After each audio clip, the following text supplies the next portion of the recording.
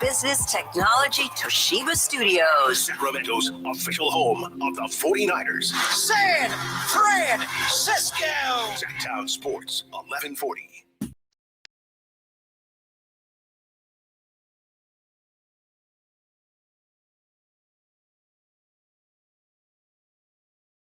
Your flagship station for the Beam Team, Sacktown Sports. Yes, yes, yes. We have made it to Friday. It's going to be a bit of a chilly Friday from what I've been seeing. Going to get cold in some areas here, but it's the weekend, so we are going to enjoy it and figure it out. It's sunny right now. It's not going to get above 60 today, though. But it's going to be hot in the studio because it's a Friday, and we got Kings tonight against the Timberwolves, who have been stumbling so far. You lose to the Blazers, and I saw somebody say, why is nobody talking about this? The Timberwolves lost to the Blazers twice. If any other contender did this, or dare I say any other star, this would be a problem. You got Luka last night. People said his controller got unplugged, letting John Collins dunk. We got a preview for the Jazz as well, as the Kings will take the Jazz on this weekend. And when we talk about offensive rating and defensive rating, let me tell you, the Jazz are not very good, all right? There's Captain Obvious for you right there. But Allen Stiles here on Sacktown Sports, taking up to 2 p.m. Kyle Ledbetter behind the glass for us again. Nate still dealing with being under the weather. Nate, feel better. You'll have the weekend to power up, like we said, some vitamin C, some OJ, some lemon, some tea, and that'll get you right. Yes, Nate, eat a lemon, please. Just a straight-up lemon. Just eat a lemon and get back to work. Although a lemon is the face that a lot of people did make when you do eat a lemon straight up when they saw Royale for the first time. So shout out to Royale. I mean, he took at least the Kings Twitterverse by storm.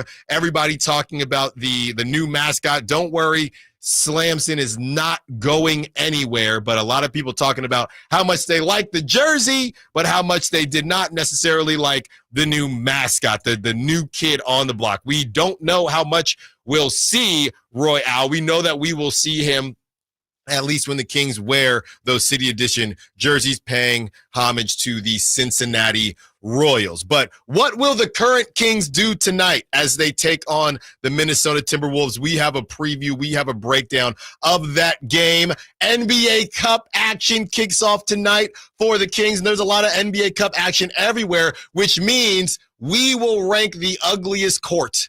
We will. And I saw, Kyle, much to my chagrin, they will not be purple. The court will not be purple tonight. It will be gray again, just like last season. I get it. You probably shouldn't have a purple court, but you know how I feel about it. Make it as obnoxious as possible. But they're rocking and rolling with the gray court tonight, so we will break all of that down. How much do you even care about the NBA Cup? I do think there was a little bit of juice to it last season. You had, let's not forget, you couldn't have really drawn it up any better. You go to Vegas, and it's Tyrese Halliburton taking on Giannis, where he did the Dame time against Dame Lillard. That's when the Bucks were actually still supposed to be good. You get the Lakers taking on Zion, and Zion was actually on the court, and he was on the court because they beat the Sacramento Kings. That was one of the 18 times that the Pelicans beat the Kings. So if that didn't work, and we can break down the ratings as we get closer to going back to Vegas,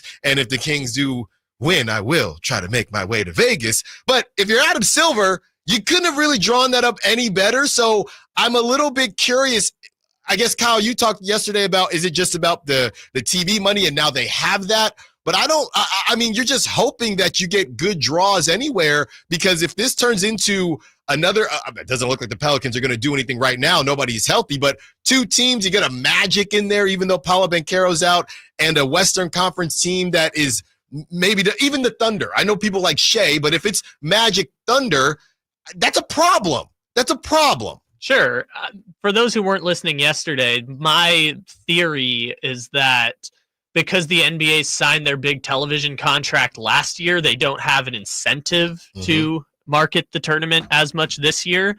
And last year, they were coming up on the contract and it was a new thing. And I remember leading up to the in-season tournament, it was just advertisement after advertisement. Like it was everything. They were making special jerseys, special courts. They did the runway to Vegas thing. Like they were making it a whole big to-do. And this year it felt like it snuck up on me. Now the games were excellent on Tuesday, and I like that there were like added stakes to it because of the cup games, but we'll see if it becomes anything. I mean, last year, the 4 teams you just mentioned who went to Vegas ended up as the 7 seed, the 8 seed in the West, and then the Bucks were the 3 seed and the Pacers were the 6 seed. So it had no bearing on who was actually the Pacers, good. and we know that there were injuries, but the Pacers did get to the Eastern Conference Finals for whatever it's worth. So a lot to break down there. And of course, NFL is king. We got NFL talk as the Niners look to continue to own the Seahawks the way they have owned the Seahawks throughout the last couple meetings here. We have the injury update as we know it to be right now. Obviously, things can change throughout the course of today, but not looking great for one Nick Bosa and that hip injury. Hips always scare me. Ever since I read that book on Bo Jackson, Bo Knows Bo, and how his career kind of took a left turn when his hip got messed up. Hips always scare me, so we have a very, very watchful eye on Nick Bosa as the Niners are kind of in all-in mode as we joke about Vegas because you lost too many early. I do think that the Niners might be still a little slept on, though, and we'll break that down throughout the course of the show because last night, as the Eagles take care of business, it didn't really live up to my expectations, Kyle, but I feel like a lot of times these big games don't, as it's supposed to be an offensive explosion. I'll tell you what, though, it didn't live up to my expectations because the Eagles, they were on fire. That defense looked ferocious, 26-18. Everybody's going to talk about Saquon, who balled the bleep out. We know all that, but what the Eagles defense did before the Eagles got going, I'll tell you this. Everybody is discussing Cliff Kingsbury and how that Commanders offense is college, right? It's a college-style offense, and maybe more teams should do that because it makes it simple for the quarterback. And how come it's still working? And a couple players said, "Oh, that's a college offense. That's not a problem." Commanders went in there and whooped their you-know-whats. Last night, the Eagles were ready for that college offense, and Jaden Daniels looked like a rookie QB. He's going to have days where he looks like that. Jalen Hurts didn't look outstanding throughout the course of the game. They just hung. That was very much a typical Eagles game where it was hang around, and then we're going to head body as we talk about Mike Tyson and Jake Paul, which pops off tonight on Netflix. Head body, and then at the end of the game, they just don't have enough juices flowing to get it taken care of. So I was impressed by the Eagles. Right now, the Lions, to me, yes, they look great, but if you're looking at the Eagles and you're looking at the Niners, and the Niners might get Dre Greenlaw back soon, and the Niners just got Christian McCaffrey back, and the Niners got Juwan Jennings back, who looks like a wide receiver one in that X slot, in that X position as a receiver. If you're asking me if it's Lions or the field right now, I'm always scared of that single team unless it's that bad man Patrick Mahomes, and I don't even know if you ask me Chiefs or the field right now who I would take. I'm probably taking the field, and I believe in the Lions, and I love the story, and I like Dan Campbell, and I like biting kneecaps. But if you're asking me the NFC field or the Lions, I think it's a field, and that's not to say it's the Eagles per se, but it could be. Jalen Hurts last night, 18 of 22, 221 yards, did not throw for a touchdown. Saquon Barkley did all the work, 26 carries, 146 yards. That was rushing, okay? That was rushing. He also cooked receiving the football as well. Saquon Barkley, 52 yards receiving. A.J. Brown with the ho-hum 65. Dallas Goedert with 61, that huge play in the second half. So that was a typical Eagles game. My fear is, are you going to be able to hold a team at bay like that? And I think I heard a couple boos, but that's what Philly does. Trust me, I know. But are you going to be able to hold a Lions team down if your offense always takes that long to get going, and that Lions defense is much improved even without Aiden Hutchinson? Are you going to be able to keep the Lions of the world at bay while you figure your stuff together? That's the question. You can do that against a rookie and Jaden Daniels. He had 191 yards, 1 touchdown, 1 pick. Hasn't thrown a lot of picks this season. Brian Robinson came back 63 yards, 1 touchdown. I mean, I had to check and make sure Terry McLaurin was playing. I had to literally make sure that he was playing. Terry McLaurin, 10 yards. You had Zach Ertz. Revenge game, Kyle. We'll talk about our prop talk a little bit later and how Kyle screwed my buddy out of some cash with that Devontae Smith pick. His birthday, he must have had too much fun on his birthday the day before because Devontae Smith, I was looking for him as well, Kyle. He did have a couple catches. Zach Ertz, 47 yards, even though a lot of that was kind of in garbage time along with the touchdown. Austin Eckler, 89 yards. He had the most receiving yards of all the Washington skill position players. So that was a game where the Eagles said, you're not ready to run with the big boys yet. Dan Quinn said, hey, we're going to see them a little bit later in the season, so maybe they'll be ready, but they weren't ready last night. But they're going to see them in Washington on their home turf, so we'll see what happens there. But continuing to talk about the NBA Cup, whether or not you care about it, what happened with the Mavs last night, and someone who's coming to Sacramento just made the All-MLB team. We'll tell you who that is because you're going to see him right here in West Sacramento at Sutter Health Park in just a couple months now, crazy enough. We also want to get into the Kings' identity when you look at some of these other elite teams and the identities that they have. Where do the Kings fall? And are the Kings, that bench, is it playing bad or is it actually bad? Let's break down the difference. Allen Stiles, Sacktown Sports. The Beam Team plays here. How many times I seen that beam lit up when I was chilling at home? What's the significance of pushing this button? You know, like I said, when it solves off. We live and breathe Sacramento Kings basketball. Live and local with the Carmichael Dave Show with Jason Ross, Stiles and Watkins, and the Drive Guys. This is your home for the Sacramento Kings. Sacktown Sports 1140. Facts are facts, and the facts show that for eliminating hip, knee, back, leg, and foot pain, it's the Good Feet personalized arch support system, clinically proven to provide significant pain relief in only 4 weeks. Good Feet arch supports are designed to help put your feet and whole body back in pain-relieved proper alignment. Good Feet arch supports are HSA and FSA eligible. Book your free fitting at Good Feet in Sacramento, Roseville, and Vacaville. Get year-end pricing during Happy Honda Days at Folsom Lake Honda, your one-stop Honda shop. Folsom Lake Honda is your one-stop Honda shop for great pricing on our entire selection of new CRVs, HRVs, Ridgeline Civics, and Accords. Plus, with low finance and lease options, now's the time to buy. Hurry in and save during Happy Honda Days at Folsom Lake Honda, or go to folsomlakehonda.com. Folsom Lake Honda, yeah, your one-stop Honda shop.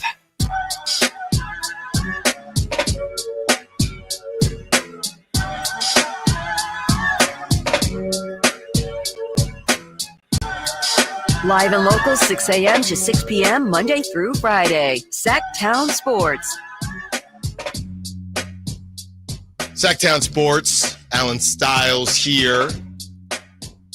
And yeah, I guess it's very possible you could have been on vacation and you could have been just doing something, your typical schedule off a little bit than normal, and you might be wondering, where is Chris Watkins? Well, a little earlier in the week, we did have the announcement that Chris Watkins will be moving to our outstanding digital team, the Avengers, as I've been calling them, led by Captain America or Captain New York, even though I don't know if he's ever been there, Frankie Cardicelli. And Chris is going to do some great work for us there. You will see Chris on SacktownSports.com doing work there, on the Sacktown Sports YouTube, on the Sacktown Sports X, Twitter, all the socials, and like I said, SacktownSports.com. So we are really excited for Chris and how he's going to continue to add to the growing brand here at Sacktown Sports. In that capacity, I am going to miss him on the show. I cannot lie, but you will still be able to catch Chris everywhere. Be sure to follow him on social media. Be sure to follow him on X. And I know this Blue Sky thing, Kyle, I don't know if you're privy to it, but it's been picking up as well. I went on it. I don't really know how this works. I think the reason the threads and we'll see what happens with Blue Sky, the beginning is the toughest part with anything, right? Whether it's a career, a show, whatever it is, it's really hard because you have, people that use these platforms for their career, like I do. Sometimes I use it for fun.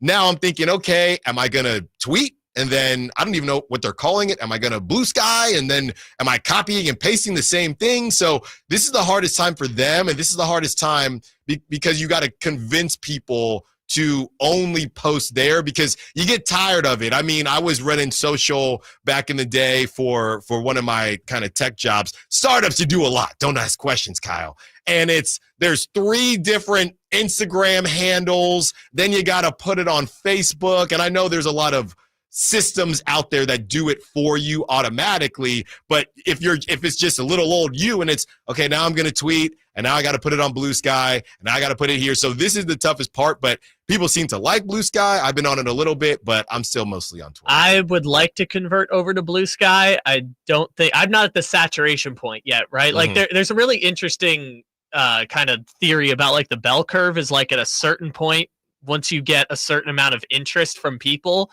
you start to see a lot of people make that jump once they see other people have tested it and it's actually good. We're getting close to that with Blue Sky. I hope they keep up the momentum because my favorite thing about Blue Sky is that they moderate their content, which is something that X does not do. No, yes. Any reason to jump over to Blue Sky, I will be happy for it. I'm trying to wean myself off of social media in general in my life. But and it's funny because these things pop up and you think, oh, I'll never do that. I'll never forget. It was senior year of college and Instagram was starting to get hot, right? And I'm thinking, what, you just post pictures? I don't really understand. I don't see myself leaving Facebook. Ugh, what a crazy statement now. But at the time it was, so you don't really, because I'm more of a words person, right? So Twitter was around there. So I'm thinking, well, I can post pictures on Twitter and I can post pictures on Facebook, whatever it is. Why would I need to go on Instagram? And about a couple months later, I was there posting Throwback Thursdays just like everybody else. So it's interesting how those things do get momentum and energy, Kyle. And speaking of energy, we have a call that we didn't play yesterday, but this was one of the more ridiculous plays as the Kings get it done against the Suns, or got it done against the Suns a couple of nights ago. This is when De'Aaron and Domantas Sabonis were essentially playing Tea Party. They're passing it back and forth, and then Domantas Sabonis all day. I actually sat there and I said, I don't think he's going to make this because he just has too much time, because the crowd was just, it was almost an anxiousness. Shoot the ball, shoot the ball. He finally shoots it, and the payoff, Kyle, was perfect. Here it is. That side, and that was a quick spin and nice finish by Devin Booker. Oh, De'Aaron getting fancy with it. Going back door. Look at the two-man game. Domas taking his time. Bang! Got it, Domantas Sabonis. And by the way, I will give kudos to Dave. That Domantas Sabonis chant it's picking up now. Oh, the Seven Nation Army. Yes, it's definitely picking up now. Don't tell Dave, if you're listening, Dave, you didn't hear that, but it is starting to do really well. So I got to give you some kudos there. But as I thought about that play, Kyle, and it came across my timeline yesterday, it made me start thinking about the home games that the Kings have had and how they've had an issue with taking care of business at home. I mean, it's the most important thing you need to do. You're there, you're getting your home cooked meals.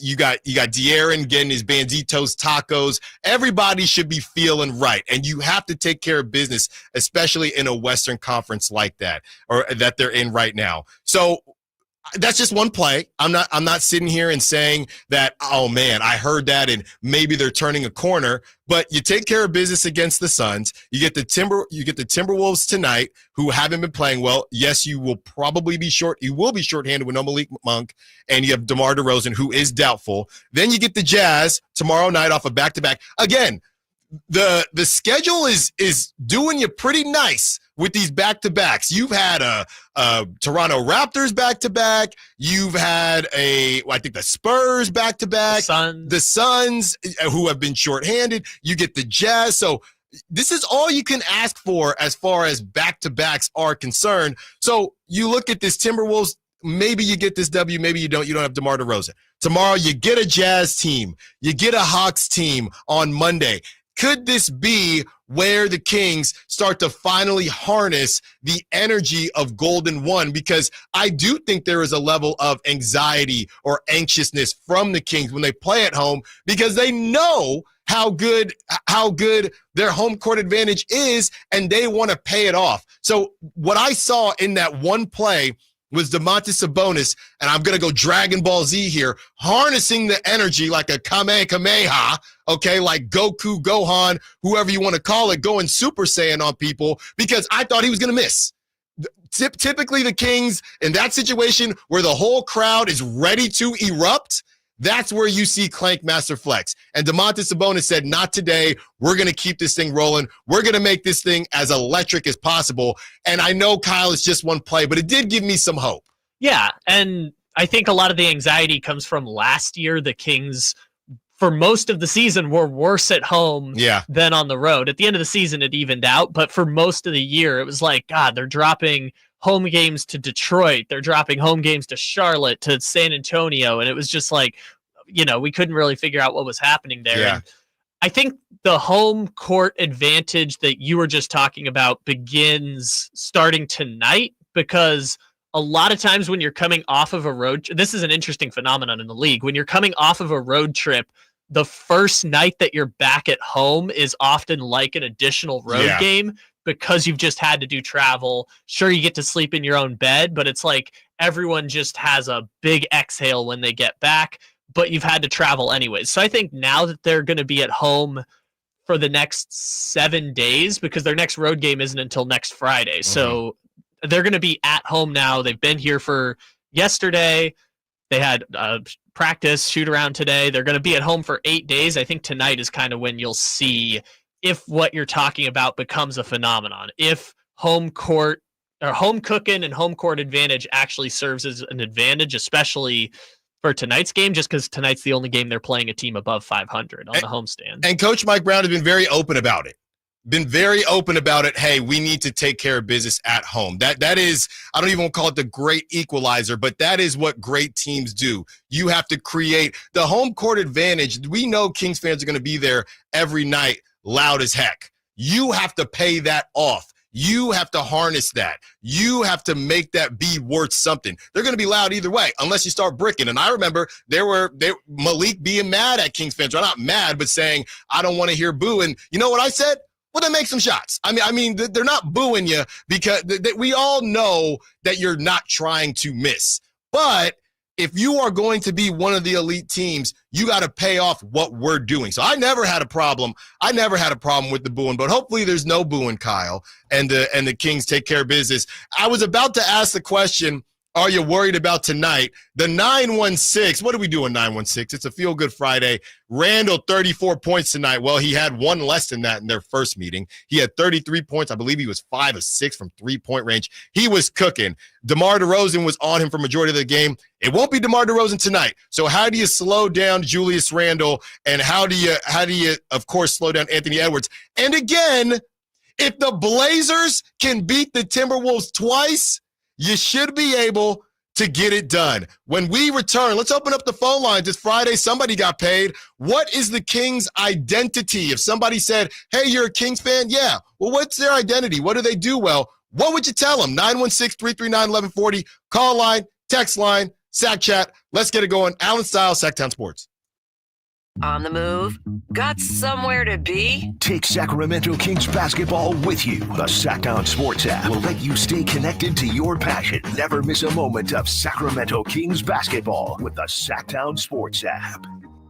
It's time for the Sacktown Sports live events calendar, the hottest live events lineup just for you. Kicking things off for comedy fans, don't miss David Spade bringing his sharp wit at Hard Rock Live Sacramento on November 22nd, followed by the hilarious Russell Peters lighting up the stage the next night, November 23rd. Then get ready to feel those good vibrations with the legendary Beach Boys on November 24th at Hard Rock Live. And for classic rock lovers, the Black Crowes will rock in the same stage November 30th. All of these are brought to you by our friends at Live Nation. The original Jersey Boys, Midtown Men, are bringing their holiday show to Thunder Valley on December 8th.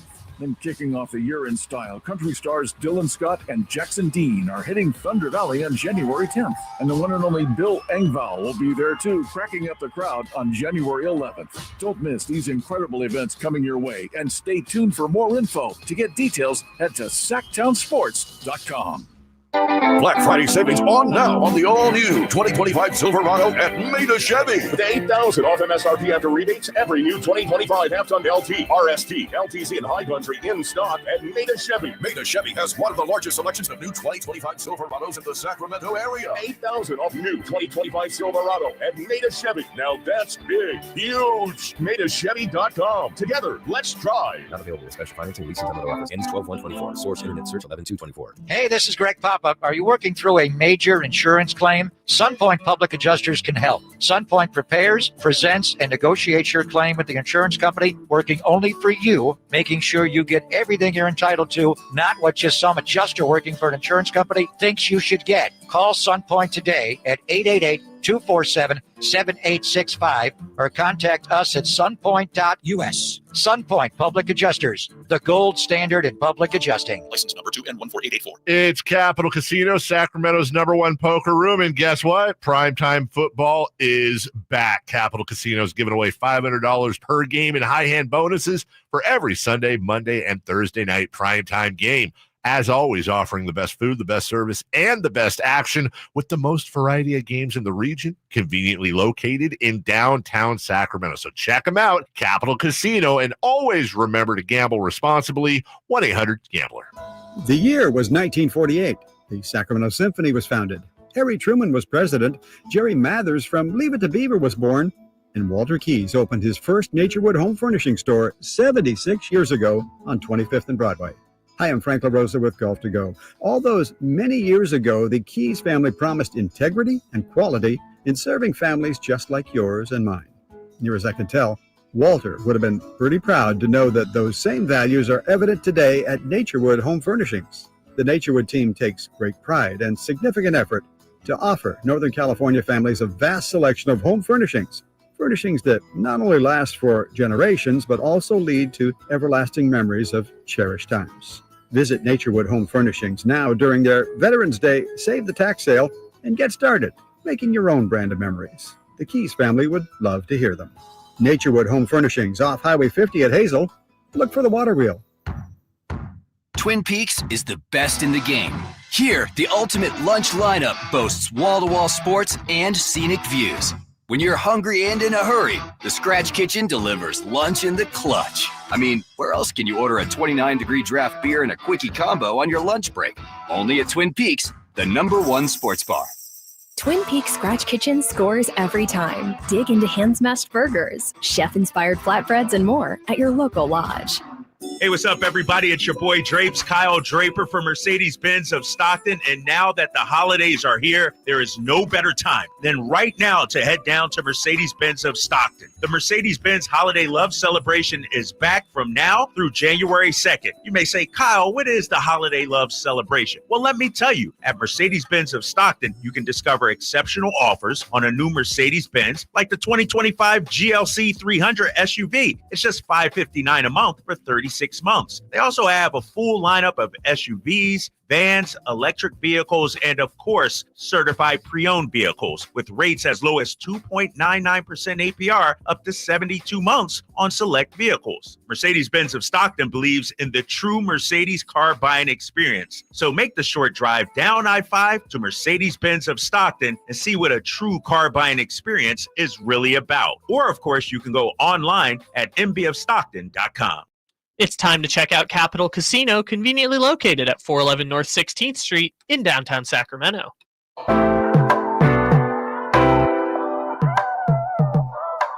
Your home for Kings basketball for over 25 seasons. Sacktown Sports. Allen Stiles here, Sacramento Sports, taking up to 2 p.m. Hope you are enjoying your Friday morning. The good thing about this show, by the time it's over, your workday's almost done. And then you get the drive guys to take you through the rest of it. I mean, what a beautiful, beautiful Friday this could be. Kyle Ledbetter doing a great job behind the glass for us. We're talking about the Kings and their energy. We're talking about the Kings and their identity. I got some other teams here that I mentioned what their identity is. Lakers. And a lot of this is the identity just matches the star, right? What's the Lakers' identity? LeBron and AD cook, and hopefully you get something from Austin Reeves and Rui Hachimura, and that's pretty much it. What's the Warriors' identity? Steph, their bench, who is the highest scoring bench. Right now they're on pace to be the highest scoring bench in NBA history. And that defense. The Mavs, what's their identity? Luka, a little bit of Kyrie, and everybody else just lobs it, finishes the lob, or shoots the three ball. The Celtics' identity. Everyone is a threat, and they're going to get after you on defense. So these identities, a lot of times, they just go in the direction of who their star is. What's the Thunder's identity? A lot of Shea. I know they're all young, but I really couldn't tell you off the top of my head. Yeah, the just barking during post-game interviews. So it's easy to ask the question, but a lot of these teams don't necessarily have baked out identities. The Cavs' identity right now, they're going to get after you from three-ball land. Donovan Mitchell and Darius Garland are going to kill you on the perimeter, and they're going to defend because interior you get Jared Allen and Evan Mobley, who is a budding superstar. So a lot of identities are still being created right now. But Sean, who's been waiting patiently during the quick breather that we had, wants to talk about the Kings' identity. Sean, help us out. We are on with Allen Stiles. What's the Kings' identity, or what should the Kings' identity be? Happy Friday. What's up, Sean? Happy Friday. I think it's very simple for the Kings. They are an elite offense. They're not even shooting the three ball well, and last week they were fifth in offensive efficiency. Jay Triano has put in the system, and they have the players now. DeRozan was so huge because he's doing things that Harrison Barnes just wasn't doing, right? Wasn't capable of doing. I'm not saying anything bad about Harrison. He was a good, small forward for 6 years, but DeRozan fits this offense, and they are an elite playmaking, scoring offense that will be better than they were 2 years ago. That's what I think their identity is, and they should just move forward with offense. I mean, the defense will be there when the time has to come to play defense in big games. They'll play defense and whatnot, but they should just try to add on and just keep this offense going and make it the best in basketball, which I think it will be by the end of the season. No, thanks for the call, Sean. That's great stuff. Again, happy Friday. Well, there's a couple ways to look at an elite offense, right? You can look at points per game. You can look at offensive rating. I think those are the main two that I typically look at. And we know what the Kings did. And I think the Beam Team season, very similar, I guess, in a way. I shouldn't say similar because I don't want to be disrespectful to the Kings. But there is a hint of the Giants' 107 wins in there. I think the Giants' 107 wins way more fluky than the Kings. But the reason I use the comparison is because it's kind of skewed how we view the Kings. Everything is compared to that season, and I don't even know if that's necessarily fair. Well, it's not, because at that time, it's changed last year, but at that time, the Kings had the highest offensive rating in NBA history. Like ever. Yeah. It ever happened. Obviously, it's not the record anymore, but still, looking at this Kings offense through the prism of how great they were in 2023 is going to do this team a disservice. And so that's why I like that you're having the identity conversation of sorts now, is because this team is different than that team, and therefore discerning whatever the identity of this team is going to be is going to serve this team better in the long run when we're doing the evaluation. Right now, the Kings are 7th in points per game. All right. And they are 8th in offensive rating. being 7th in points per game and 8th in offensive rating. So they're top 10 in both, and they're not 10. Would you agree with Sean and say that that is an elite offense?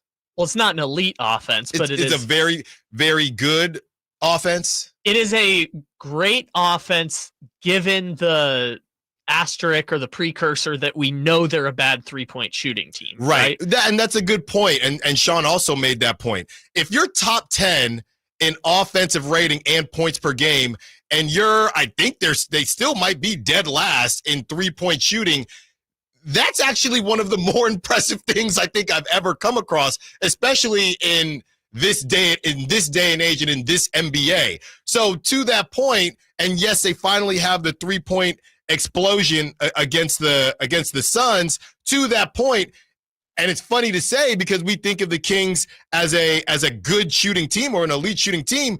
If you could be decent shooting the 3-point ball, you will be top 5. Yes. You will be top 5. And this is the interesting part for the Kings going forward right now is without DeMar DeRozan and without Malik Monk for a short period of time, the 3-point shooting might get better, might stay about where they are right now, because obviously it's a team effort there, but they're going to have to do things differently on offense than they were doing them the first 11 games of the season. So does the identity change over the next 2 weeks? How do they adapt? How do they evolve? That part's going to be interesting to see. Yes, I have worn out the Pokemon comparison like I did yesterday, so I'm going to stay away from the Pokemon evolution, but that is what we spent a lot of time talking about. This is not the final version. This is not the final boss of this Kings offense. So I do have a little bit of news here as the Kings top 10 in points per game, top 10 in offensive rating. They are no longer the worst 3-point shooting team in the NBA as far as the 3-point percentage.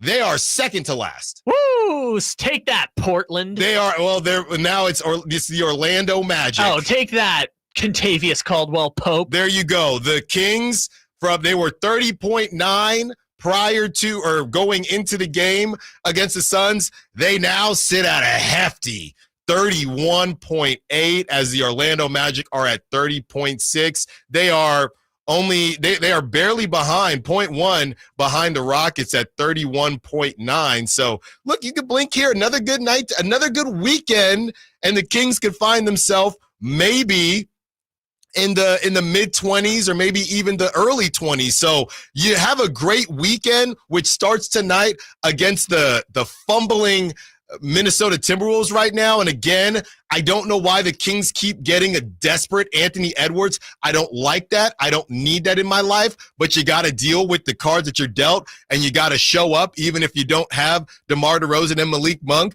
But if you can have a good weekend, you win tonight, you win tomorrow. Maybe we're looking at this team offensively, and more people are agreeing with Sean. More people are saying they're top 10 here, they're top 10 there, and their 3-point shooting is coming around. The DeMar DeRozan conversation, they're taking less threes than, I believe it was about 6 less threes than last season without DeMar DeRozan. Last season, they took 3 more threes than they did Beam Team season. So you do that math on your own time, and we'll come back to have the conversation. So what they do now with DeMar DeRozan out, I think could help them when DeMar DeRozan returns, because what we saw with DeMar DeRozan, I don't necessarily think was sustainable to start the season. What we saw last season and what we saw Beam Team season also wasn't sustainable. So we got a Maren Morris meet me in the middle, and at that point in time, I think we will start to see the best version of the Sacramento Kings offensively. I mean, I'm losing my mind just a little. Hey, well, look, and we got to come back with that one, Kyle, because as the Kings do get to this middle ground and find the balance, shout out Thanos, to this offense, I think everybody will see what levels they can get to moving forward. All right, we talked identity. We talked about the NBA Cup, whether or not you care or not. While we're getting ready for the Kings tonight, if you got League Pass or I don't know, whatever the national games are prior to the Kings tipping off at 7, and of course you can hear all of the game and every game here at the flagship at Sacktown Sports. A couple other big games tonight that we're going to break down as we discuss the NBA Cup and who is going to have the ugliest court. Allen Stiles, Sacktown Sports. Is your everyday congestion preventing you from enjoying life's big moments? Try Vicks Sinex Saline today and get yourself back in the action. Vicks Sinex Saline instantly clears everyday congestion with a gentle ultrafine mist. Sinex Saline's drug-free, no-mess formula instantly moisturizes and soothes dry, irritated nasal passages for quick and effective relief. Get back to enjoying life's big moments to the fullest without having to worry about everyday congestion holding you back. Just Sinex, breathe, use as directed. The sewer system. It's probably the last thing on your mind, and that's okay. Because at the Sacramento Area Sewer District, it's our first priority. As the region's largest sewer utility, we own and maintain thousands of miles of sewer pipe. And our job is to get to your sewer problem before it interrupts your life. So whether you've got a slow drain or a backup, call us first, day or night. The Sacramento Area Sewer District. It's a dirty job, but we're happy to do it. Thunder, feel the thunder. It ignites something inside of you. Lightning and the thunder. Sets alight an elevated state of being. Days are pure exhilaration. And the nights, they're simply electric. See it, hear it, feel it. Thunder, feel the thunder. Lightning and the thunder. Thunder Valley Casino Resort. Feel the thunder. Hey, it's Carmichael Dave for American Energy Heating and Air with a question. Have you recently had a technician diagnose your HVAC system and you were a bit surprised at how much it cost? Or did something seem off about their quote? Because at American Energy, they take pride in giving you honest, straightforward solutions to get that system up and running. Have their qualified technicians come out and give you a free second opinion. It's free. You got nothing to lose but some dollars off of that original quote. They're making the uncomfortable comfortable. They've been doing it since 1981, serving the greater Sacramento area. A+ with the Better Business Bureau. That's why they keep having customers coming back for more and more and more. You can call them and set that appointment at 916-520-9990. That's 916-520-9990 or AmericanEnergyAir.com.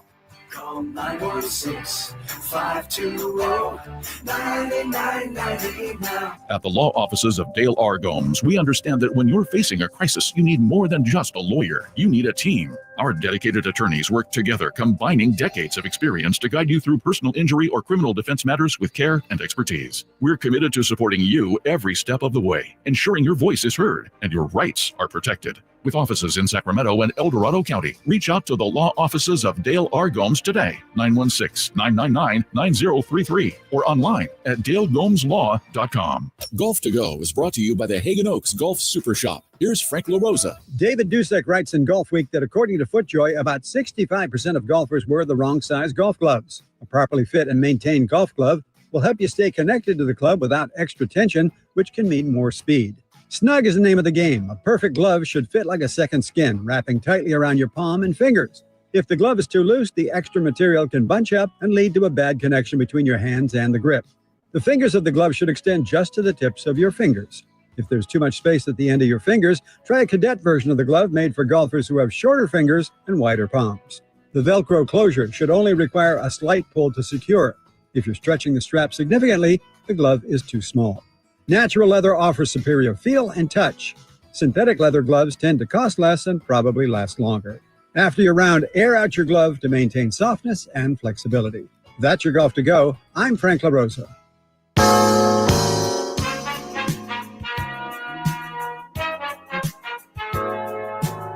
Live and local, 6 a.m. to 6 p.m., Monday through Friday. Sacktown Sports. So, Kyle, you popped in here, Allen Stiles, taking up to 2 p.m. Kyle Ledbetter behind the glass for us today. Kyle, you popped in here, and we're about to get into the other games to watch tonight and the ugliest courts. But you popped in here as we were having a conversation about the Kings' identity, and we heard from a couple callers. But as far as what I think the identity is and what you think the identity is for this Sacramento Kings team, I mean, I'm still trying to figure it out. Right. I mean, I do think they're going to shoot the three ball better.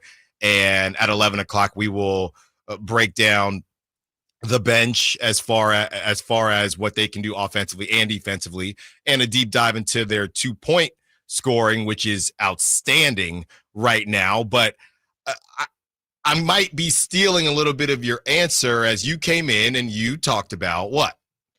That the Sacramento Kings identity, as we were putting in air quotes there, their identity should be they have De'Aaron Fox, DeMar DeRozan, and Malik Monk. 3 of the most clutch players in the NBA. They've all been finalists for clutch player of the year. DeMar DeRozan, since they started doing the award, DeRozan led the league in clutch points. Fox led the league in clutch points.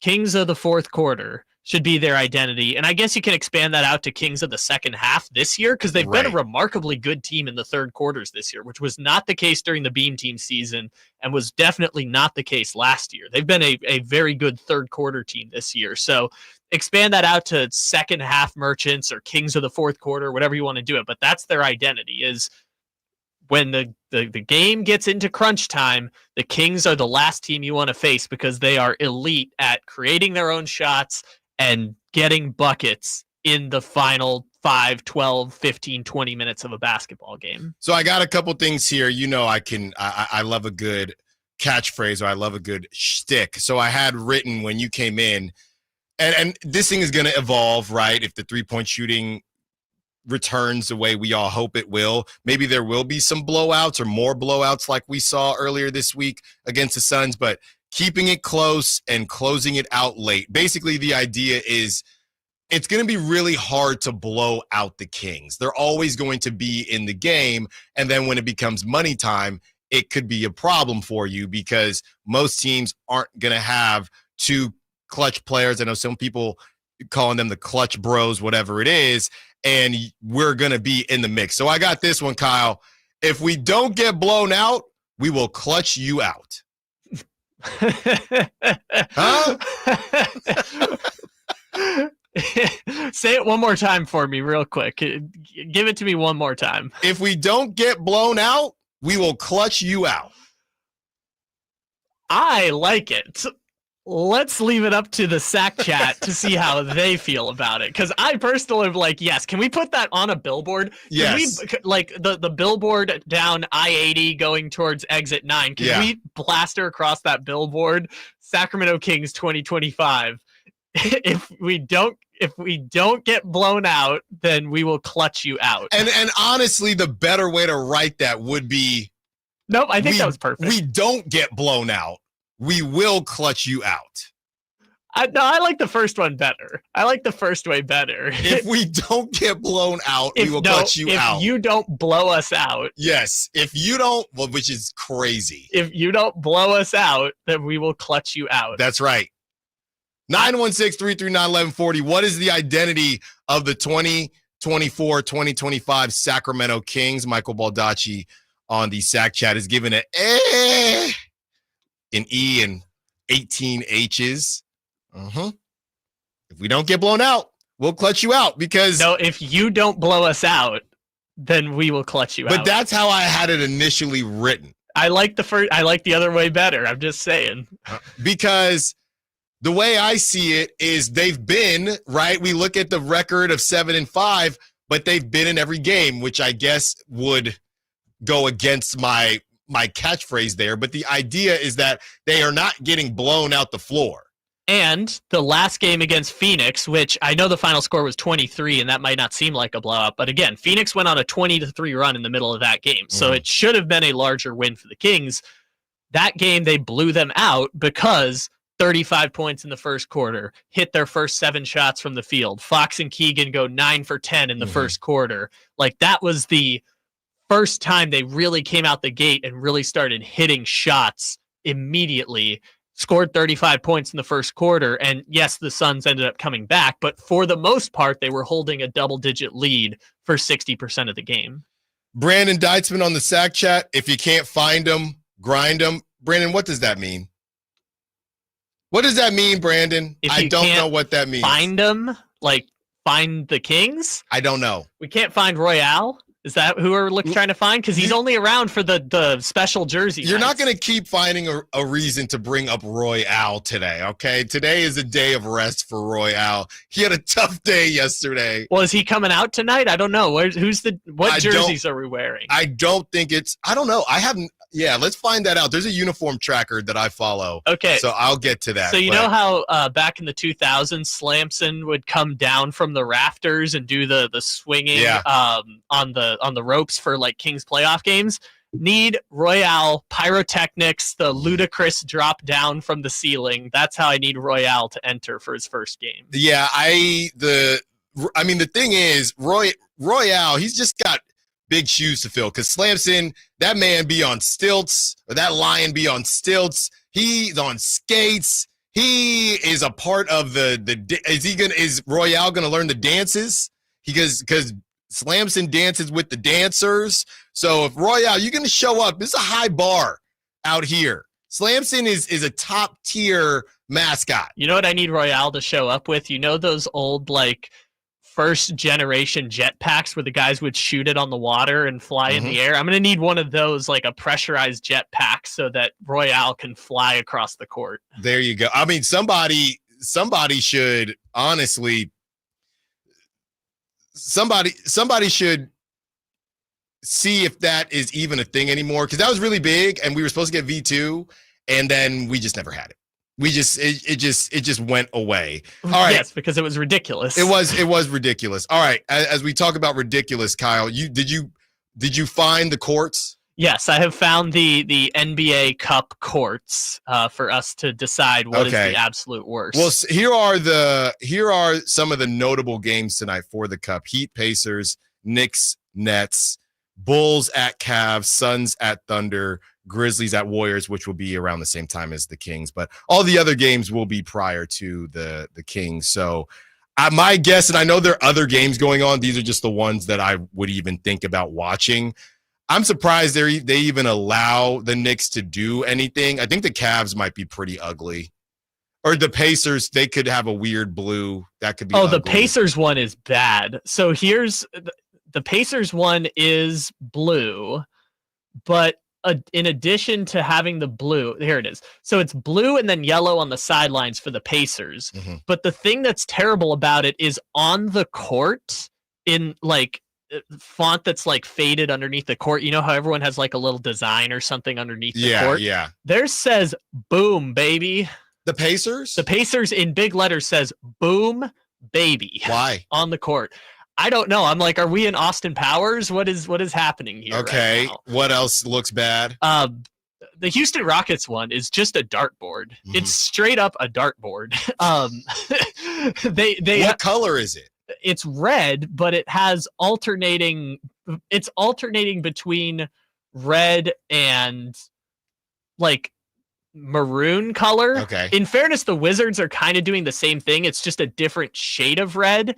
I would say actually the Wizards one also looks like a dartboard. Like the Wizards one is just the Target logo. If you've ever seen the Target logo, it looks like that for the Wizards court.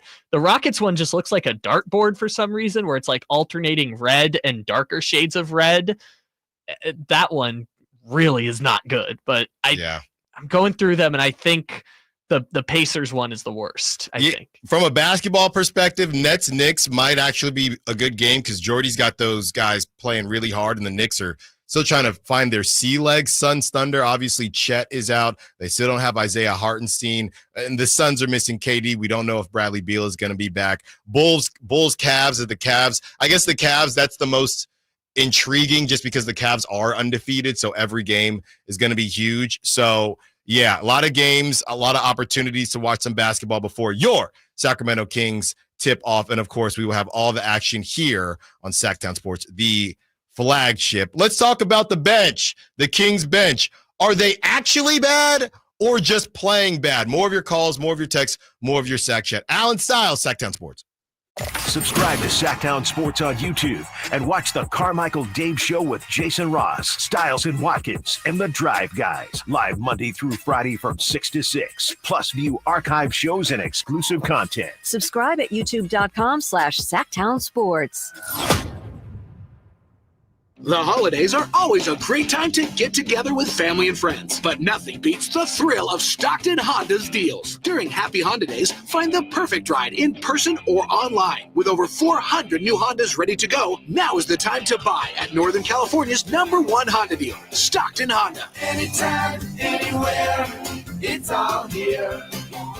StocktonHonda.com. Number one claims based on 2023 total new and Honda certified pre-owned vehicle car sales from American Honda Motor Company sold on report. Facts are facts, and the facts show that for eliminating hip, knee, back, leg, and foot pain, it's the Good Feet personalized arch support system, clinically proven to provide significant pain relief in only 4 weeks. Good Feet arch supports are designed to help put your feet and whole body back in pain-relieved proper alignment. Good Feet arch supports are HSA and FSA eligible. Book your free fitting at Good Feet in Sacramento, Roseville, and Vacaville. What's up? We're talking to Chad Hoblet of Hoblet Dodge, Chrysler, Jeep, Ram, and Woodland. Chad, what's going on for Ram Power Days? We are finishing the year strong by stocking up on new heavy-duty Ram trucks with over 300 available. And with savings up to $17,000 off MSRP, your perfect Ram truck is waiting at Hoblet. That's some pretty big savings on those hard-to-find heavy duties. Yep, and you won't find better deals on more Ram trucks than at the Hoblet Ram Truck Center. There's a reason we continue to be one of the biggest Ram dealers in the country, with numerous customer service awards, including the very prestigious Walter P. Chrysler Award, which means we are in the top 1% of dealers in the nation. Once you buy from Hoblet, you won't buy anywhere else. Don't miss the savings at Hoblet. Search, select, and save through their whole inventory at HobletDodge.com. Unbeatable prices, unbeatable selection. Nobody beats Hoblet, period. $17,000 total net savings on select new 2024 Ram 2500 Tradesmans after $10,500 factory rebates and $6,500 dealer discounts. Rebates include $3,000 Hoblet select inventory coupons, $500 on-the-job upfit incentive with proof of business ownership, and $2,000 Hoblet trade-in assistance for eligible trade-ins. 5 of this net savings, see dealer for details. Sample VIN 238277. Power Business Technology is proud to be 100% independent, locally owned, and managed Toshiba copier dealer. Local ownership cuts out the red tape, allowing ourselves to never be too busy to personally answer the call when our clients need us. Recognized for excellence in service execution, training, and customer service, we're proud to be named a 2022 Toshiba ProMasters Elite Dealer. Contact us today for all of your business printing needs at 844-POWER-BZ. That's 844-769-3729, or visit us at powercopiers.com. Time to gear up. It's the Black Friday and Gold Saturday open house event at Roseville Power Sports, located at 360 North Sunrise Avenue. We're your home for the best deals on Can-Am side-by-sides, ATVs, and Ski-Doo snowmobiles. Now's the time to save thousands on a brand new Can-Am or Ski-Doo. And check out the all-new Can-Am Maverick R with an incredible 240 horsepower. A Maverick R is built to conquer any terrain, bringing unmatched power and excitement to your off-road adventures. Plus, save 30 to 50% on accessories, helmets, jackets, gear, everything you need to ride in style and safety. This Black Friday and Saturday only. And it's not just about the savings. It's an open house event you won't want to miss. Join us for food, prizes, and more this Black Friday. So head to Roseville Power Sports this Black Friday and Gold Saturday from 9 a.m. to 6 p.m. And let's kick off the holiday season with incredible deals and tons of fun. Some restrictions apply. See store for details. Offers valid on 2024 and prior products while supplies last. Happy holidays from Roseville Power Sports. Finally, an easy way to find home improvement contractors. Just visit subcontractorsunited.com and simplify your search for home services professionals. From cabinets to windows, roofing to plumbing, Subcontractors United is an easy, simple way to find and hire a home improvement contractor. And you never have to give up personal information. So no harassing phone calls like you get from those other websites. Subcontractorsunited.com is sponsored by D&D Cabinets and Savage Design. We just want to have enough money for retirement. And travel to visit our grandchildren. I understand. That's why at Fisher Investments, we start by getting to know each other so I can learn about your family, lifestyle, goals, and needs, allowing us to tailor your portfolio. What about commission-based products? We don't sell those. We're a fiduciary, obligated to act in your best interest. So how do your management fees work? We have a simple management fee based on the value of your portfolio, so we do better when you do better. We appreciate that kind of transparency. We also check in with you regularly to keep you up to date on the markets and your portfolio. What other services do you offer? As a client, you have access to resources on investing, financial planning, estate planning, Social Security, Medicare, and more. Wow, it sounds like Fisher Investments has everything we need. At Fisher Investments, we're clearly different. Learn more at FisherInvestments.com. Investing in securities involves the risk of loss. DC here, and if you've been thinking about a new car, you gotta see my friends at Folsom Lake Kia. You can always count on low payments and zero down deals with approved credit. Folsom Lake Kia, over 25 years, right here in Folsom. Your local sports leader in the 916. KHD1 Sacramento, KYMX HD3 Sacramento. From the Power Business Technology Toshiba Studios, Sacktown Sports 1140. It's time to check out Capital Casino, conveniently located at 411 North 16th Street in downtown Sacramento.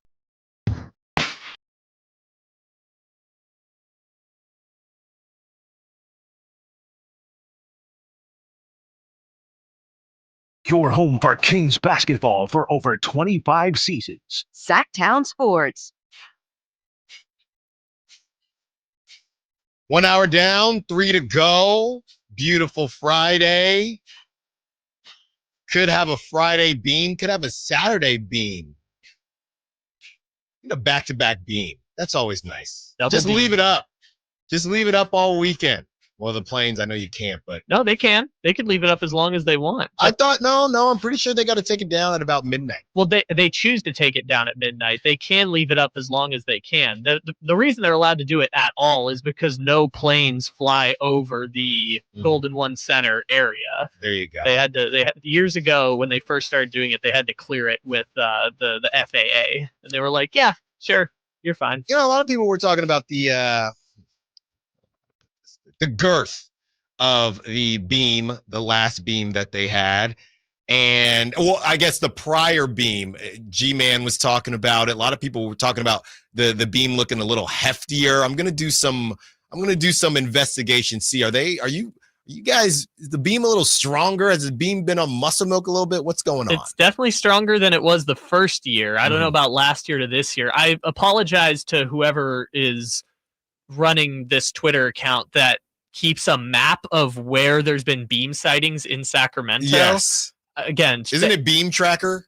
That I think that's what it's called, but I don't know if that's the name of the X account. So shout out to that person, because I really enjoy every time they update the map with where people have seen it. I think there was one all the way out, like beyond Folsom. I think, yeah, a bit beyond Lincoln. Even someone said they might have spotted the beam. But I love the beam tracker that they do on Twitter. It's very fun. Yeah, well, you can definitely see it in the toe, in old Natomas. So yeah, it's definitely getting stronger day by day. But Kyle, in order for all of us to see a beam today or tomorrow, the bench is going to have to play closer to how it played a couple nights ago than how they've been playing throughout the course of the season. I saw this from Professor Oak, who does good work for the Kings Herald, and he had this to say, and it got me thinking about whether it's very similar to the Kings 3-point shooting. Is this who they are, or is this just who they are right now? This is what he had to say. Hot take, but while the Kings bench has played bad, the bench isn't really bad. If Lyles and McDermott start hitting shots, and they should, both are established shooters, you add in 6th man of the year contender in Malik Monk and an impact defender in Ellis, that's a solid 9-man rotation. And to be honest, Professor Oak didn't even mention Devin Carter, who looked really good. Obviously, he was being guarded by Casper, but he looked really good in the warm-up. So that got me thinking whether or not the bench is bad, or are they just playing bad? And it really just depends on how much you trust Trey Lyles and Doug McDermott. I mean, to me, if the Kings are able to get a player, and I know this is all about found money, right? The Kings and Monty McNair talked about it, and I heard Kyle Draper during the summer. He had a great segment with Whitey about this, just as far as there has to be found money on each team that's a contender. There is somebody that hits that you didn't expect to hit. And last season, there was no found money. The attempts at found money, Chris Duarte, Sasha Vezenkov, JaVale McGee, none of them hit the way that the Kings would have liked. This season, excuse me, Keon Ellis. That's what I was going to say. Huge hit. So you add Keon in. I don't think I would consider Trey Lyles found money because they signed him to a contract. They just need him to produce. But you have the Doug McDermotts of the world. Obviously, they move off of Jalen McDaniels. But whatever you could get from Devin Carter when he comes back, Jordan McLaughlin, these are the found money. And maybe we will have a found money tracker throughout the course of the season here, because these are the found money candidates, guys that you got at a decent price. And you're just looking for production to say, hey, we're in the green on Jordan McLaughlin. We're in the green on Doug McDermott. We could count Trey Lyles there. We're in the green on Trey Lyles. Last season, they had none of that. besides Keon Ellis. So can you add to that? Here are some of the rankings as you break down the bench right now. They are 28th in offensive rating, which is terrible. They are second in defensive rating, which is very good. And they are 27th in points per game at 24.8. That is not good. So they just haven't been scoring the basketball. And out of that 24.8, I know he didn't play last game, and I believe he was done, in halftime, or I don't know if he even made it to halftime, Malik Monk. So out of that 24.8, Malik Monk probably about, 12 points of that, I would say, points per game. Let's see what Malik's at. That would make sense to me. So in reality, without Malik Monk, they're probably at about half of that. What's Malik? He's at 12.6, but like you said, he only scored 4 in the game that he got hurt, so that's bringing down the average. So, and then they had a huge game last game, so I think it's call it 14. Call it about 14 without Malik Monk. That's not going to fly. You got teams putting up 50 from the bench, 40, 30 from the bench. That's just not going to work. So the question is, how much do you believe in Trey Lyles? How much do you believe in Doug McDermott? How much do you believe in Jordan McLaughlin? How much do you believe in Keon Ellis, Malik Monk, and when we get Devin Carter back? And I'm really torn on this one. I'm really torn. I feel what Professor Oak is saying, and I get the premise, but I'm watching the games, and I need to see more before I am as optimistic as he is to call them a good bench. They could be a serviceable bench, right? And they could be elite. If you're elite defensively and you remain bad offensively, I think you just have to be called serviceable. You're average. If they can pick things up offensively, and I think Malik is probably what we've seen is who he's going to be. There's only one basketball, but if the keys are in the hands of Trey Lyles, and until Devin Carter comes back, Jordan McLaughlin and Doug McDermott, I want to believe what Professor Oak is saying, but I just got to see it. It's all about, to be frank, it's all about Trey Lyles. He is really the X factor this season. That's just what it is. I guess at this point, sure. And to your point about found money and trying to every year find value within the margins with some of those minimum contract guys. I know McLaughlin wasn't a minimum, but he was pretty close to the veteran minimum. It's especially important for the Kings this year because they traded Davion Mitchell and Sasha Vezenkov for essentially nothing. They were just salary dumps. They got McDaniels, traded McDaniels to San Antonio before the season started. Well, they kind of needed it for the DeMar DeRozan deal. Exactly, yeah. So to make that happen, they got rid of Davion and Sasha, and then got rid of Jaden McDaniels, and Duarte was moved as part of the DeRozan deal, right? So they thinned out the bench without getting anything in return. So then the guys like McLaughlin and McDermott and developmental projects like the Joneses. And Orlando Robinson is headed to Stockton, so we'll see what happens there. Yeah, and maybe that's a difference, but they brought back Alex Len on a one-year contract. You're trying to find value in different places, and that's especially important for the Kings this year. To your point, I think it's on Trey Lyles, because the thing that I've always been stuck on with Doug McDermott, and this has nothing to do with him as a player, is when I see a player who is available until 2 weeks before the season starts, the league is telling you something, right? That is my issue, and not to get it. Yes, that is my issue with how Professor Oak wrote this. You're trying to sell me on the bench playing bad but not really bad, and the second name you mentioned is Doug McDermott, who was not sought after by any other team, or he wasn't on a team. He wasn't on the team at training camp. That's a problem to me. That cannot be the second name that you mentioned. It just can't be. Yeah, I get that, and that's all they have at this point to work with, because I assume we're operating under the assumption, and it might not go this way because of matchups, but we're operating under the assumption Keon's going to start at the 2, Herter's going to start at the 3 tonight. That would be my guess. That'd be my guess. Or Dougie McBuckets gets back in there. Maybe, or they have to play Trey Lyles because of the fact that you're playing 3 guys who are 6'10" or larger on Minnesota's front court. So besides that point, if we're operating under the assumption the bench unit tonight is Lyles, McDermott, McLaughlin, and Colby Jones, if that's what we're working with, then how much can you reasonably expect from that unit to contribute on the offensive end of the floor, right? And that goes back to the Mike Brown question as well. Mike Brown is playing his guys too many minutes. Well, he doesn't trust anybody on the bench. Now, what Jordan McLaughlin did against the Suns, I think that will help, right? And Doug McDermott didn't shoot the ball well, but the fact that he was at least out there and was at least some version of a Sasha, maybe Mike Brown trusts in him more, because the bottom line is, this stuff isn't sustainable. We're already seeing dudes drop. And I'm not saying there's a correlation, but now DeMar DeRozan stiff back, right? And we know he plays a ton of minutes. He always has throughout his career, but now DeMar DeRozan not playing tonight with a back issue. So one way or the other, you're going to have to get this bench in, whether it's cutting the starters' minutes or whether some of these starters need days off because of injuries and things like that. Well, the other part that I thought was interesting, and this isn't to say they should do this all the time, but when the season first started, they were playing Alex Len at the 4. He was sitting in the corner. He was, he was floor spacing. He wasn't sitting in the middle. They were playing Alex Len at the 4.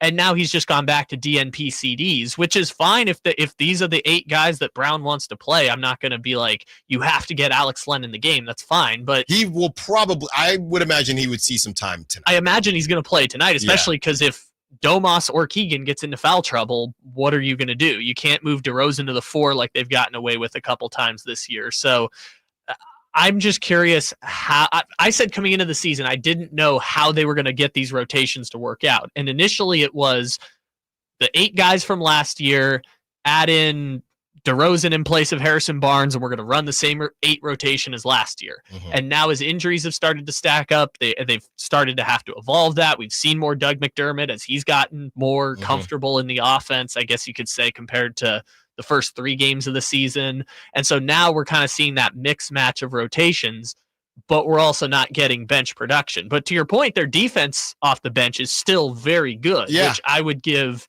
Keon Ellis a lot of props in that respect. Yeah, it's kind of a semantics thing. 916-339-1140. Do you trust this bench for the Sacramento Kings? Do you agree with Professor Oak? Do you think the Kings have a bad bench, or are they just playing bad? Look, it's semantics to me. If you're playing bad, you're bad until you're not bad. The idea that they will eventually play better, I get that. But right now, that's a bad bench. Here's the way that I think we can answer this question just before we head to break. If you took this bench unit that's going to play tonight, right? The one that we just said, McLaughlin, Trey Lyles, Doug McDermott, Colby Jones, Alex Len. Yes. If you took that unit and I dropped Matisse Thybulle on the Kings right now and said, for just tonight's game, you have Matisse Thybulle, Trey Lyles, Jordan McLaughlin off your bench, would you then say that's a good bench unit for the Kings, or would you still say the Kings do not have a good bench unit? I would say it's better, but I don't know that I would say it's better, but I don't know if I would say it's good, simply because the defense is already good, and Matisse Thybulle ain't going to help you offensively. And that's kind of my point, is like, if you add one player who is regarded as a very good player off the bench and it's still not a great bench unit, then the problems are larger than the players on the bench. There you go. Nicely done, Kyle. Well, the Kings and Timberwolves tip off for the second time, but they do share one common concern that has been a huge concern for Kings fans and the Kings players and the Kings coaching staff so far this season. We'll tell you what it is and much more. Allen Stiles, Sacktown Sports. Trying to find out where to catch your favorite team's games? Are you a fan of the Kings, Niners, and the NFL? Well, Sacktown Sports has you covered. Touchdown! San Francisco! It's all on his shoulders. Cox rocks. He fires for the win. He's got the triple. Catch all your Kings, Niners, and NFL games all year long on Sacktown Sports and SacktownSports.com. Carmichael Dave with a simple question. What are you thankful for this year? So many things to consider, but one thing we can all agree on is a well-running vehicle to get you where you need to go each and every day. Jiffy Lube would like to say thank you to all their customers this November. Whether a weekend road trip to Lake Tahoe or your daily commute to work, Jiffy Lube has you covered. Serving the greater Sacramento area since 1984. Visit jiffylube.com today to find a location near you, generous oil change coupons, and more. Happy Thanksgiving and holiday driving from Jiffy Lube. Get year-end pricing during Happy Honda Days at Folsom Lake Honda, your one-stop Honda shop. Folsom Lake Honda is your one-stop Honda shop for great pricing on our entire selection of new CRVs, HRVs, Ridgeline Civics, and Accords. Plus, with low finance and lease options, now's the time to buy. Hurry in and save during Happy Honda Days at Folsom Lake Honda, or go to folsomlakehonda.com. Folsom Lake Honda, yeah, your one-stop Honda shop.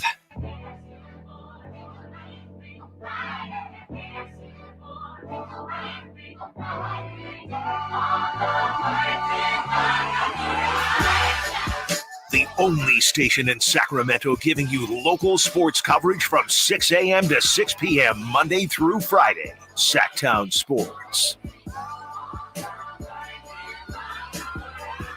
Sounds like, Kyle, you have made a grave mistake, sir, and this is one that I have made before. So the first time the Kings played the Timberwolves, I wore a Purple Rain shirt. My thought was it's going to be Purple Rain tonight. Well, Whitey Gleason got on me because Prince, of course, from Minnesota. The Kings went on to lose that game, and Whitey went on to give me a hard time. Now we have Esteban on the text line saying, y'all playing Prince. A couple segments ago, you came in with some Prince. Y'all playing Prince when we play the Wolves today? Come on. Kings vibes today, not Wolves vibes. That's from Esteban. I go the opposite of Esteban on that. That's one. what I said. I said, you know, the kids say, "Oh, we on that Timberwolves pack tonight." Well, no, I wasn't. No, I'm not defending your decision to wear the Purple Rain shirt. Oh, okay, that's cool too. Yeah, sorry, Alan. That one was very funny. So go ahead then. No, I'm in the camp of if you're playing Atlanta. You should play some Atlanta music on the show. If you're playing Minnesota, you should play some Minnesota music. It's not about the sports; it's about the music, right? I can, but I can't wear the shirt. Well, no, I would say that's a different level. I think you do whatever you want to do. I'm just saying what you did is different than what I'm doing. What I'm doing is I was going to support you, but now I'm not going to. That's fine. The shirt, you wear whatever shirt you want to wear, but. You trying to pass it off as if you didn't just do that by mistake instead of, oh, yeah, no, I'm wearing this to make fun of the Timberwolves. No, I did it on purpose. I'm telling you, I did it on purpose. We on that Timberwolves pack tonight. Sure. Look, yeah. I'm not wearing it now. I'm not no purple tonight. Because you've learned. Well, I might have it underneath. Because I'm going to prove myself correct. But yeah, the music choices are about the music, you know? Yes. I pay homage to, Minnesota doesn't have a lot of music, but Prince is the only thing Minnesota's got in my mind. There you go, Esteban. There's your explanation. 916-339-1140, taking you up to 2 p.m. Allen Stiles here with DJ Ledbetter as well. And look, we can talk about Sacramento music. We can talk about Minnesota music, some things that both cities have in common. Well, what about the basketball teams? What do they have in common? They do share one common concern. The Kings and the Timberwolves, they both love to play their starters a lot. All right, the Timberwolves have an incredibly thin rotation. The same 8 players have played nearly 95% of their minutes. Ant, Rudy, Randall, Jaden, Nas, and DiVincenzo, Alexander Walker, and Conley. That has been their steady 8.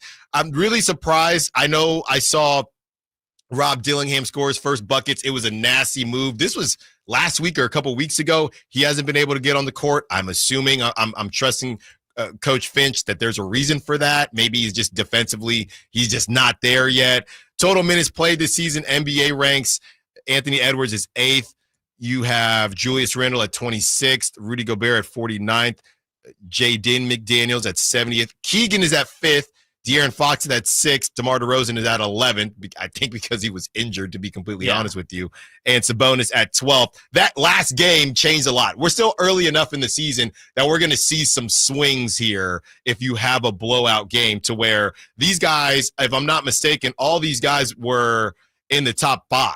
They were in the top 5. They were and all number 1. One game where they all play under 35 minutes, and they are all now out of the top 5. In minutes per game, besides Keegan. Yes, in minutes per game, they're all very high. If you want to know the explanation for why they're outside the top 5 now, it's I think because the Pistons have played 13 games and most of the league has played 11 to 12. So a couple of those Pistons players are way up there in minutes. But in terms of total minutes played, these are the only teams I think that have 4 players in the top 100 in the entire league in minutes played this year. So they are playing a lot of minutes out of their starting lineup. And I don't know, what your thoughts are on it. Do you think that Minnesota necessarily has a thin bench, or do you think it's that Minnesota is just choosing to play those players because they know what the rotation is, and we're just going to prioritize that rotation now because they're trying to learn how to play with each other? Well, I think it's a little bit of chicken or the egg, because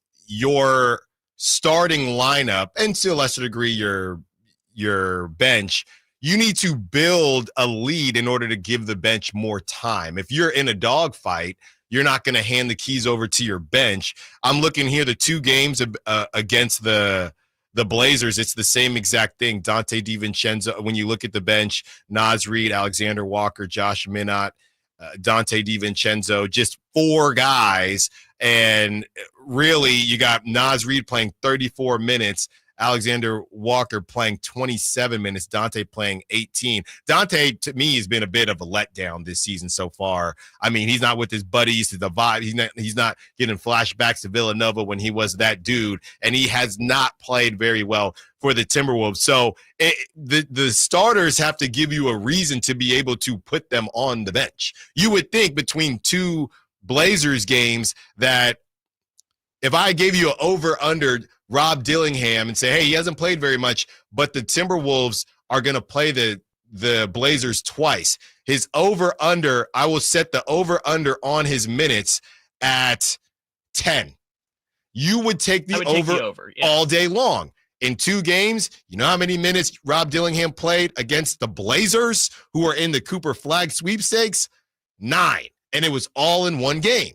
And that's because – and it was 98 to 106, the Blazers won. So to answer your question, the Timberwolves, that offensive unit isn't taking care of business to the point where you can say, all right, you guys get to rest. So you're not getting rest because you're not earning the rest, but you need the rest in order to earn the rest. So it's just a vicious cycle, and we've kind of seen a version of that with the Kings as well until last night a couple nights ago, where they were able to get some rest against the Suns. I remember one Blazers game, and I think it was for the Kings to get their first win of the season, where Mike Brown didn't take out the starters until about 2 minutes left. They didn't do the full white flag. So I guess there's 2 conversations. There's we blew out a bad team, white flag, bench minutes, and there is we have a bench that can contribute. So to that point,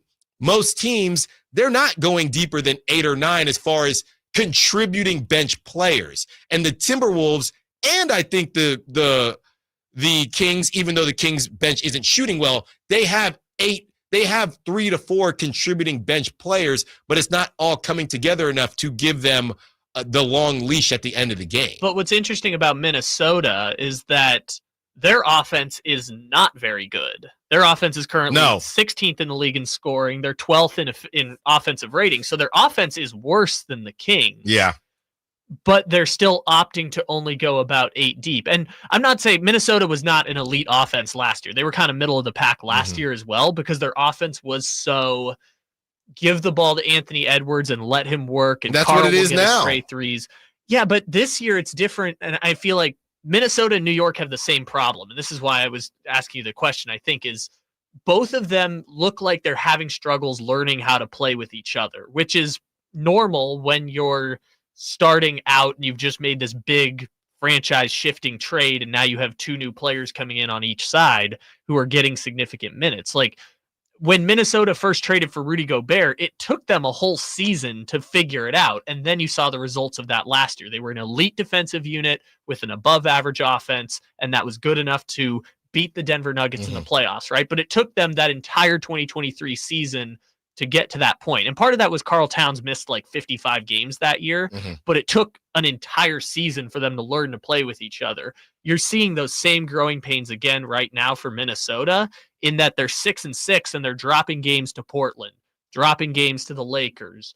They beat the Kings, but it was a 2-point victory. Like, Minnesota is in this place where I think they're struggling to figure out how to play with each other, which I think they'll eventually work through, but it might take a while. And I guess good thing for the Kings that they play them 3 times in the first 15 games of the season. Well, they didn't take advantage of it the first game. Let's see if they take advantage of it tonight. We have our full-blown Kings versus Timberwolves preview. That's coming up at 12. But on the other side, is 2 greater than 3? Let's take a deep dive into the Kings' impressive 2-point shooting. More of your calls, more of your texts, more of your sack chat here. Allen Stiles, Sacktown Sports.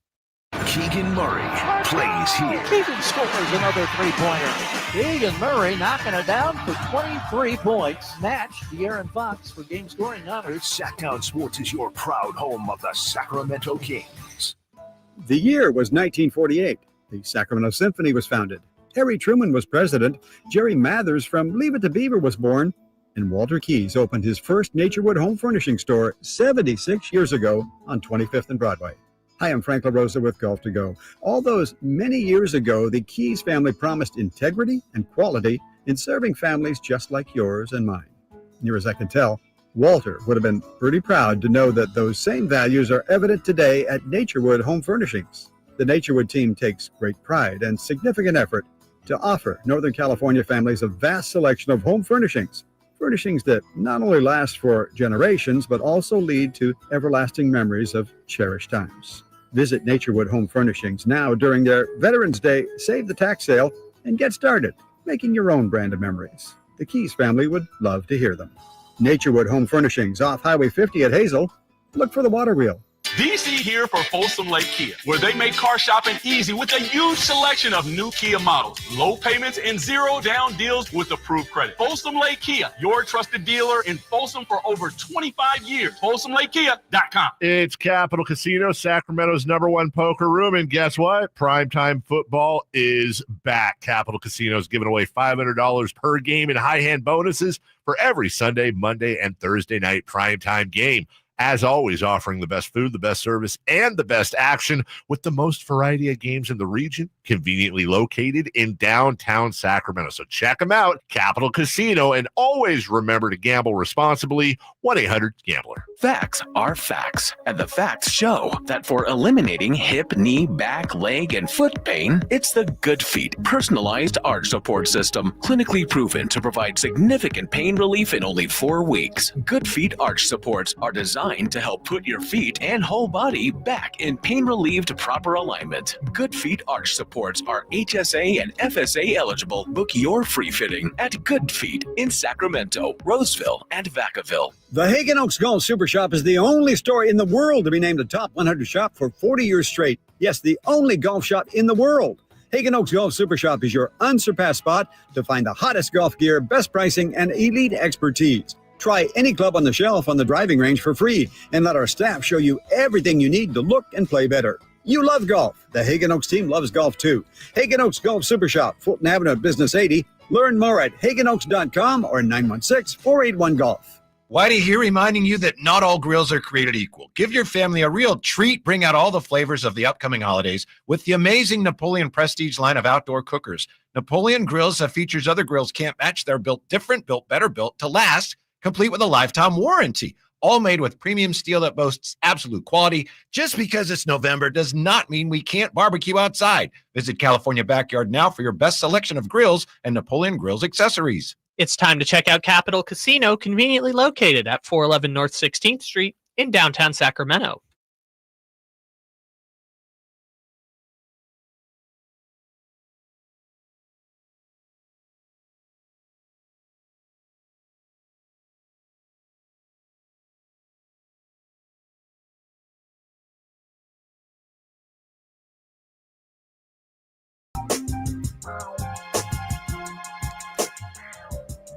Halfway through the second hour of the show. This one is flying by already. Anybody got any fun plans? We'll do shout-outs and closeouts, of course, at the end of the show. Any fun plans? Anything you would like other people to know? Hey, don't miss out on this. I saw Kyle. This year flew by. When I was down at Doco, I saw them setting up the ice rink already. I had to look down at my calendar. The ice rink is, I don't know if it's open yet, but they're already setting up the ice rink. It felt like it was just summer. They're setting up the ice rink already. You're telling me it's been a fast year, absolutely. And I think the ice rink might be opening this weekend, I want to say. There you go. It went from roller rink to ice rink. I'm going to hit up Christopher Lodge, try to get our Mighty Ducks on, see if he responds or leaves me on red. But, I'm used to it. I'm a heavy texter, Kyle. And, as long as the ratio ain't too bad, I'm okay with that. Okay. I don't think I've gotten that experience from Mr. Stiles yet. You haven't had to. I haven't had you blowing up my phone at 10 o'clock. Because you respond well. You respond well, so I appreciate it. You did send me something at like 9:30. I think it was the Australian breakdancer. You sent me like the breakdancer like at 9:30 while I was out with my friends on a Friday. I was like, what is Stiles texting me at this point? That was one that I remember because you were the one who introduced me to Australian breakdancer lady. I'm very good at not giving context. That is part of my texting. Then I got to explain it so there's more context. Just like there's more context than the Kings not shooting the 3-ball too well. They are shooting the 2-ball, which I don't even know if people typically say that because no one shoots 2-pointers anymore, but they are shooting the 2-ball at a ridiculous rate. Will Z Stats for Kings on SI has a great breakdown. You can go and check that out during one of the breaks at SI.com.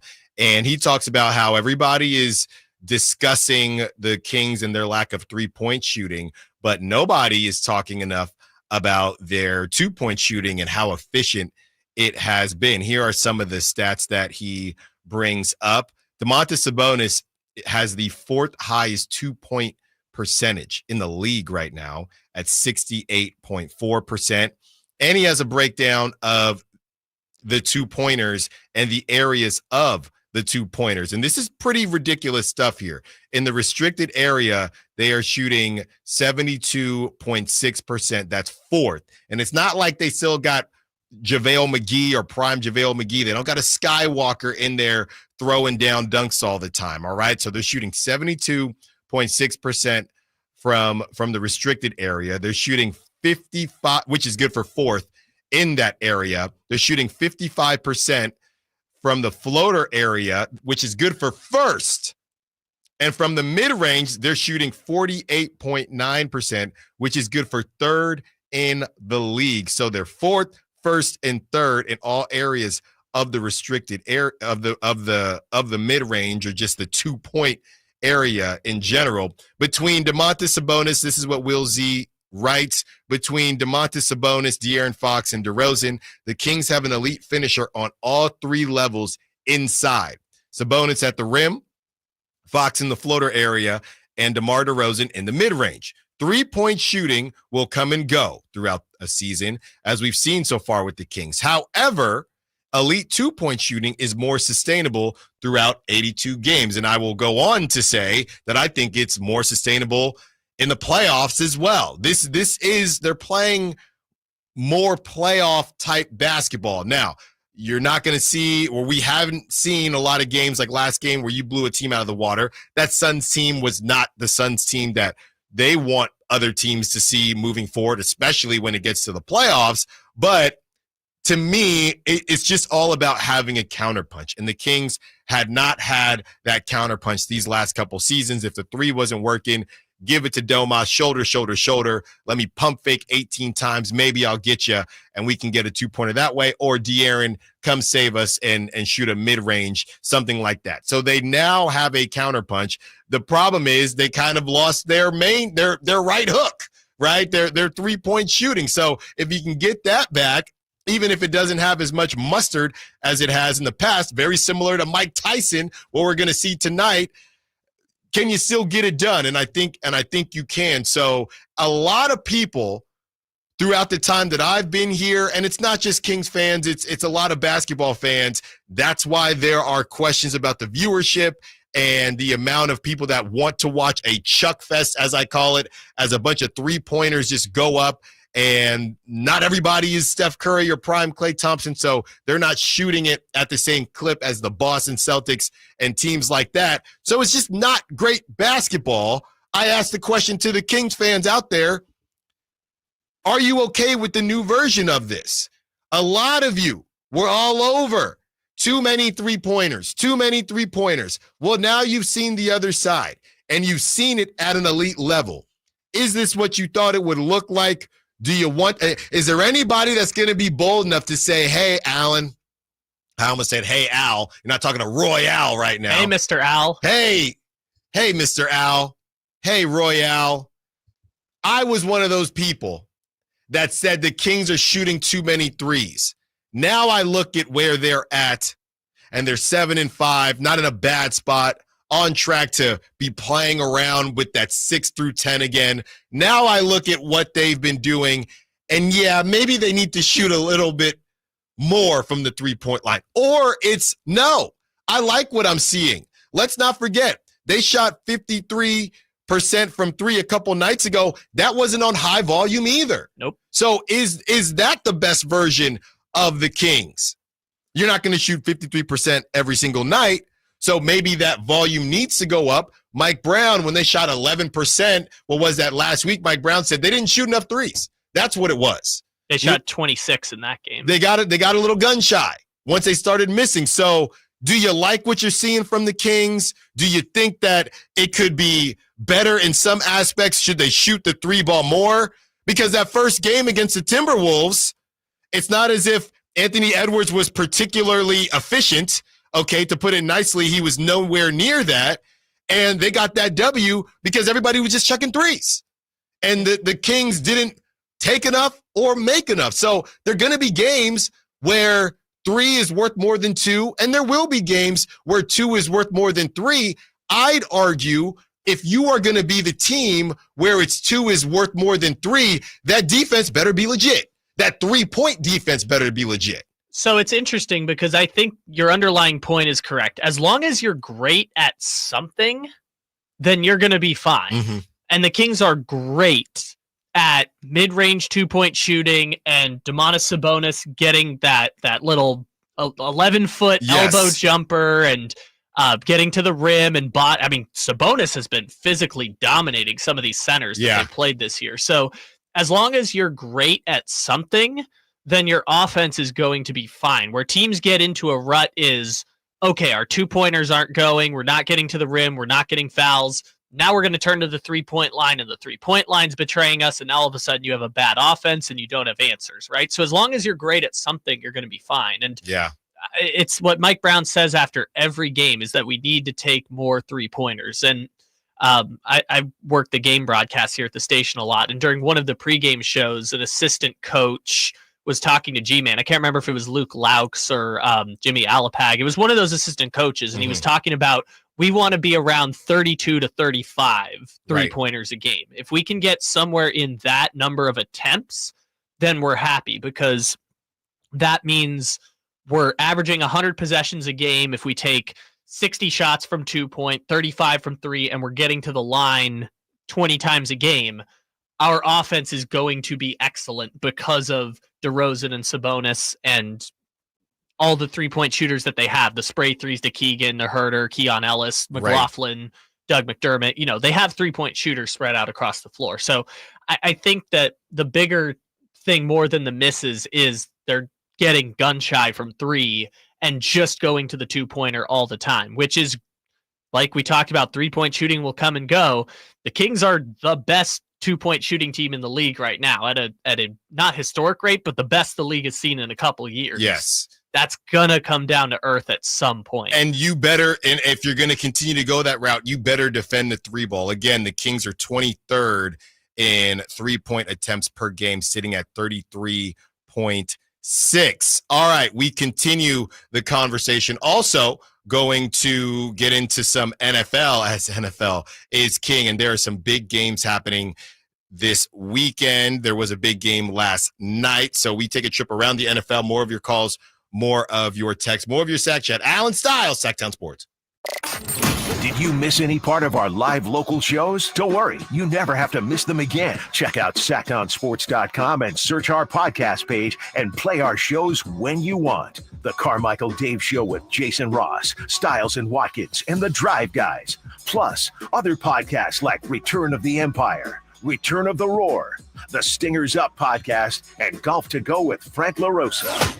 They're all available right now on SacktownSports.com. What's up? We're talking to Chad Hoblet of Hoblet Dodge, Chrysler, Jeep, Ram, and Woodland. Chad, what kind of savings do you have going on right now? We have the best savings yet on one of America's dream cars. Right now, save up to $13,000 off MSRP on all remaining new 2023 Dodge Charger SXTs in stock, starting as low as $28,215. Oh, man, there is nothing more fun than an American muscle car, especially one as iconic as the Charger. They're definitely one of the most fun vehicles you ever drive. But remember, this huge savings isn't just on new Dodges. We have over 200 quality used cars available and over 40 under $20,000. Right now, only at the Hoblet Certified Pre-Owned Center in historic downtown Woodland. Hoblet really is your one-stop shop for the best deals on whatever vehicle you need. Search, select, and save through their whole inventory at HobletDodge.com. Unbeatable prices, unbeatable selection. Nobody beats Hoblet, period. 13,000 total net savings on select new 2023 Dodge Charger SXT after $39.20 factory rebates and $9,080 dealer discount. Rebates include 1,000 Hoblet Select inventory coupons. Only 5 vehicles at the savings. See dealer for details. Sample VIN 666710.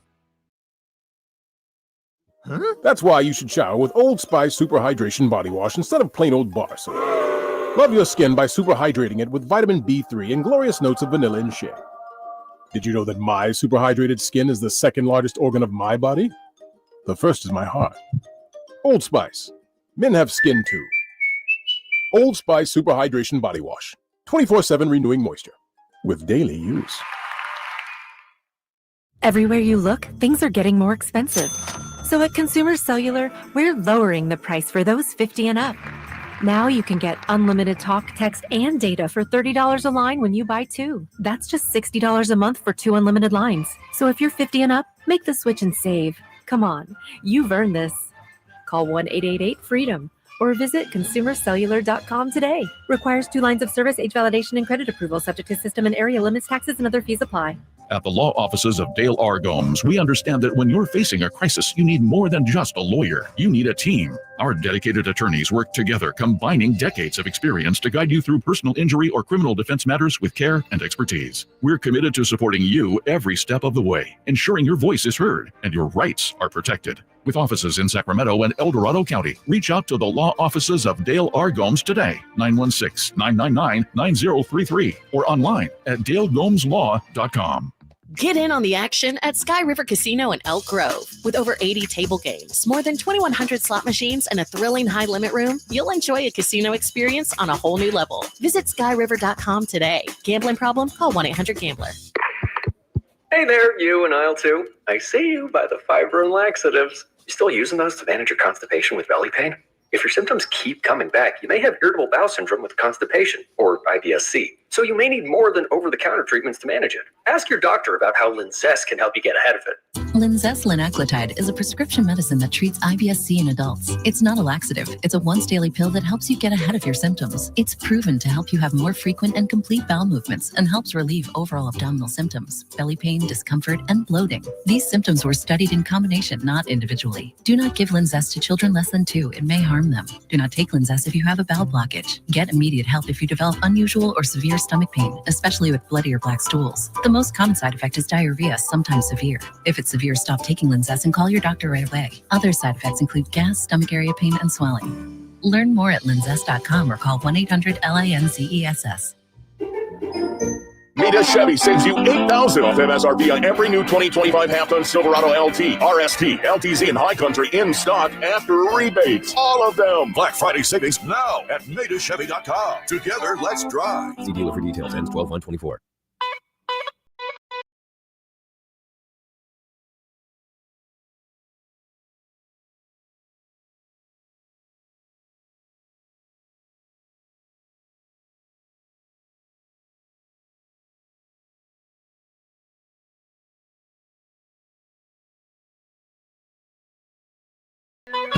Your flagship station for the Beam Team. Sacktown Sports.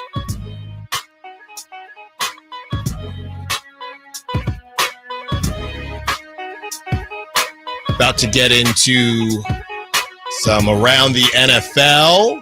Got some texts want to read off here at the bottom of the hour.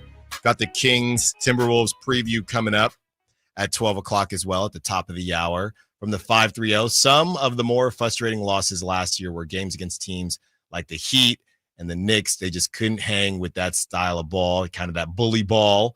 I feel like this year they can and also run the floor with the best. I like what I see so far. They have a lot of room to improve still. That is from Doug. That's a good point, Doug. They can still run and get it done that way. We want to see more of that. But yeah, that ugly, muck it up style of basketball from the Knicks, and they beat the Heat this season, first time in 6 years. I think they won in Miami. So that's a good point, Doug. We would like to see more from the run and gun style, but you're right. They do have more. They're more dynamic this season. They're more flexible this season. They were a bit. You ever have a meal? I was watching Hell's Kitchen last night. The meal was a bit one note. Okay, it didn't have different. It had one texture. You got to add in different textures. There's no crispy. There's just salty. There's no sweet. This season they got it all working. 916-339-1140. We have some numbers on the Kings opponent 3-point percentage last season and this season. It's not great, but Brandon's always great whenever he calls in, and Brandon wants to be part of the conversation. What's up, Brandon? You're on with Allen Stiles. Happy Friday. What you got? How you doing? Good, man. Good. Happy Friday. I did want to say I'm loving the balance this year, and this is kind of why. So I watched this video. It was from DeRozan on some podcast, and he was talking about how he studied Wizards Michael Jordan, and he really broke down the way, even without all the athletic ability, and as he was aging, he could still get a bucket all the time because he just mastered the mid-range, putting his back to the player. And I like that because in the playoffs, or even say a play-in game, it seems like those three-point open looks get tougher, defenses get tighter. And when you have a guy like DeRozan, who no matter how good a defense you're playing, he's mastered that mid-range, I think it breaks defenses down. It just breaks their will. So you get into a game where, you know, it's close and it's tight and you need a couple baskets towards the end of the game to close it. It's so much more reliable having guys like DeRozan and the balance of the two-point shot to go to in tough circumstances like that. So I'm a big fan of it. I do like how we still have the run and gun option, and I think the three-point attempts will start to go in more and more. But I got to say, I think everything is going better than expected with the DeRozan experiment. Yeah, I agree, Brandon. Thanks for the call. Enjoy your weekend whenever that starts for you. I will say this. The ability to run and gun, like we saw the Kings against the Suns, the reason you do like that, very similar, you know, I'm going to take it to baseball, the grand slam. I know a lot of you out there play softball. I know you can only hit so many home runs. I made the mistake. I accidentally hit a home run when nobody was on base, and I'm rounding the bases, bat flipping, and the rest of the team is mad at me because you can only hit so many, so you load the bases up to hit the grand salami. But the reason that you like the run and gun option is because you could get hot the same way you could hit a bunch of homers, and you just give everyone that breathing room, and then you can rest the guys. What you're saying is completely true. That's what we've seen. That's why every game has been close, and that's why these minutes have been insane. So you still need to take a good amount of threes, because if you do get hot, maybe you just blow a team out of the water and you don't have to play Domantas Sabonis 40 minutes. The 2-point, I don't want to say low risk, low reward, but because I don't think it's a low reward, but it prevents you, especially when I read these 3-point opposition numbers, it prevents you from getting that large gap. So Mike Brown doesn't feel comfortable putting Jordan McLaughlin in. He doesn't feel comfortable putting Dougie McBuckets in. If you can get hot from 3, that's a different situation, because now we're up 15 because Keegan Murray is 5 of 7. Kevin Huerter is 4 of 6. So now let's see if our bench can keep that rolling. This grind, the grinding conversation and the grinding style of basketball that we like what we're seeing from the Kings is great when it comes playoff time, when you're not worried about minutes anyway. But throughout the course of 82 games, that's a lot of wear and tear. Yeah, because when the playoffs roll around, you do what you are great at more often. Right. You go back to the same well over and over. Your rotations shorten. Yeah. You run the same plays over and over again. You go back to the things that you do well. That was the case with the Kings against the Warriors 2 years ago, where they won those first games of the series by shooting the lights out. They had pace, tons of possessions, shot the lights out, and their three-point shooting outlasted the Warriors' three-point shooting. Now, as the series went along, they didn't hit as many of those shots. And of course, Game 7, you have the offensive rebounds and everything like that. But when the Kings were winning playoff games 2 years ago, that was the formula. That was the formula for Boston last year. They ran the offense that they had been crafting over the entire season deeper into the playoffs. And you're going to go to those defensive numbers in a second as well from the Kings defending the three-point line. But last year, the problem was, and 2 years ago, the Kings were not a good defensive team. They were one of the worst defensive teams that wasn't like a tanking team that was just terrible at everything. Like among the contenders, they were really bad at defense. That's not the case this year. They actually are top 10 in defensive rating right now, but how they're getting to that top 10 rating might not be the way that you expect. All right. We do have those Kings opposition 3-point percentage numbers. We're going to get to that during the Kings Timberwolves preview. First, we know it's the weekend, which means it's almost time for some NFL football. So we're going to go around the NFL.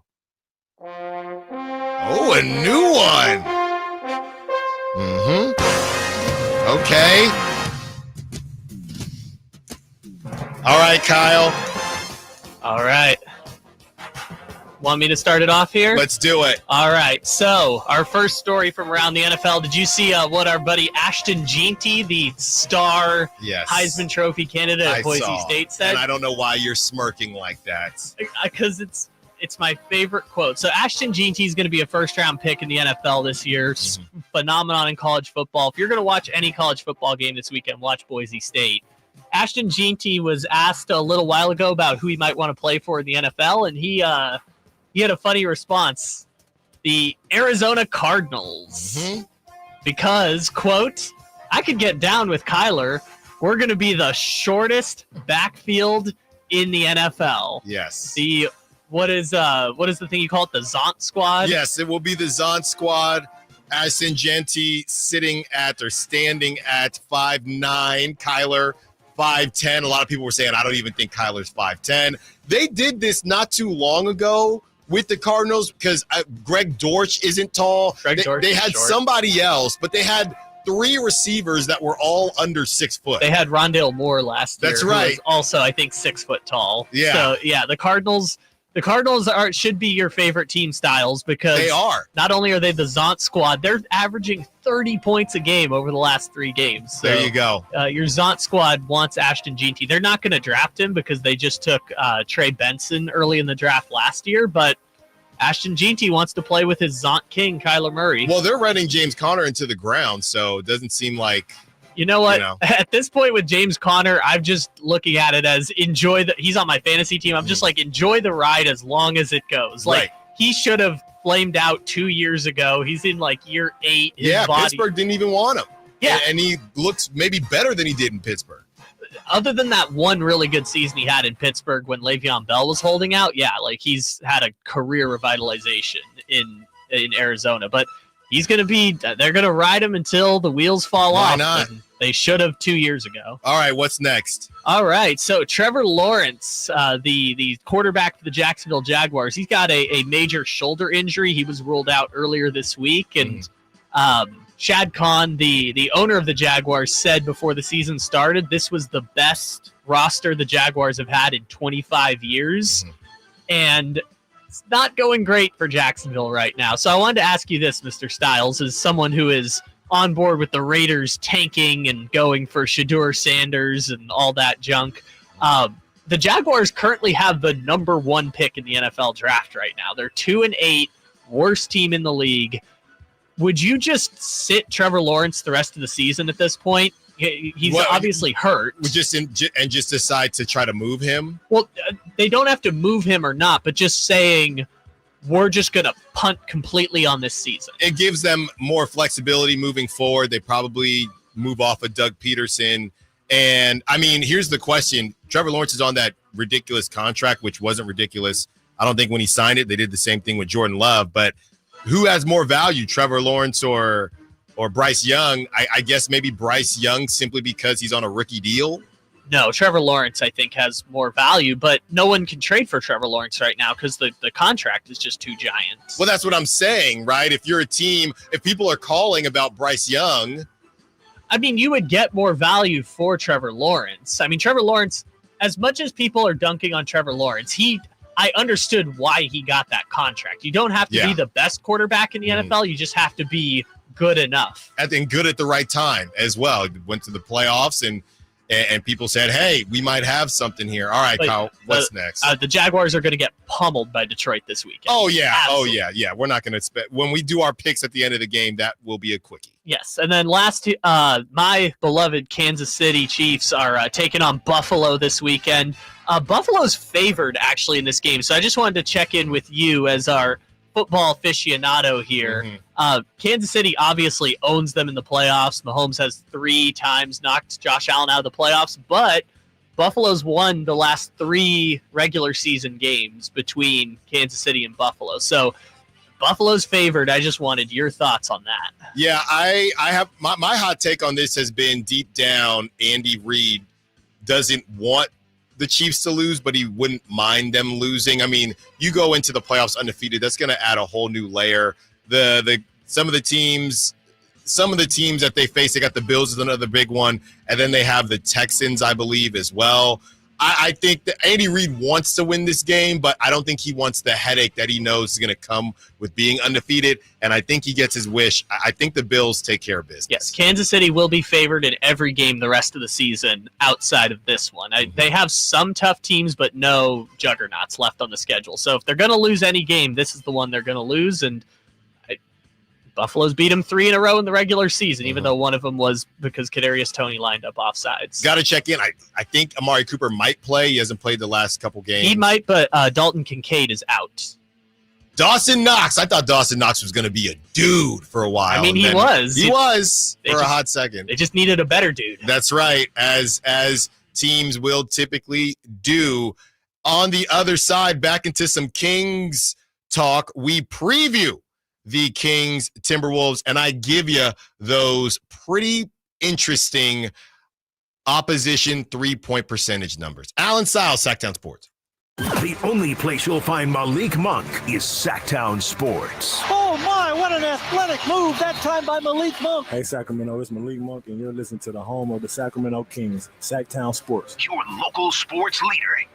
Hey, Dan, how you doing? Haven't seen you around the gym. Yeah, I've really fallen off. Since I turned 40, I just don't get the results I used to get. Could be lower testosterone. I went through it a while back. I got Nugenix Total T, and it's made a huge difference for me. I've seen that ad on TV. Is it for real? Oh, yeah. The key ingredient is something called Tesnor, which helps boost free and total testosterone levels to help you trim up and stay lean. And it's made a difference for you? Man, I feel like I'm in my 20s again. At work, in the gym, and in the bedroom. Are they still giving out complimentary bottles for people to try it for themselves? Yeah, you just need to send them a text. Text BODY to 42424 right now for your complimentary bottle of Nugenix Total T. Plus, text now and we'll include a bottle of Nugenix Thermo, our most powerful fat incinerator ever, to help you get back into shape fast, absolutely free. Text BODY to 42424. That's BODY to 42424. Products and statements have not been evaluated by the FDA. These products are not intended to diagnose, treat, cure, or prevent any disease or illness. The holidays are always a great time to get together with family and friends, but nothing beats the thrill of Stockton Honda's deals. During Happy Honda Days, find the perfect ride in person or online. With over 400 new Hondas ready to go, now is the time to buy at Northern California's #1 Honda dealer, Stockton Honda. Anytime, anywhere,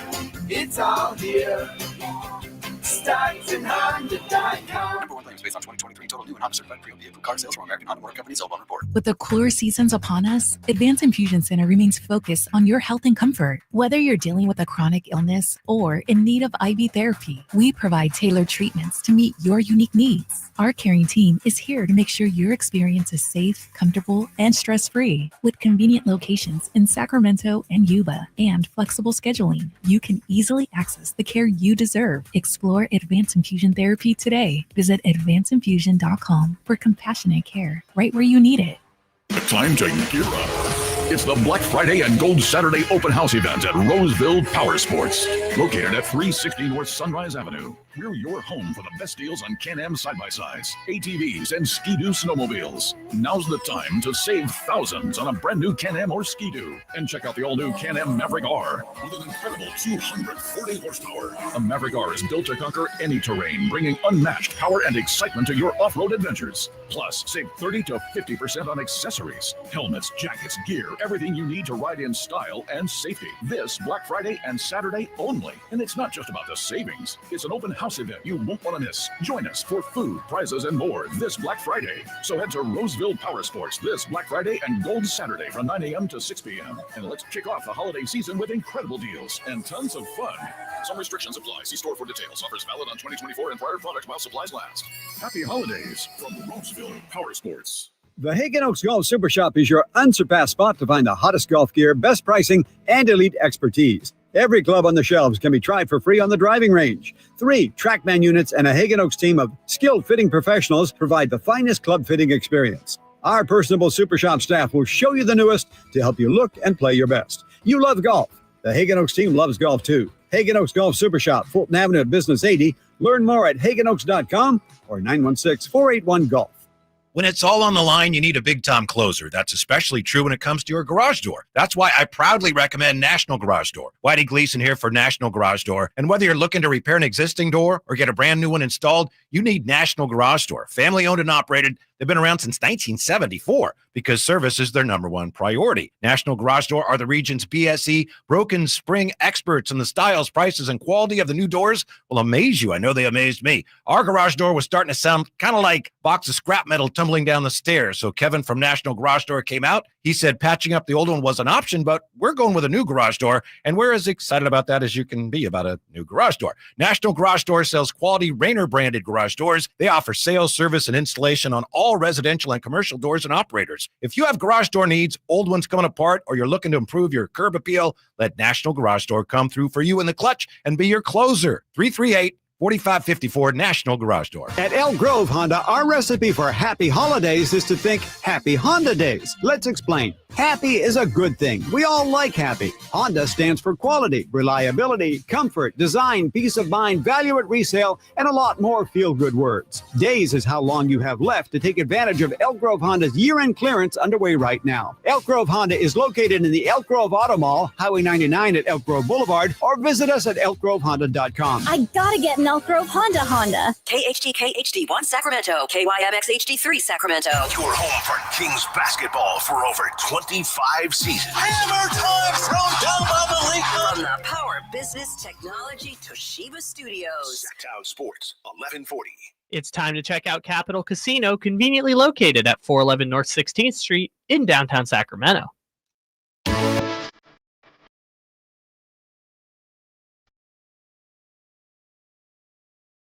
Your home for Kings basketball for over 25 seasons. Sacktown Sports.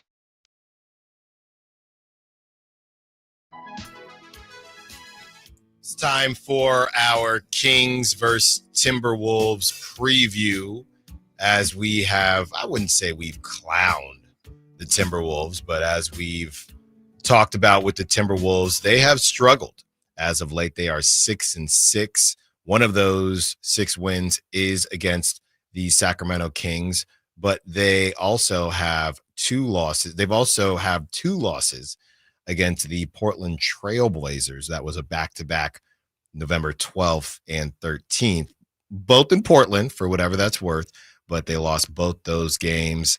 They're 6-6 and they've played the Trailblazers 3 times. I think that is that's kind of important context here. It's going to stink for them once everyone's played the Blazers 3 to 4 times, because I talked about this with the Kings. The Kings reasonably should expect to go 6-2 or 7-1 against the Timberwolves and the Jazz, which means every contender in the West should expect to go 6-2 or 7-1 against the Timberwolves and Jazz. So if you've already dropped your 2 this early in the season, there's not a lot of margin for error after that. Yeah, the Dallas Mavericks, who are 5-6, they beat the Timberwolves earlier this season. I mean, Timberwolves are 6-6, and some of the games that they've played so far, look, they're a work in progress just as much as the Kings, if not more, because that deal happened a little bit later on in the offseason. They lose to the Lakers,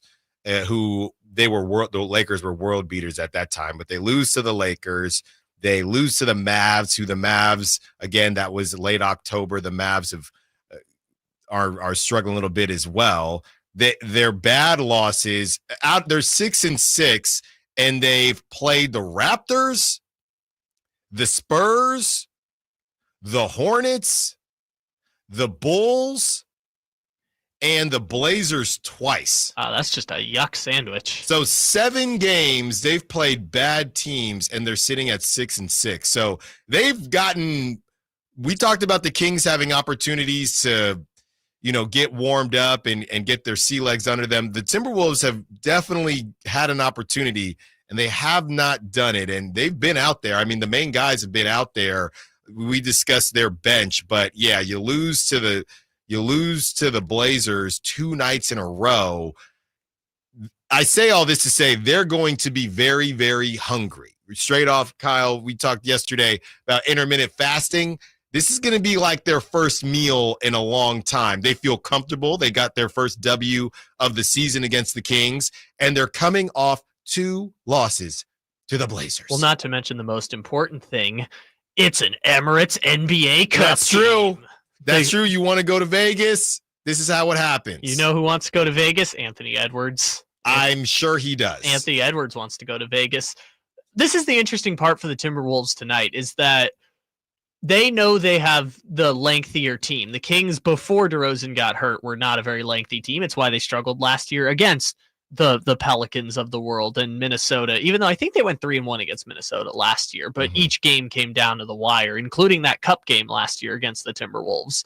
So the Timberwolves, I mean, we're operating under the assumption Keegan's going to have to guard Julius Randle tonight, and then either Keon or Fox are probably going to have to guard Anthony Edwards, which is not what they did in the first game. In the first game, it was Keegan's guarding Anthony Edwards, DeRozan's guarding Randle, and we'll take our punches there. I mean, maybe you're not as worried about Randle as I am. I just think that the Kings are going to have one of the guards guard Anthony Edwards tonight instead of putting Keegan, the best defender, on him like they did the first time. And that's only because DeMar's hurt. Yeah, I'm seeing here, Kyle, that the Timberwolves assume, and I think Vegas with DeMar DeRozan doubtful, assuming DeMar DeRozan doesn't play, Timberwolves favored by 1.5, which I do think helps the Kings. Just as far as, hey, there's not huge expectations here. It's not as if there's a huge line against the Kings, but you're the underdog at home.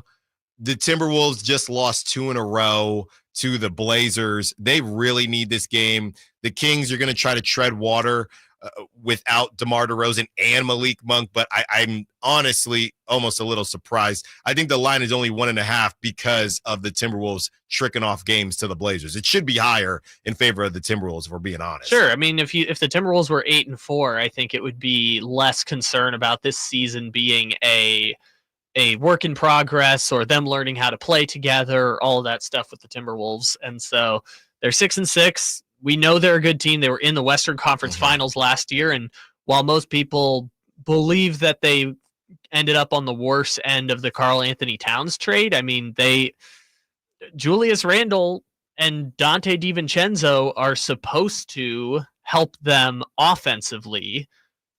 And that just hasn't happened yet. They are in the same place they were last year. They're 12th in offensive rating, 16th in points per game right now. Last year, I believe they were 14th in offensive rating. I don't remember exactly where they ended up, but Minnesota is basically the same team as they were last year offensively, while they've made big sacrifices on defense. I think they're ranked 8th in defensive rating right now. Yeah, and I don't even know how much this is about Julius Randle. I mean, from what I've seen, he's been putting up 20 when he can put up 20. I think it's more so about you thought you were going to get a Karl Anthony Towns on a deal, on a discount, and Julius Randle, a discount Karl Anthony Towns, and you're going to get Donte DiVincenzo. I'm looking here at Donte DiVincenzo last season versus this season because he played so well last season. Yeah, you're looking at Donte DiVincenzo, and again, did you just take a chance on somebody who had a really good season?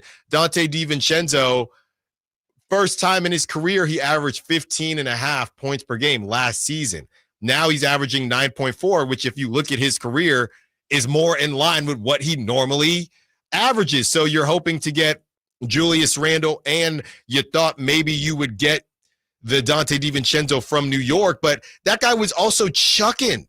That guy was chucking, and you got Anthony Edwards there. So there's just I think there are enough shots to go around, but what are you getting? Because I'm looking here, Kyle, Julius Randle, all-star last season, put that on your bingo card, 24 points per game. Right now he's at 20.2. Yeah. So, but we kind of know what the deal is with Julius Randle, right? Yes. He's great when you build an offense around him, but when he's a 2 or a 3, he becomes less valuable to the point where 2 years ago in the playoffs, the Knicks just benched him. But if you're looking at this from the Timberwolves standpoint, and you say based on what their averages are, Julius Randle for his career averages 19.1, you're getting 20.2 points a game from Julius Randle. Donte DiVincenzo averages 10.5 points per game over his 7 years. He's averaging 9.4 this season. You got what you paid for. Yes, although they also it's not as black and white as that from what they were last year because they subtracted Kyle Anderson. They subtracted Jordan McLaughlin. No, I'm specifically talking about yes, they've lost a couple guys. I'm specifically talking about the Karl Anthony Towns deal. Yeah, no, they've gotten the production in terms of the points from the Karl trade, but also those players. I'm curious what the shot numbers are comparatively, what Karl's doing versus what they're doing, because Karl's been absolutely cooking with the New York Knicks this year. Now the Knicks aren't winning games because it's the Draymond Green joke. Karl Towns put up 45 points and they lost by 20, and so the Knicks are figuring their thing out as well at the same time, but in terms of just the trade itself, yeah, that's been fine. Julius Randle has been excellent so far this year.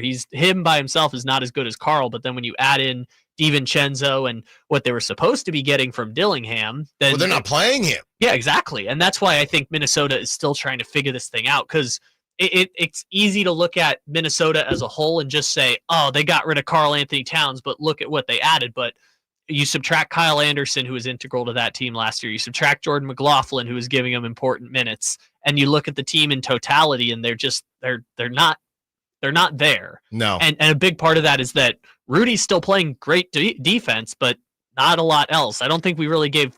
I know Karl gets clowned because there's like the Embiid posting him up meme and stuff like that, but Karl was an above average defender, and they've just subtracted that from the team as well. Julius Randle, I mean, talk about him being efficient as well. Julius Randle, 24 points a game last season on 18.2 field goal attempts per game. This season, 20.2 points on 13.9 attempts per game. Donte DiVincenzo, I thought it would be more ridiculous than this, but Donte DiVincenzo, 12.4 field goal attempts per game. Good for 15.5 points per game. Just a crazy season for Donte DiVincenzo. And this season, he's taking 9.3 shots a game, and he's scoring 9.4 points. So that's just a bit more realistic. Let's hope the Timberwolves don't figure it out tonight. Folsom Mike is asking on the text line, do we know if DeMar is playing? He is doubtful. So doesn't feel like it. We don't have official word, but it certainly doesn't feel like it. And the Kings are going to have to power power through. We continue to break down Kings Timberwolves and how the Kings will fare defensively against those lengthy Timberwolves. Allen Stiles, Sacktown Sports. The only place you'll find Keegan Murray is Sacktown Sports. Out to Keegan Murray, straight away for three, and Keegan knocks down the triple. Hey, Sacramento, it's Keegan Murray, and you're listening to the home of Sacramento Kings, Sacktown Sports. Your local sports leader. Facts are facts, and the facts show that for eliminating hip, knee, back, leg, and foot pain, it's the Good Feet personalized arch support system, clinically proven to provide significant pain relief in only 4 weeks. Good Feet arch supports are designed to help put your feet and whole body back in pain-relieved proper alignment. Good Feet arch supports are HSA and FSA eligible. Book your free fitting at Good Feet in Sacramento, Roseville, and Vacaville. At the law offices of Dale R. Gomes, we understand that when you're facing a crisis, you need more than just a lawyer. You need a team. Our dedicated attorneys work together, combining decades of experience to guide you through personal injury or criminal defense matters with care and expertise. We're committed to supporting you every step of the way, ensuring your voice is heard and your rights are protected. With offices in Sacramento and El Dorado County, reach out to the law offices of Dale R. Gomes today, 916-999-9033, or online at dalegomslaw.com.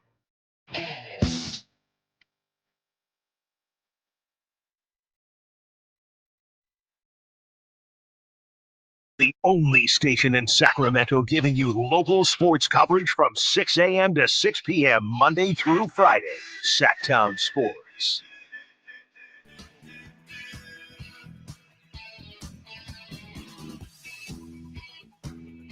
Allen Stiles, Sacktown Sports, taking you up to 2 p.m. Kyle doing a great job for us as always.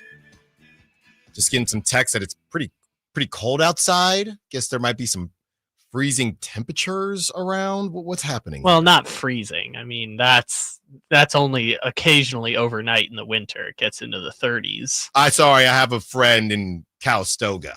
They're getting freezing over there. That would make more sense. Yeah. I was like, freezing in Sacramento only happens like maybe twice a year. Well, it better not happen. I don't like that.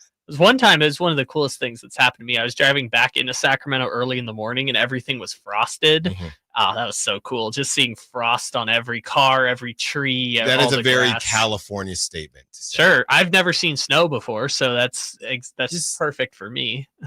You got to go to Tahoe, man. I've been to Tahoe before. In the winter. Yeah, that's the difference. In the summer.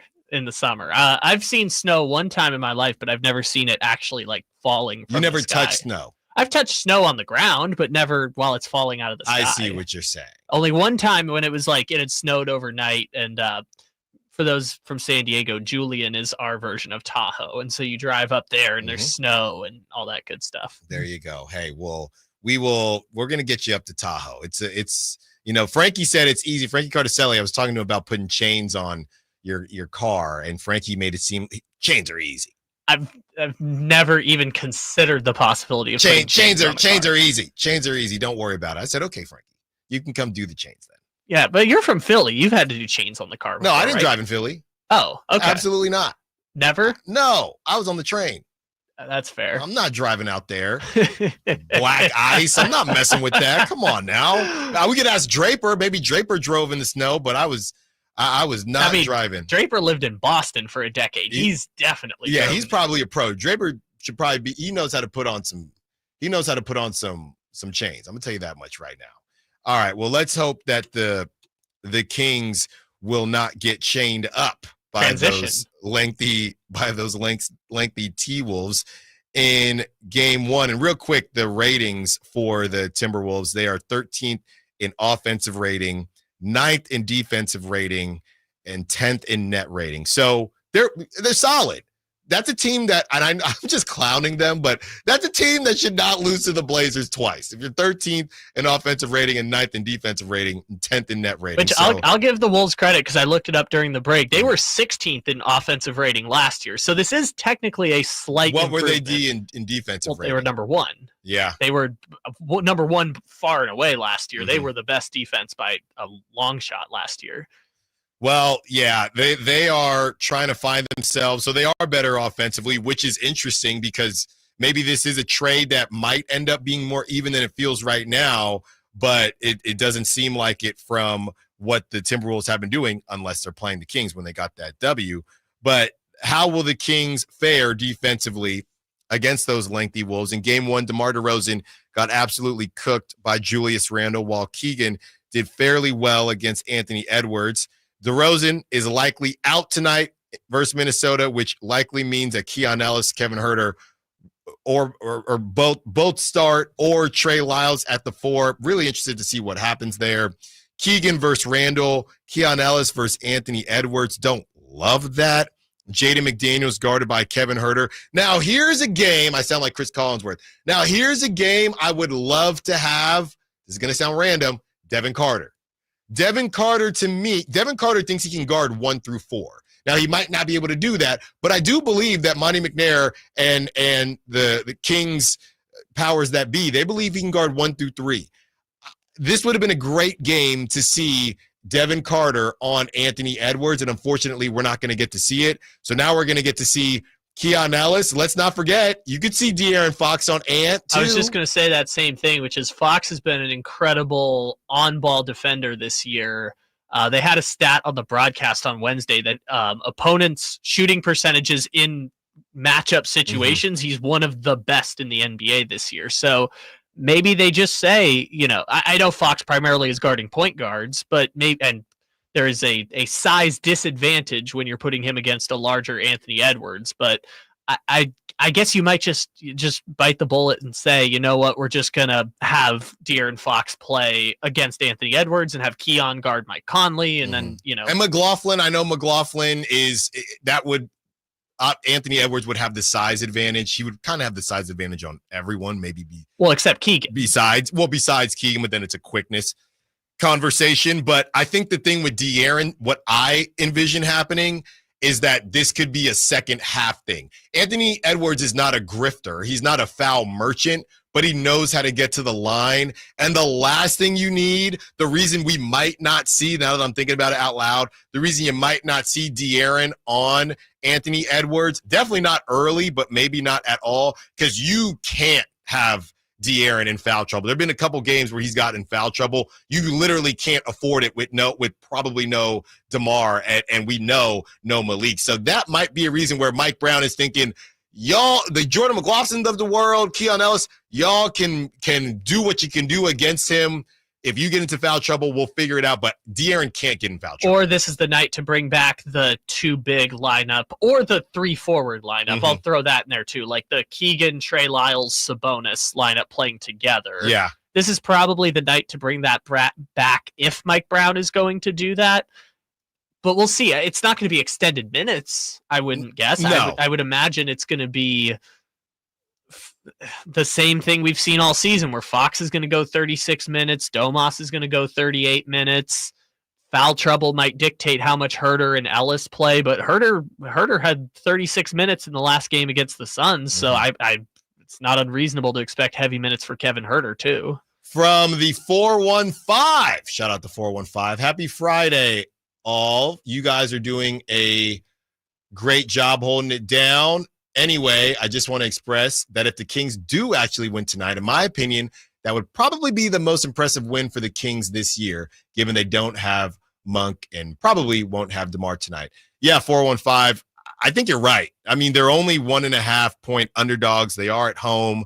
For if you do care about the Emirates Cup, the NBA Cup, that is on the line as well for seeding and group play. But you don't have DeMar DeRozan, who 22.9 points per game, and Malik Monk, who has been about at least 50% of the bench scoring this season, and there hasn't been a lot of bench scoring. So you get this done when the Timberwolves are hungry, coming off that back-to-back L's served up by the Portland Trailblazers, and you got Anthony Edwards, you got Julius Randle. I think there is no doubt about it. I mean, you might make an argument with maybe the Heat game, but being undermanned the way the Kings probably will be tonight, you're able to get this W. This could be huge for the Kings and for our old friend Momentum. Julius Randle, last game, we know he cooked 33 points, 5 of 6 from three-point range. He was 13 of 17 from the field. Jaden McDaniels, 6 points, 27 minutes. Rudy Gobert, 35 minutes, 3 points, 11 rebounds. Mike Conley, quiet game, but I remember him having a big 3 late, 6 points. He played 27 minutes. Anthony Edwards, the chucker himself, 5 for 15 from three-point range, but he got to the line when it mattered. He was 7 for 7 from the free throw line, 39 minutes, had 32 points. And Naz Reid, 4 for 7 from three-point range, 6 for 10 from the field. He had 19 points. So that's what we're dealing with. Dante DiVincenzo had 9 points. He played 27 minutes, 1 for 6 from three-point range, and Nickeil Alexander-Walker, he was 3 for 5 from three-point range. Just some guys making some shots that you don't expect. Well, it's funny that you mentioned that because I was looking up earlier in the Timberwolves losses to the Blazers, what went wrong for Minnesota, and the two things that were most glaring was Julius Randle in the 2 games combined, 10 for 25 from the field, 1 for 6 from the three-point line. Anthony Edwards in the second game was 0 for 9 at the three-point line. In between the two of them, they were, if I'm doing quick math here, that would be 5 for 25 from the three-point line in those 2 games. So a lot of it was just inability to generate offensive output for both of those teams, which obviously when they played the first game of the season for the Kings, both of them had 30-point games, right? Yeah. And against the Timberwolves, it's missed shots. Julius Randle had an 11-point game and a 20-point game. Anthony Edwards failed to score 30 in both games. So it's Minnesota is not a great offensive team, and that is going to be why it's so important for the Kings defensively to guard Randle and I guess you could say Edwards. But again, we don't know who's starting, so it's hard to determine who's going to be matched up against who. But yeah. They're going to have to get them up, or we know that the Timberwolves, those 2 guys, Julius Randle, Anthony Edwards, they're going to get them up, but somebody's going to have to stop the bleeding. Last game, they were not able to, not even so much Anthony Edwards. It was Julius Randle. So really, really need to lock down if you are going to be able to do what the 415 hopes they do and get that Friday beam. We see your calls coming through. We're going to get into some Niners as well as they take on their rivals, the Seahawks, even though they've owned it, and more reactions from Royale. So we're going to have some fun here on this Friday. Allen Stiles, Sacktown Sports. Sacramento weather is brought to you by Elk Grove Honda. I'm Tamara Berg in the KCRA 3 Weather Center. It's finally Friday. We're looking at sun and clouds for the afternoon, but it's going to be unseasonably cool with highs today in the upper 50s. Expect overnight lows to drop back into the mid to upper 30s. Get the latest forecast on the KCRA 3 News and the KCRA 3 app. At Elk Grove Honda, our recipe for happy holidays is to think Happy Honda Days. There's no better time to visit Elk Grove Honda than during our year-end clearance sale in the Elk Grove Auto Mall or online at elkgrovehonda.com. I gotta get an Elk Grove Honda. Hello, I'm Frank Cock with Retirement Security Centers with the Weekly Economic Update. What is old is sometimes new again. Hollywood characters and storylines return. Clothing styles and hairstyles return. Not all returning themes are good. Inflation increased 2.6% in October, higher than September's 2.4% reading. More than half of this uptick was due to increased shelter prices. Transportation costs and electricity also spiked last month. Gasoline prices declined 12.2% over the past 12 months, however. This year's presidential election may have shown that inflation is still very much in the minds of American voters. While price increases have abated since their 9.1% high in 2022, prices remain elevated, 21.4% higher since early 2020. The inflation report may help the Federal Reserve decide on its short-term path forward, holding rates steady or continuing with the rate cuts. Items that could take shape in the next few years, immigration policies and trade proposals such as levying tariffs could lead to higher inflation. How might this affect you or your family? Please go to frankontherradio.com to schedule an appointment, watch videos, and receive market updates. I'm ready to help you start your journey so you can define your future. Securities and investment advisory services offered through Osaic FA Incorporated, member FINRA SIPC. Osaic FA is separately owned, and other entities and/or marketing names, products, or services referenced here are independent of Osaic FA. The Hagen Oaks Golf Super Shop is the only store in the world to be named the top 100 shop for 40 years straight. Yes, the only golf shop in the world. Hagen Oaks Golf Super Shop is your unsurpassed spot to find the hottest golf gear, best pricing, and elite expertise. Try any club on the shelf on the driving range for free and let our staff show you everything you need to look and play better. You love golf. The Hagen Oaks team loves golf too. Hagen Oaks Golf Super Shop, Fulton Avenue, Business 80. Learn more at hagenoaks.com or 916-481-GOLF.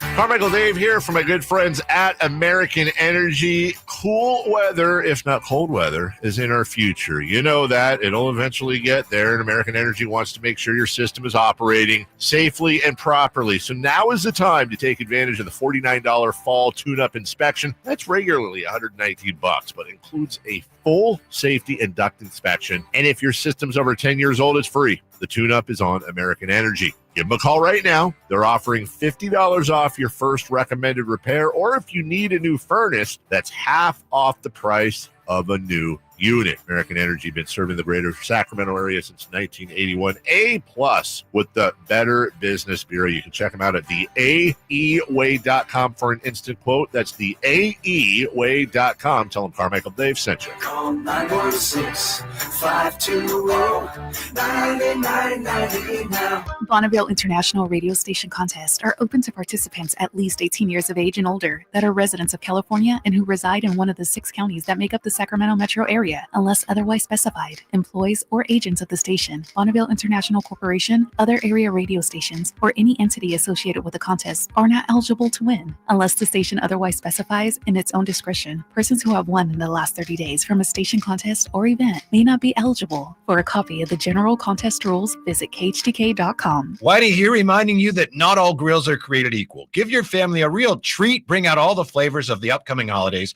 with the amazing Napoleon Prestige line of outdoor cookers. Napoleon grills that features other grills can't match. They're built different, built better, built to last, complete with a lifetime warranty. All made with premium steel that boasts absolute quality. Just because it's November does not mean we can't barbecue outside. Visit California Backyard now for your best selection of grills and Napoleon Grills accessories. If you've been looking to get into a brand new Jeep, don't wait. Head to Sacramento Chrysler Dodge Jeep Ram because all month it's Black Friday. And there's a reason people keep coming back to Sacramento Chrysler Dodge Jeep Ram because it's the place where a handshake still means something. Off Business 80 across from Hagen Oaks Golf Course. SacSuperstore.com.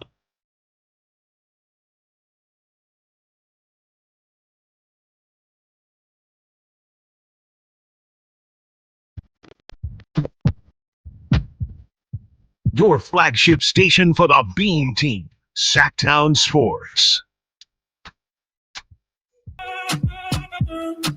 Bring into some Niners here. You're with Allen Stiles, Sacktown Sports.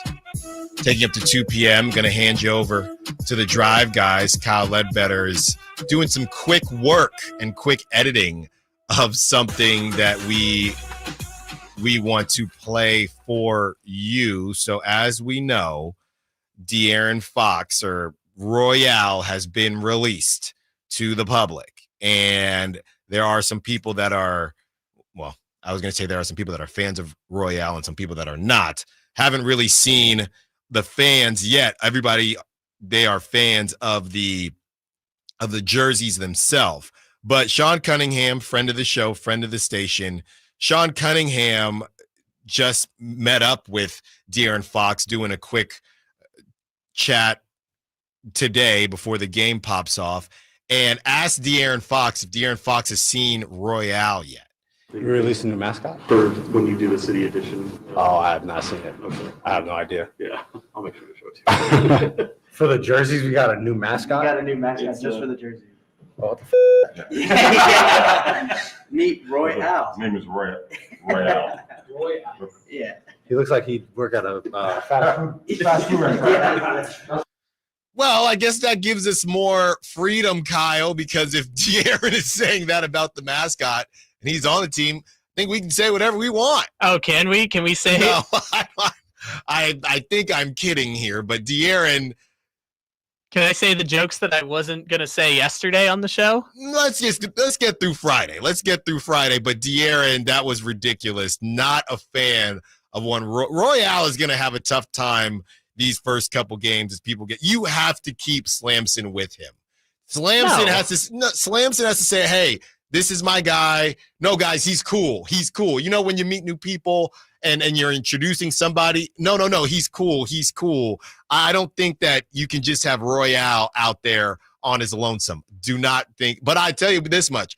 We got to double check what the unis are. I'm going to look at the uniform tracker. But if it is tonight, and I don't think it's official that it is tonight, but I got to be there. I gotta be there. Not a fan. De'Aaron was not a fan of our beloved Royale. You ever? This is the one that I thought of yesterday that I didn't get to bring up on air. You ever seen like those bowling alley graphics that are like stuck in the 1990s and like the old school? He looks like a bowling ball in an animation that's about to like obliterate 10 pins that are standing on a target below him. I'm looking here, and this might even, you know what's funny? This might even answer your question. So I found Kings Uni Tracker. So they track the uniforms, and the Kings will wear their statement uniforms at home against the Timberwolves, who will be in their association set. So if you're wondering, Kyle, because I know you are, which ones are the statement uniforms, as I click on them, those are the purple Kentucky jerseys, the checkered ones. So the ones from last year. That's right. The right here in this corner. Yes, the Malik Monk. They look like Kentucky. That was. Now we need. I trust Kings Uni Tracker, but yes, it looks here like the court is going to be purple. The court is going to be gray with the purple logo, the classic purple logo. Yeah, we know that. In the middle, and they will be wearing those are the statement uniforms. So I do not think we will be meeting Royale tonight. You got to let this thing cool off a little bit. I'm surprised they haven't just redacted it altogether. I mean, I'm curious to see where this goes next, but the fact that it's been so funny for so many days for 2 days now has been just absolutely wonderful. I don't think the launch could have gone better for the Sacramento Kings of Royale and the new jerseys, because everyone is talking about it. Yeah, well, look, all publicity is good publicity. That's what they say. So, De'Aaron, what the bleep is that? Thank you very much, De'Aaron. All right, let's get into some NFL action here as we preview the 49ers and Seahawks. Last we checked, Nick Bosa did not practice because of that hip. George Kittle limited in practice because of that hamstring. Not too worried about that. Obviously, Charvarius Ward did not practice, personal, dealing with everything that happened with his daughter, that tragedy. DK Metcalf expected to return. That is a knee issue. And I asked the question, Kyle, the Niners in a pretty good spot. They've played, I should say Brock Purdy has played really well against the Seahawks. Are they starting to get slept on a little bit? Because the Niners, they are 6.5 point favorites. The Seahawks, they are heading to Santa Clara. Niners already took care of business against the Seahawks in Seattle. I know they have that big Buffalo game coming up, the Niners do, but I'm watching Thursday Night Football yesterday and some of the highlights, and they're still mentioning the Bucs, who are without Chris Godwin now, and they're going to get Mike Evans back. But they're talking about, as far as the NFC is concerned, the Lions, obviously, and the Vikings, and now the Eagles, and dare I say the Commanders. I literally heard ESPN yesterday say, okay, you got the Lions and you got the Vikings, you got the Eagles, the Niners are down. That's what they said. The Niners are down. I know I like to give Niner fans a lot of grief, but you could make the argument that the Niners are pretty close to being underrated at this point. I guess you would say underrated in the sense that they're not the 8th best team in the NFC, which is where they are in the standings right now. Yeah. But they're also not number 2. So I guess the answer lies somewhere in the middle, probably. So maybe you were talking earlier about, would you take the Lions or the field in the NFC? I was, yeah. And I think the Lions are the clear-cut favorites, but I wouldn't take them against the entire rest of the NFC, because the NFC, and we haven't been able to say this for years now, it's surprisingly deep in the NFC this year. Yeah. These are the teams where you basically wonder, all right, are you taking the Niners over this team? And I know where this is headed. We're headed towards the Niners are doing their best Rams impression, or that's what it seems like they're going to be doing during the playoffs. The sexy pick, hey, nobody wants the Niners to come to Philly, or nobody wants the Niners to come to Washington or Arizona. This year's Niners team is like the team from 3 years ago where like they snuck in the back door in the playoffs on that last week of the season game, and then they went to the NFC Championship. That's if they're going to do it, that's the way they're doing it this year. Is like, we're going to go 10-7 and get a wild card spot and sneak, or the 4th seed in the NFC and sneak through that way. But this is and I can hear it now. This is a different Niners team that went 10-7 because they're healthy. Dre Greenlaw is back. Christian McCaffrey is back. So here are the other NFC teams besides the Lions. You got that you would discuss, hey, are they better than the Niners, or, and I feel like we're talking about the Kings bench again, or have they played better to the Niners up to this point? If there was a game tomorrow, who would you take though? The Eagles. I'd probably take the Eagles. I do think the Niners have a little bit of ownage, but I'd probably take the Eagles. Commanders are 7-4. I'm taking the Niners. Cardinals are 6-4. I love Kyler and my Zont crew. I do not trust Kyler in December. I would tend to agree with you. However, I've seen no evidence in the production this year that the 49ers are a better team than the Cardinals. That's fair. I just don't. I'm going based on resume. That's totally fair. I understand why we're doing that. And honestly, my tendency is to lean in your direction. However, I have seen no evidence to the contrary this year. Vikings are 7-2. I guess I'm taking the Vikings because Brock has admitted that Brian Flores, that scheme just kind of gets him. So I really want to take the Niners. That would be a fun playoff game. Yeah, because it is Sam Darnold, and he's going to throw a pick. It's just a matter of how many and at what time. But fine, I'll take the Niners. Packers, I'm taking the Niners. I don't trust Jordan Love. I don't trust his ability to stay healthy. I don't trust the Packers at all. I'm taking the Niners all day long. Sure, but those are for reasons not like actual Packers on the field related. That's just I don't trust Jordan Love to stay healthy. But because of that, I don't trust him when he's not consistently playing. Sure, although the Packers are still a very good team. They are. Even you taking them over the Niners? I'm saying it'd be a great matchup, just like in the playoffs. You taking them over the Niners? Where are we playing?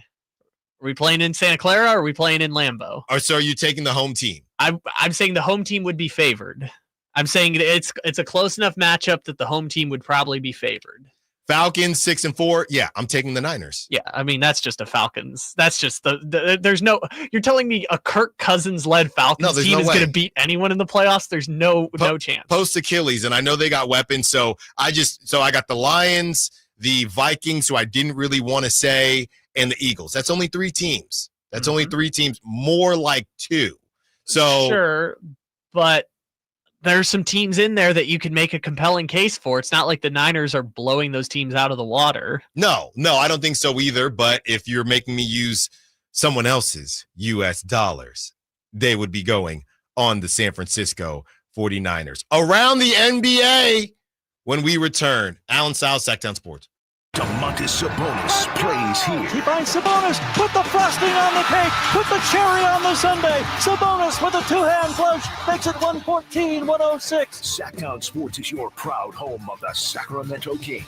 At Elk Grove Honda, our recipe for happy holidays is to think happy Honda days. Let's explain. Happy is a good thing. We all like happy. Honda stands for quality, reliability, comfort, design, peace of mind, value at resale, and a lot more feel-good words. Days is how long you have left to take advantage of Elk Grove Honda's year-end clearance underway right now. Elk Grove Honda is located in the Elk Grove Auto Mall, Highway 99 at Elk Grove Boulevard, or visit us at elkgrovehonda.com. I gotta get an Elk Grove Honda.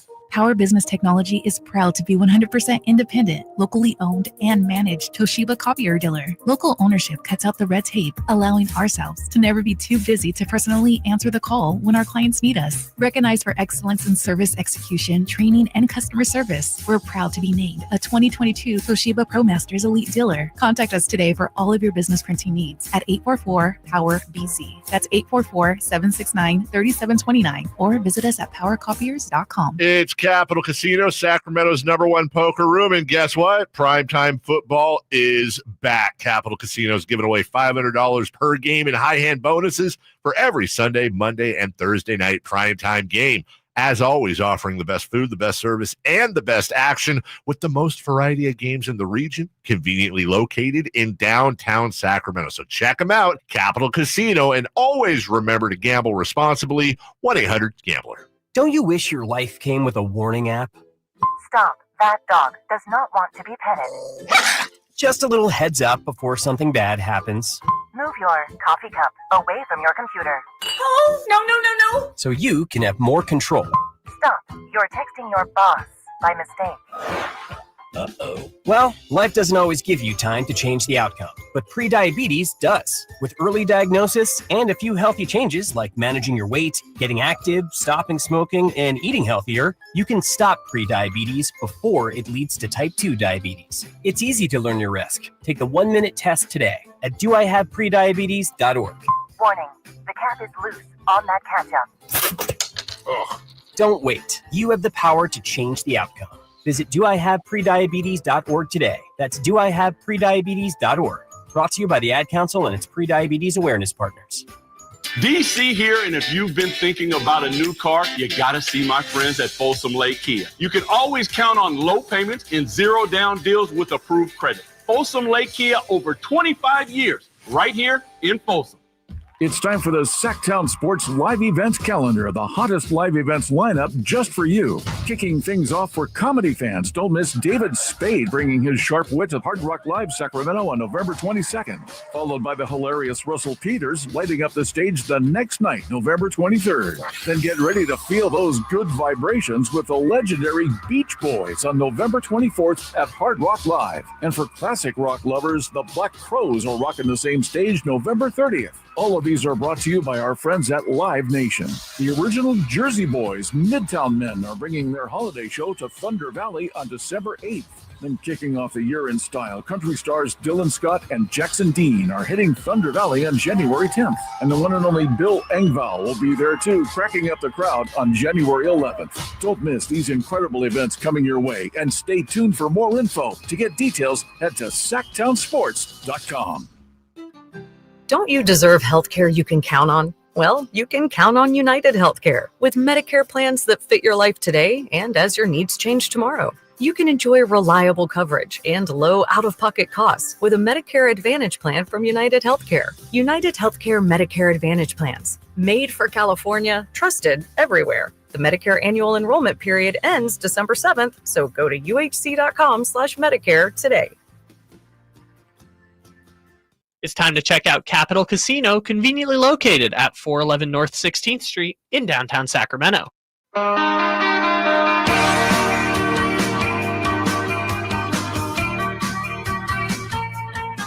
Live and local, 6 a.m. to 6 p.m., Monday through Friday. Sacktown Sports.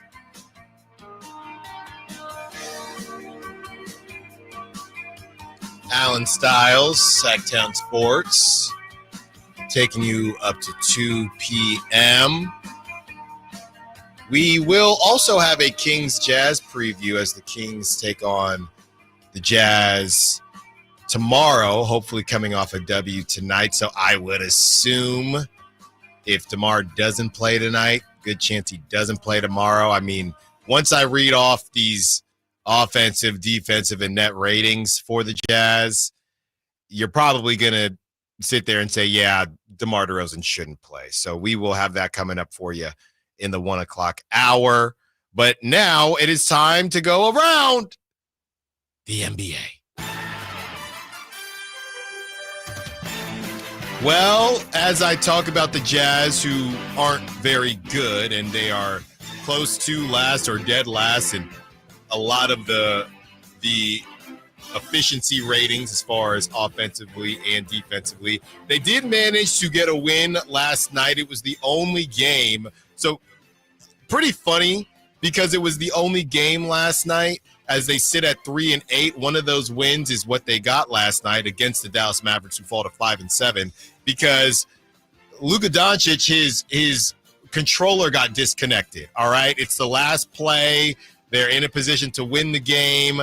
And Luka, he's saying there was a misunderstanding with the bench as far as what he was supposed to be doing. Luka completely loses John Collins, who has been balling, by the way, every single day. People are talking about getting John Collins on the Kings, even if that price tag is a little bit steep. But John Collins, you can see Jordan Clarkson's face, just watches Luka not paying attention to John Collins at all. And you have Jordan Clarkson just feeding him the rock, John Collins, and they get the dunk and get the W. Here it is. Sexton and John Collins on the floor to close this one out. Roger Marshall waving his teammates off. I don't need any help. Oh, Collins!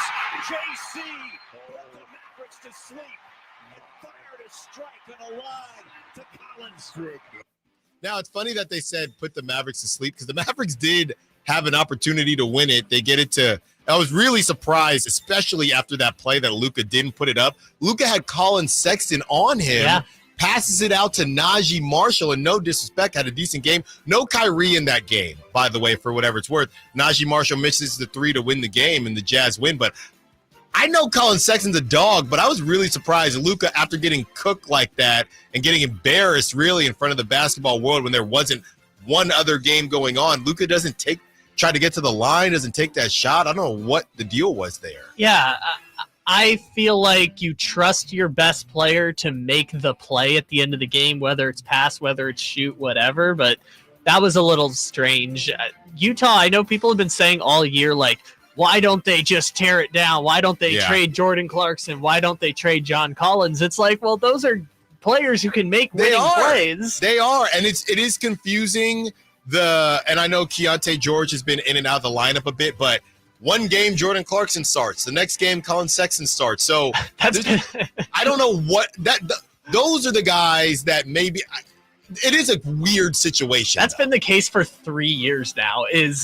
I'm stunned. Colin Sexton and Jordan Clarkson are both still on the Utah Jazz. When they made that trade for Donovan Mitchell and they got Markkanen and Sexton and the draft picks, I was like, there's no way they're going to play both of them at the same time. One of them is going to get moved. Right. And they're both still on the team. Still on the team. They won't be after they get Cooper Flagg, though. Probably not. And I guess maybe they think that they're helping. The ownership feels like they're helping to get Cooper Flagg, but they didn't help last night because they won. So there you have it. We will have that breakdown a little bit later in the 1 o'clock hour. The 9-3 Suns versus the 10-2 Thunder tonight. No Chet, no KD. OKC will eventually retire KD's jersey. I would say so. I know there was a statue conversation, and KD said he didn't expect his statue anywhere. Statues are different than jersey retirements. OKC, they'll retire KD. Yeah, I just wanted to throw that question out there because I was like, it's a 9-3 versus a 10-2 team. It's a huge game in the cup, but there's also no Chet and no KD. So I'm like, whatever. We'll learn a bit about that team. But hey, Kevin Durant goes back to Oklahoma City tonight, even if it's, like the 10th time or the 12th time he's gone back to OKC. I don't know. Did they boo him anymore at the arena? I don't remember. I don't know. We were talking about revenge games, and obviously KD is not a revenge because he left. Russell Westbrook is gone now. They're good again. I feel like you boo until you're good again, right? I mean, the OKC, I wouldn't say they're in a better spot ultimately than the Suns. I think the Suns have a chance to do some things this season, but OKC's in a good spot. All is well that ends well. I don't think they boo You anymore. boo until you move on, which I think it depends how you leave, because Spurs fans still boo Kawhi. So yeah, but and they've been bad since Kawhi left too. So even though they have Wemby, maybe once they're actually good, they'll leave Kawhi alone. Well, they don't get it. They got to boo Kawhi because they don't see him very often because he doesn't play very often. So whenever he's actually on the court, you got to boo. Sure, but the last time he was there, Greg Popovich grabbed the MC mic and hopped on the mic and said to stop doing it. And I didn't like that either. All right. Speaking of not liking something, Jaylen Brown and the Nike basketball feud rolls on. So if you recall, maybe a week or so ago, Giannis was playing the Celtics, and it feels like they play each other every other week. Giannis is playing the Celtics. The Celtics actually won that game, if I'm not mistaken. But Giannis, who is, he likes to talk about Oreos and hot dogs, and he does very, very adolescent type jokes with the media. Giannis puts his hand out to Jaylen Brown during the game, then puts his hand up you're too slow, pretty much. And after the game, Jaylen Brown was asked about it. He said, Giannis is childish. Now, Jaylen Brown is one of those smartest guys in the room. When Jaylen said it, I did kind of see a little smirk. I mean, they know each other, right? So Nike basketball, and I got to connect the dots here. I feel like I'm TMZ. Nike basketball and Jaylen Brown, they had a weird divorce, and Jaylen Brown essentially said that he thought he wasn't on Team USA because he is no longer on Nike basketball. So there's been a back and forth there to connect, and Giannis is on Nike to connect all the dots. After Giannis dropped 59, which was not, was it against the Celtics or it was not against? No, the 43 was against the Celtics. Yeah, 59 was against the Pistons. So he drops 59 a couple nights ago against the Pistons, and Nike basketball tweets out nothing childish about him, 59 for the Greek Freak. Jaylen Brown quote tweets Nike basketball and says, "Y'all got weird energy." It's just the funniest thing to me because beefing with the corporation is just hilarious work, and this is the most Gen Z feud I've ever seen. I don't know. I could understand being salty if they're messing with your money, though. Like, oh, I agree. I think it is kind of weird that Nike would post that because they're saying we know that Jaylen Brown has said these things and we're going to put ourselves in the conversation. But what did this all come back to? Whether it's Nike basketball or Mr. Royale, all publicity is good publicity. Everybody is fishing for those clicks. Last but not least, Kyle, we had some fun with this before the show. Warriors on pace to be the highest scoring bench in NBA history. The Golden State Warriors is currently averaging 58 points per game this season. The NBA record for most team bench points for a single season, 53.2 points per game, set by the 2018-2019 Clippers. So Rockets. It was the Clippers. I thought it was the Rockets. So this is the 2018-2019 Clippers. Okay. I'm going to pause Styles right here for the audience to yes. Do not look at the man behind the curtain, but to peel back the curtain here. We were making jokes about this earlier because we couldn't believe that the 2018-19 Rockets, yes, which was, for the record, not the Rockets team that went to the Western Conference Finals. Right. This was the year after when they lost in the second round of the playoffs. Styles was saying that Rockets team had the greatest bench in the history of the NBA. It was Gerald Green, Daniel House Jr. So it was Austin Rivers.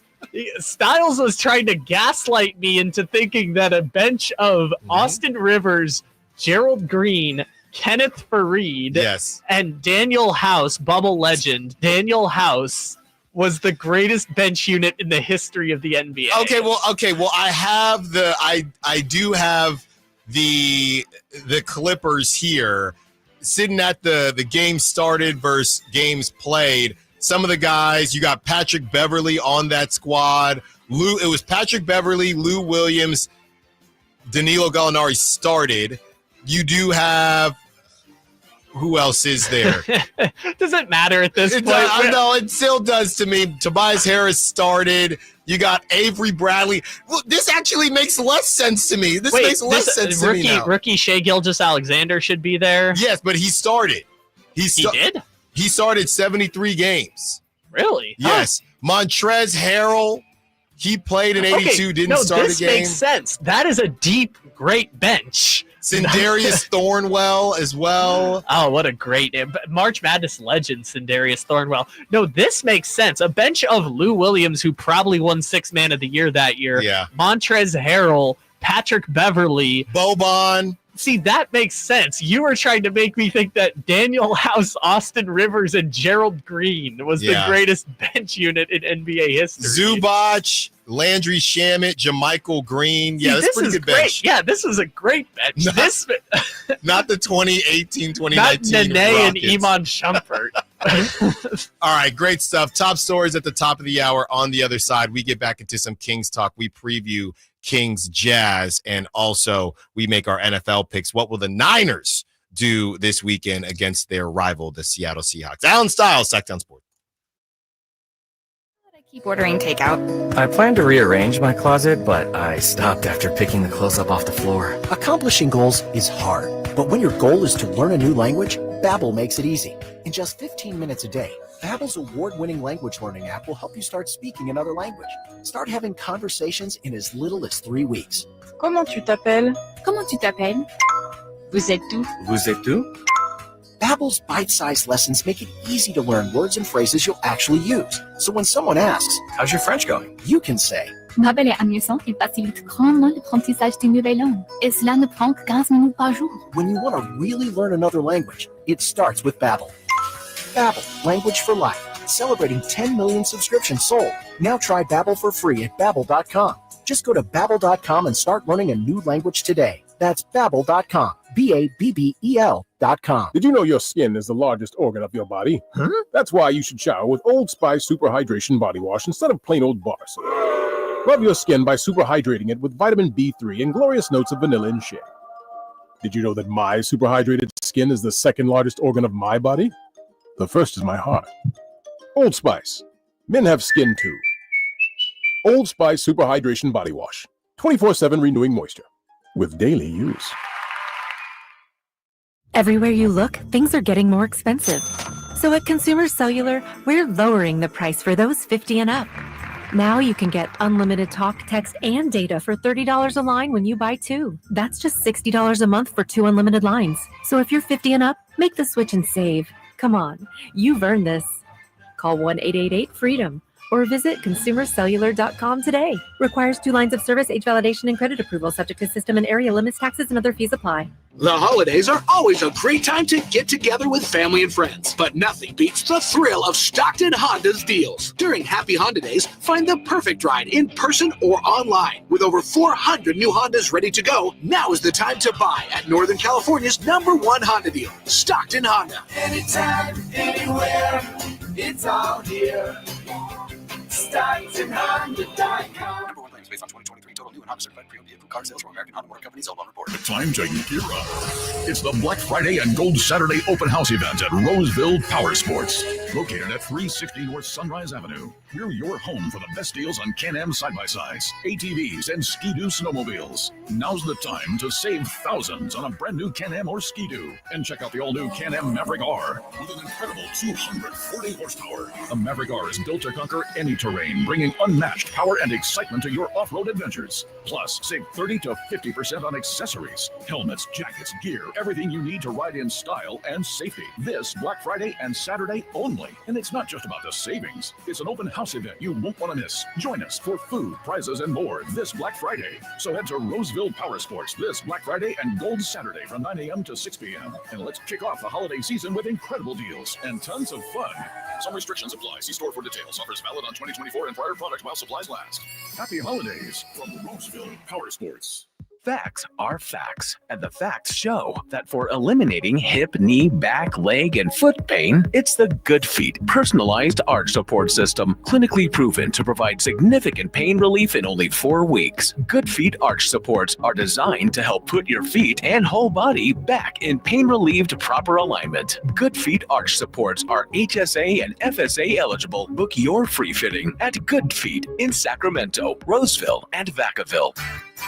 Hey, it's Carmichael Dave for American Energy Heating and Air with a question. Have you recently had a technician diagnose your HVAC system and you were a bit surprised at how much it cost? Or did something seem off about their quote? Because at American Energy, they take pride in giving you honest, straightforward solutions to get that system up and running. Have their qualified technicians come out and give you a free second opinion. It's free. You got nothing to lose but some dollars off of that original quote. They're making the uncomfortable comfortable. They've been doing it since 1981, serving the greater Sacramento area. A+ with the Better Business Bureau. That's why they keep having customers coming back for more and more and more. You can call them and set that appointment at 916-520-9990. That's 916-520-9990 or AmericanEnergyAir.com.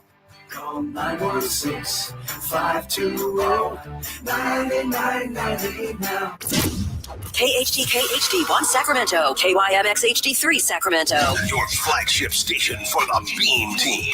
From the Power Business Technology Toshiba Studios. This is Sacktown Sports 1140. It's time to check out Capital Casino, conveniently located at 411 North 16th Street in downtown Sacramento.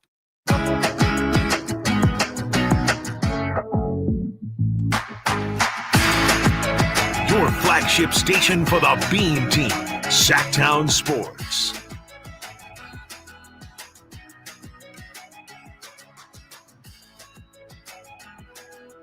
Allen Stiles, Sacktown Sports, one more hour with you, hour 4, as we take you up to 2 p.m., and the Drive guys will bring you on home. Or maybe I'm about to bring you home if you took a half day, or maybe just get off a little bit earlier on Fridays. I really hope you do enjoy that weekend with your loved ones. Maybe you got paid today. Maybe you get paid next Friday. Hang in there either way, and we're all going to have a very, very good weekend. And it starts right now with the top stories at the top of the hour. So the biggest story, you can make the argument, the biggest story in sports in a weird way, as far as a spectacle. I don't know how to really categorize it, but a story that is kind of big. Yes, Mike Tyson and Jake Paul, they are finally getting it done tonight. It's on Netflix. Kyle, I was talking to you about this whole Netflix thing.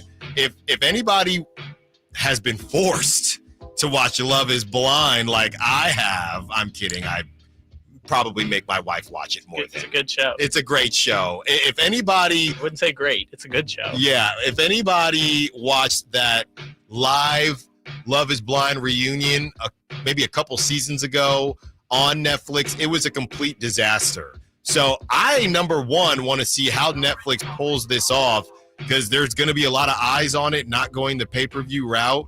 So I want to see if it even works, but it's going to be a spectacle. Whether or not we're getting closer to WWE and scripts with these type of fights, I don't know. Last night or yesterday during the weigh-in, Jake Paul steps on Mike Tyson's foot. Mike Tyson slaps Jake Paul. Now Jake Paul says, it's serious now. It's personal now. So it's really, and Jake Paul and his brother, they've done WWE. It's really hard to tell, but wifey's out of town. So once baby Sal's asleep, yeah, I'll be watching. Why not? But this was a bit bizarre. This is from Jazzy's World TV, one of those kind of kid interviewers that is, they want to be in the game and they do really well. There are a couple of them that get opportunities to do the Super Bowl and to do events like this. So Jazzy's World, she really handled this the best way you could. But Mike Tyson was asked by Jazzy about his legacy and just a very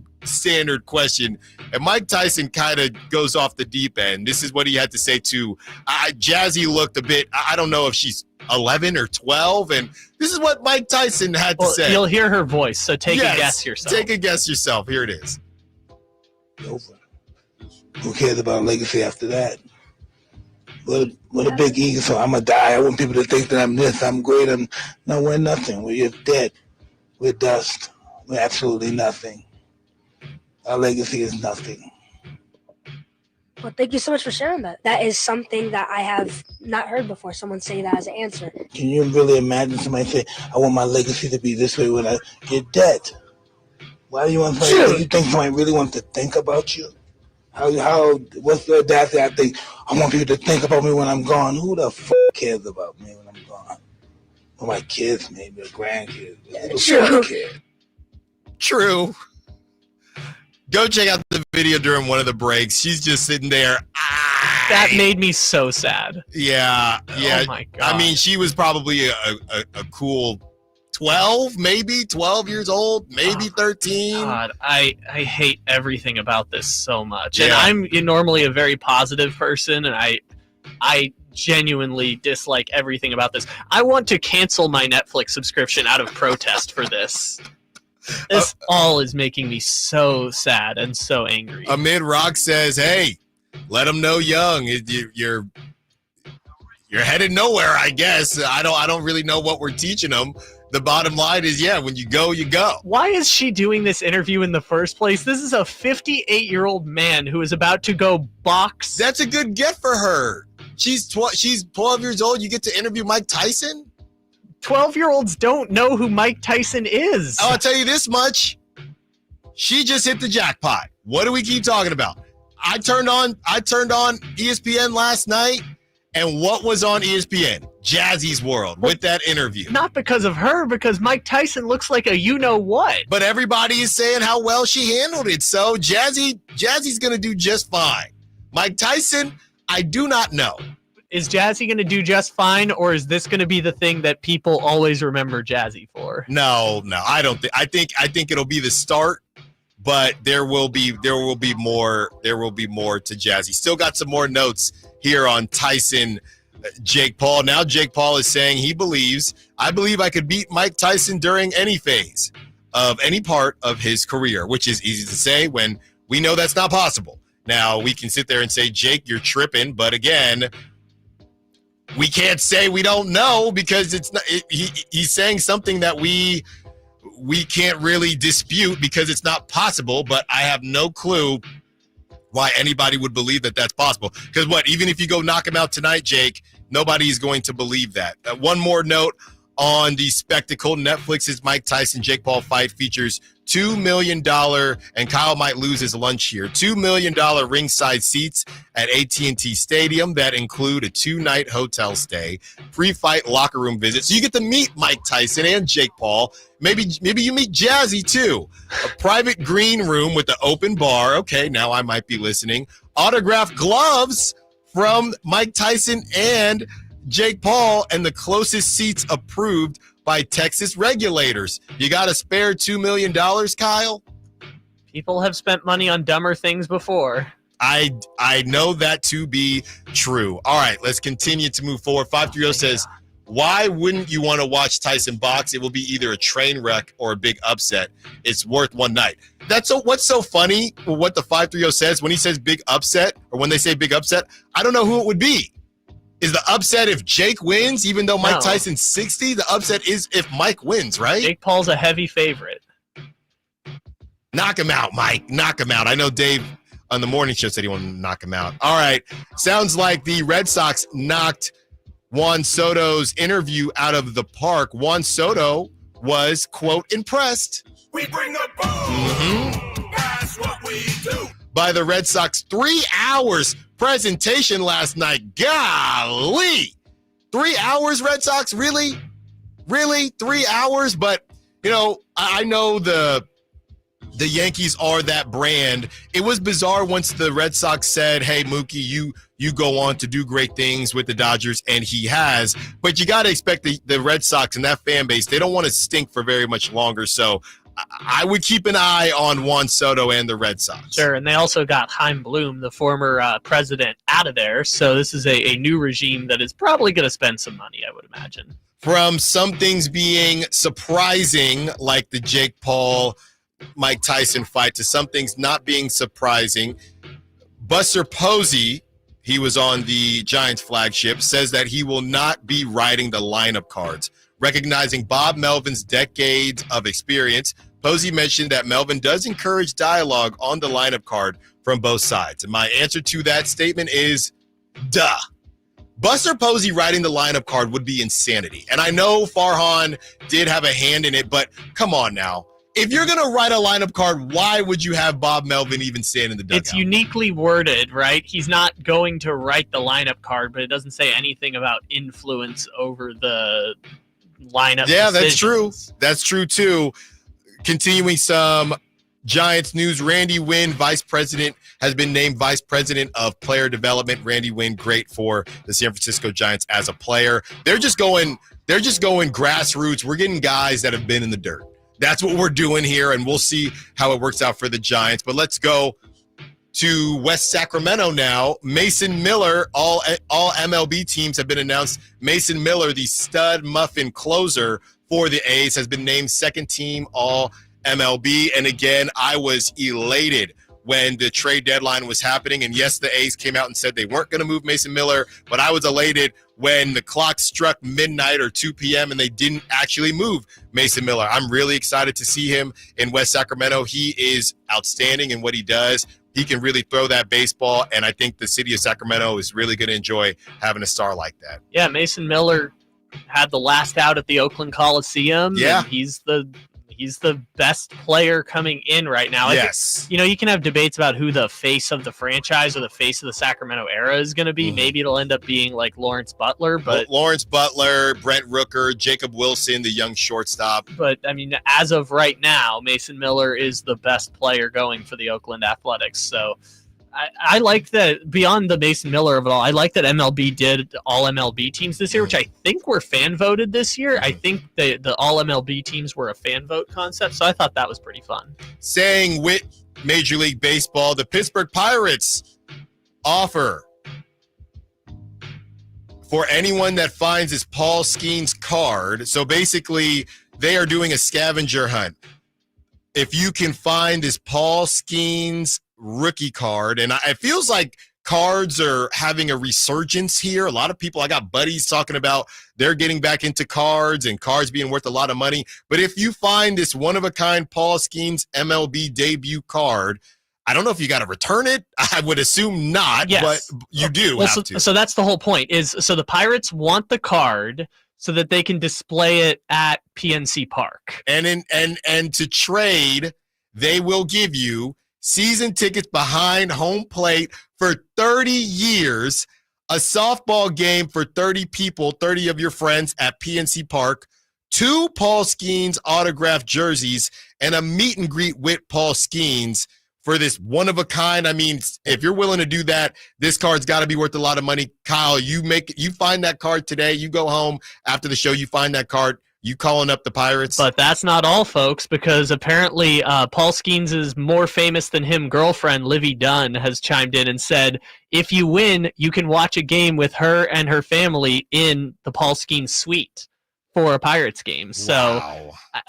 Are you doing it? I don't know what I'm reserving my opinion until 10 a.m. tomorrow when I get to talk to Imran Pilati and Big Shep and Whitey. We do the card show on Saturday mornings. I want to know what the deal is with this card before I lay an opinion on it. Because if this card is worth 6 figures, then... Oh, I'm not. Yeah, no. And I'm not even a Pirates fan. So I'm thinking about it. But I don't know who. If I live in Florida, I mean, what good is any of that stuff? But if I live in Pittsburgh, I mean, maybe. It comes down to how much of those jerseys worth for me, because I don't have any connection to Paul Skeens, Livy Dunn, or the Pirates. So there you have it. Last but not least, Sacramento Kings star Domantas Sabonis is launching his own wine label, Ones, literally like 1, 2, 3, 4, 5. Ones with an S. Ones by Sabonis. Very simple. I'm looking at the label now on the wine bottle. Ones. We know Sabonis lives in Napa. He always has the players out there. He is big into wine. Can't wait to try it. So if you're looking to loosen up this weekend, maybe get it for a buddy or something like that. Kings Jazz preview when we return. Allen Stiles, Sacktown Sports.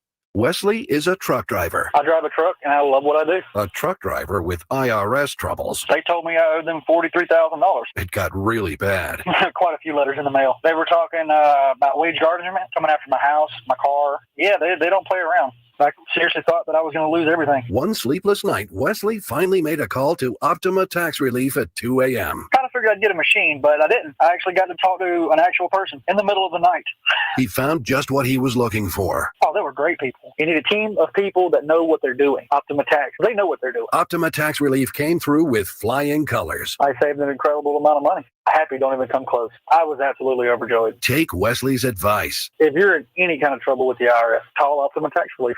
Don't trust anybody else. Call Optima for a free consultation. Call 800-343-6460. 800-343-6460. 800-343-6460.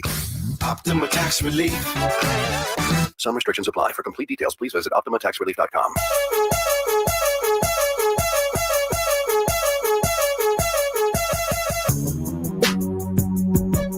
Your home for Kings basketball for over 25 seasons. Sacktown Sports. Kyle playing this song as we get into the Kings Jazz preview, playing this song that kind of started the escalation of the feud. It didn't start the feud between Kendrick and Drake, but playing this song, which kind of brought it to the forefront this year, which led us to Not Like Us. Earlier in the show, I think it was in the first hour of the show, Somebody on the SAC chat said, can the Kings cool it with playing Not Like Us? It's a little, it's, as Chris Watkins would say, very corny, very cringe. I don't think it's bothering me yet, but yeah, apparently some people are saying, all right, it's a little much. So this is the setup right now. They play it maybe once or twice arbitrarily before the game starts.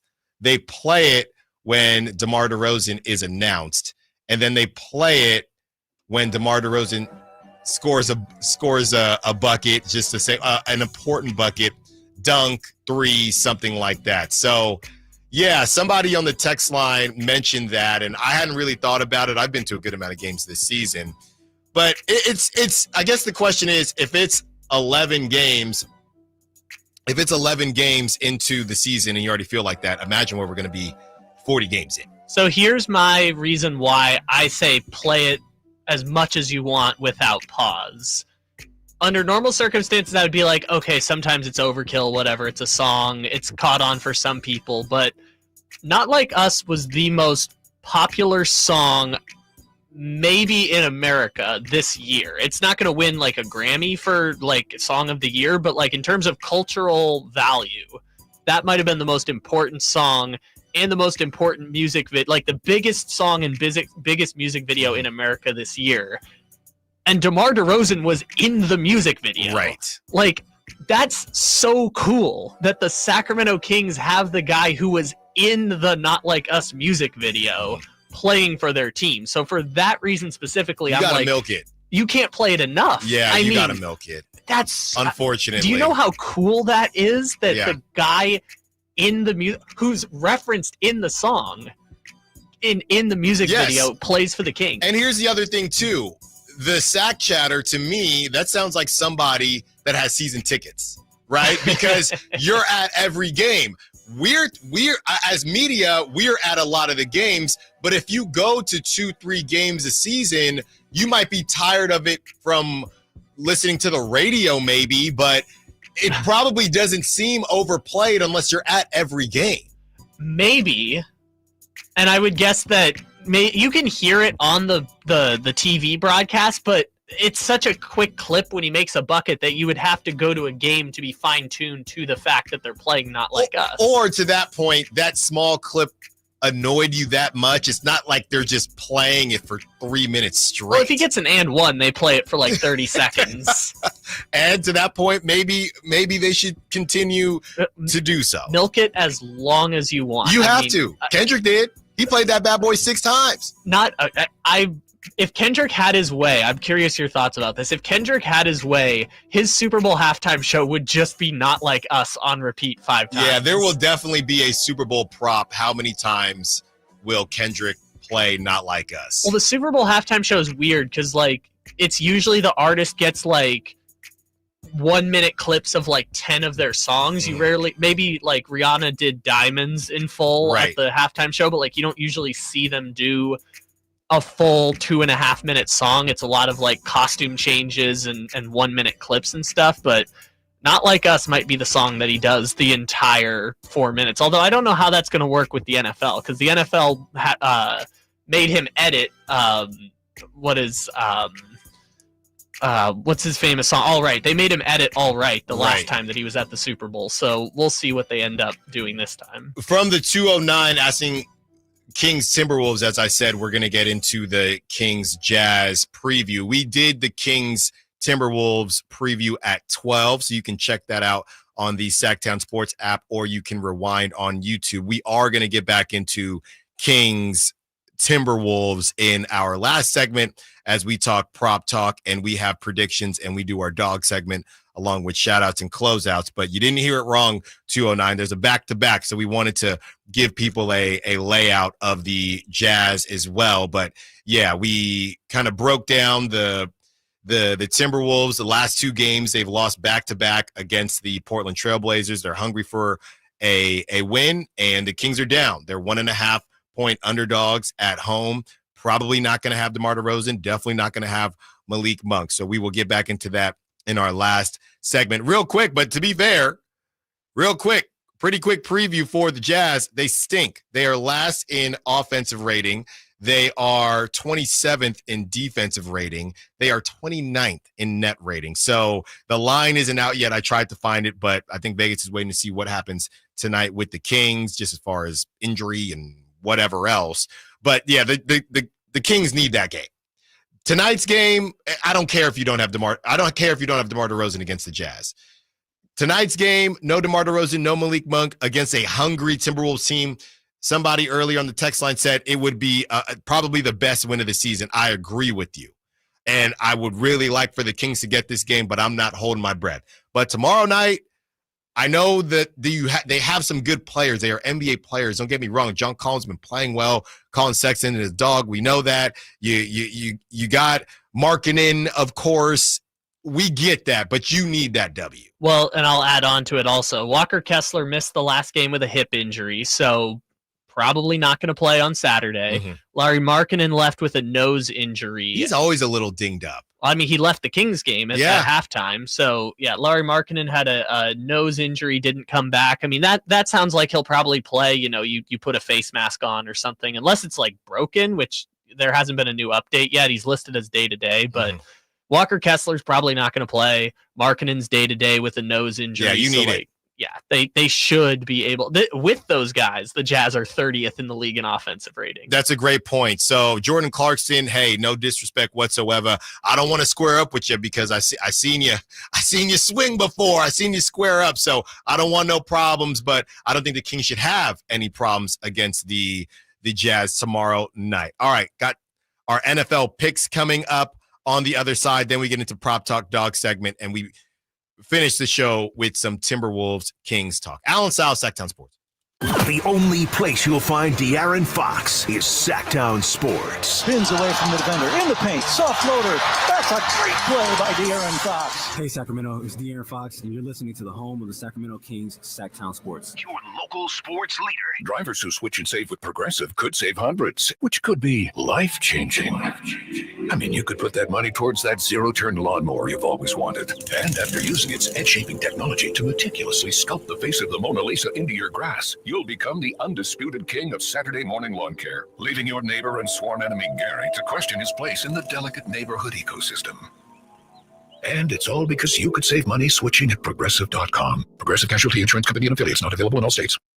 This holiday season, Capital One reminds you to give yourself the gift of 1.5% cash back with the Capital One Quicksilver Card. Can I earn 1.5% cash back on birds? Birds? What if you sent your true love 2 turtle doves plus a partridge in a pear tree? Sure, but why would anyone want that? The song was very convincing. Earn 1.5% cash back on all your holiday purchases with the Capital One Quicksilver Card. What's in your wallet? Terms apply. See CapitalOne.com for details. DC here for Folsom Lake Kia, where they make car shopping easy with a huge selection of new Kia models, low payments, and zero down deals with approved credit. Folsom Lake Kia, your trusted dealer in Folsom for over 25 years. FolsomLakeKia.com. At the law offices of Dale R. Gomes, we understand that when you're facing a crisis, you need more than just a lawyer. You need a team. Our dedicated attorneys work together, combining decades of experience to guide you through personal injury or criminal defense matters with care and expertise. We're committed to supporting you every step of the way, ensuring your voice is heard and your rights are protected. With offices in Sacramento and El Dorado County, reach out to the law offices of Dale R. Gomes today, 916-999-9033, or online at dalegomslaw.com. The Hagen Oaks Golf Super Shop is the only store in the world to be named the top 100 shop for 40 years straight. Yes, the only golf shop in the world. Hagen Oaks Golf Super Shop is your unsurpassed spot to find the hottest golf gear, best pricing, and elite expertise. Try any club on the shelf on the driving range for free and let our staff show you everything you need to look and play better. You love golf. The Hagen Oaks team loves golf too. Hagen Oaks Golf Super Shop, Fulton Avenue, Business 80. Learn more at hagenoaks.com or 916-481-GOLF. Whitey here reminding you that not all grills are created equal. Give your family a real treat. Bring out all the flavors of the upcoming holidays with the amazing Napoleon Prestige line of outdoor cookers. Napoleon grills that features other grills can't match. They're built different, built better, built to last, complete with a lifetime warranty. all made with premium steel that boasts absolute quality. Just because it's November does not mean we can't barbecue outside. Visit California Backyard now for your best selection of grills and Napoleon Grills accessories. When it's all on the line, you need a Big Tom closer. That's especially true when it comes to your garage door. That's why I proudly recommend National Garage Door. Whitey Gleason here for National Garage Door. And whether you're looking to repair an existing door or get a brand new one installed, you need National Garage Door. Family owned and operated. They've been around since 1974 because service is their number one priority. National Garage Door are the region's BSE broken spring experts, and the styles, prices, and quality of the new doors will amaze you. I know they amazed me. Our garage door was starting to sound kind of like a box of scrap metal tumbling down the stairs. So Kevin from National Garage Door came out. He said patching up the old one was an option, but we're going with a new garage door, and we're as excited about that as you can be about a new garage door. National Garage Door sells quality Rainer branded garage doors. They offer sales, service, and installation on all residential and commercial doors and operators. If you have garage door needs, old ones coming apart, or you're looking to improve your curb appeal, let National Garage Door come through for you in the clutch and be your closer. 338-4554 National Garage Door. Sky's the limit at Sky River Casino in Elk Grove. Enjoy over 80 table games, more than 2,100 slot machines, and our thrilling high limit room with Sky River rewards that add up and up, and 18 elevated restaurants and bars. There's something for everyone. Visit skyriver.com today. Gambling problem? Call 1-800-GAMBLER. Get year-end pricing during Happy Honda Days at Folsom Lake Honda, your one-stop Honda shop. Folsom Lake Honda is your one-stop Honda shop for great pricing on our entire selection of new CRVs, HRVs, Ridgeline Civics, and Accords. Plus, with low finance and lease options, now's the time to buy. Hurry in and save during Happy Honda Days at Folsom Lake Honda, or go to folsomlakehonda.com. Folsom Lake Honda, yeah, your one-stop Honda shop.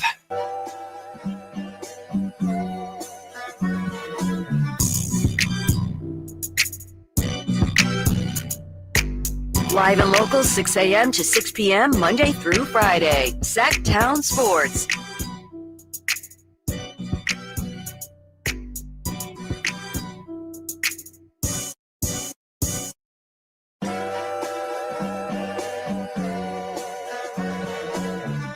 I think we finally have a winner from a Kings fan, Derek Reed. It looks a bit perfect here. It says, let's get this win tonight at Sacramento Kings. And he has put Royale's face on Thomas the Tank's body, the train, and it fits quite perfectly. Oh, that's so scary. It is very scary. Oh my gosh. But that is great. So that is just great stuff. I'm loving this so much. Can we get more of these jokes?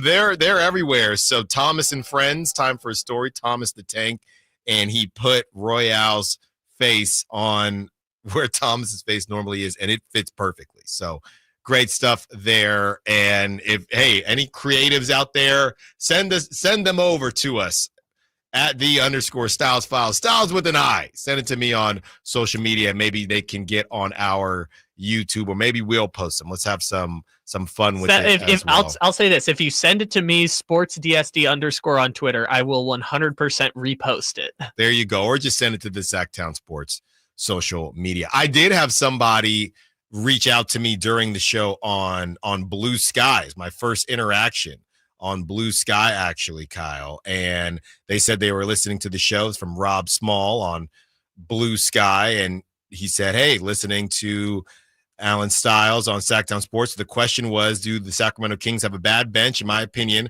I think they have a decent bench, but they've been mostly bad this season. So the question of whether they are going to be elite, I don't know if they'll ever be elite.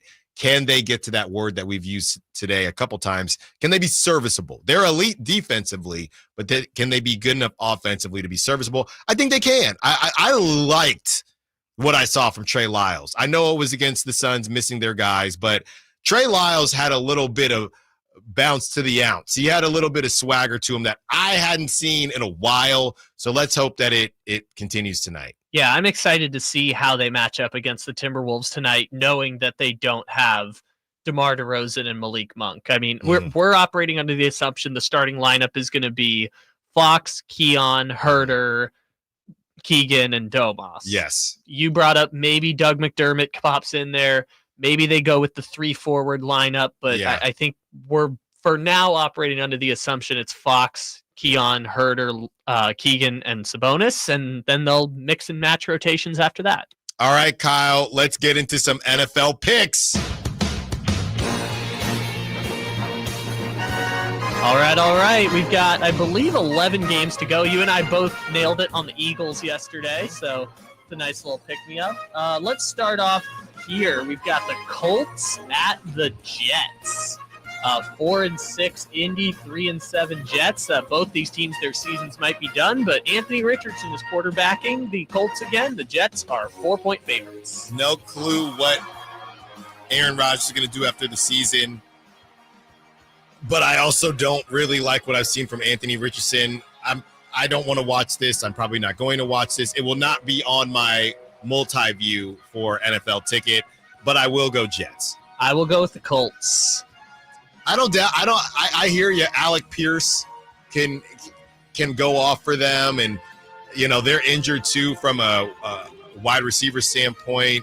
But yeah, this does not intrigue me at all. This is more so not believing in the Jets. This is having last week watched the Jets drop 6 points on the Arizona Cardinals. There you go. Defense is not good. All right, what's next? Let's go. Cleveland is at the Saints. Battle of 2-7 versus 3-7. This is a pick'em. So, who you got? Cleveland. This is classic Derek Carr. They beat the Falcons. Everybody is happy, and they're at home. And Cleveland is favored, and I think by 1. So again, pick them. So I'm going with Cleveland. I refuse to pick Cleveland for moral reasons. I will take the Saints. That's fair enough. All right, next up, we have the Packers at the Bears, NFC North rivalry. The Packers are 5.5-point favorites, and Matt Eberflus is on the hot seat. Man, oh man, I know I'm not very high on the Packers, but I think if the Packers 5.5-point favorites, I don't know if I would touch that, but Caleb Williams, all those videos of the offensive lineman not picking them up, I'm just going to go Packers. Yeah, I'm going to go with the Packers. I know you're bagging on Jordan Love and the Packers earlier, but the Packers are definitely better than the Bears. If I remember correctly, I think the Bears are 1-15 in their last 16 games against the Packers. I own you. That might be off by a little bit, but it's not that far off. It's like 1-15 over the last 8 years. I know that the Packers have beat them every year at least once for 9 years in a row. Next, we have the Raiders traveling to South Florida to take on the Dolphins. Another just what really is happening this week? My wifey's out of town. She's going to be having some fun.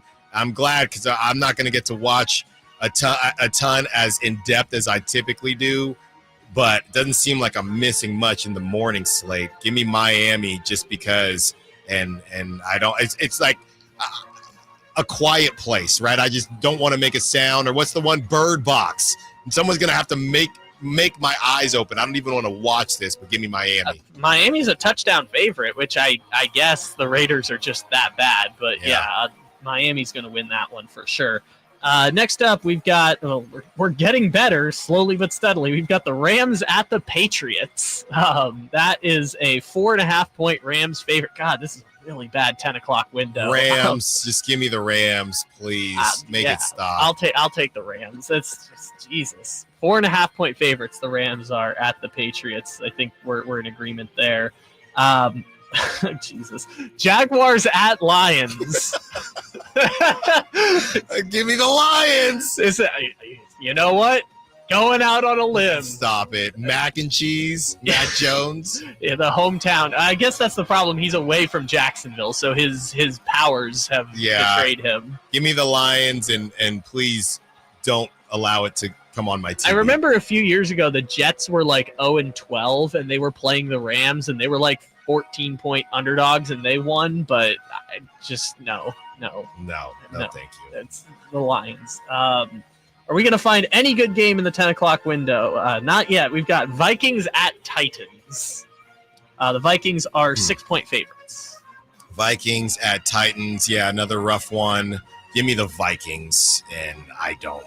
Mayo Man, whether it's him or Rudolph, they're bad. Give me the Vikings. Yeah, I'm going to take the Vikings, but if I were betting against the spread, I would take the Titans, perhaps. Yeah, I hear you on that one. All right, is it better yet? We finally got to the one redeemable football game in this 10 o'clock window. The Baltimore Ravens are traveling to take on the Pittsburgh Steelers. That's more like it. That That's will the be only good one. That will be in my multi-view. I'm going to Along with what? What else? Oh, is in yeah, the just red zone, just 2. It's really just going to be 2.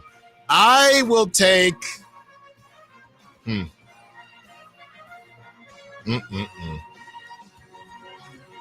I think I might take Pittsburgh. Okay, the Ravens are 3-point favorites. Yeah, I feel like the Ravens are due. I'm gonna take Pittsburgh. This is one of those games that like the Steelers would win like 17-13, and you can't explain why they won 17-13, but they just did. Yeah. The Ravens' run defense is really good, and I know George Pickens has been doing a lot better now that Russell Wilson is back. Mm-hmm.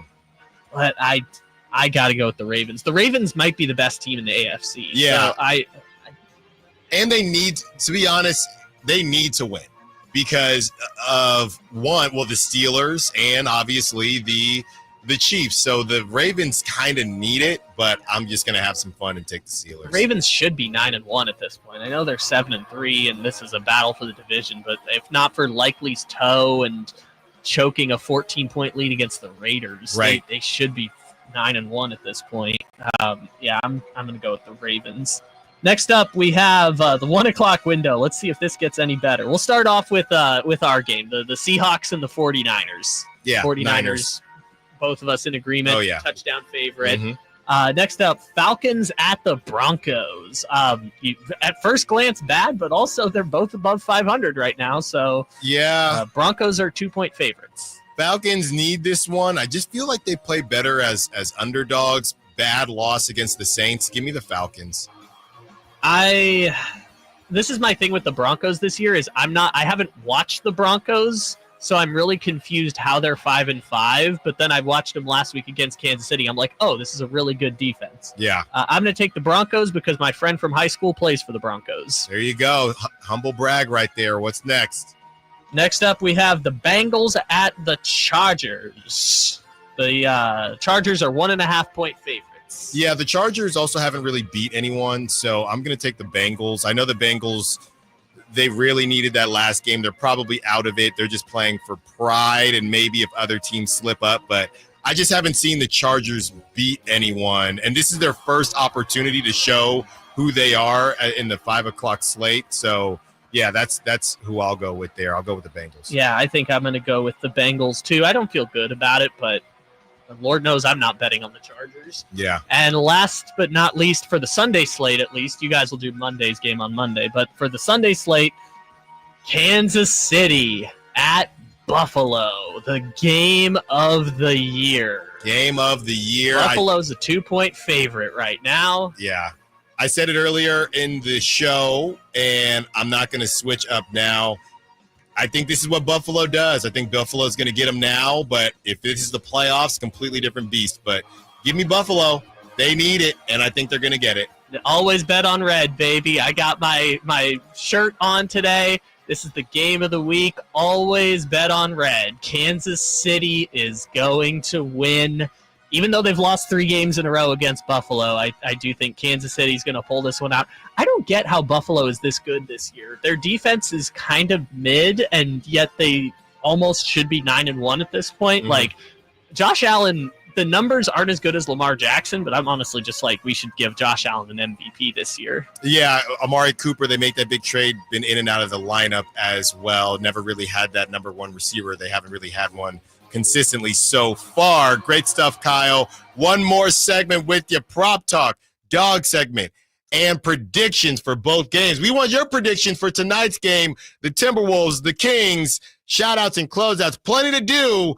We're going to get it done. Last 15 minutes of the show. Allen Stiles, Sacktown Sports. Did you miss any part of our live local shows? Don't worry, you never have to miss them again. Check out sacktownsports.com and search our podcast page and play our shows when you want. The Carmichael Dave Show with Jason Ross, Stiles and Watkins, and The Drive Guys. Plus, other podcasts like Return of the Empire, Return of the Roar, the Stingers Up podcast, and Golf to Go with Frank LaRosa.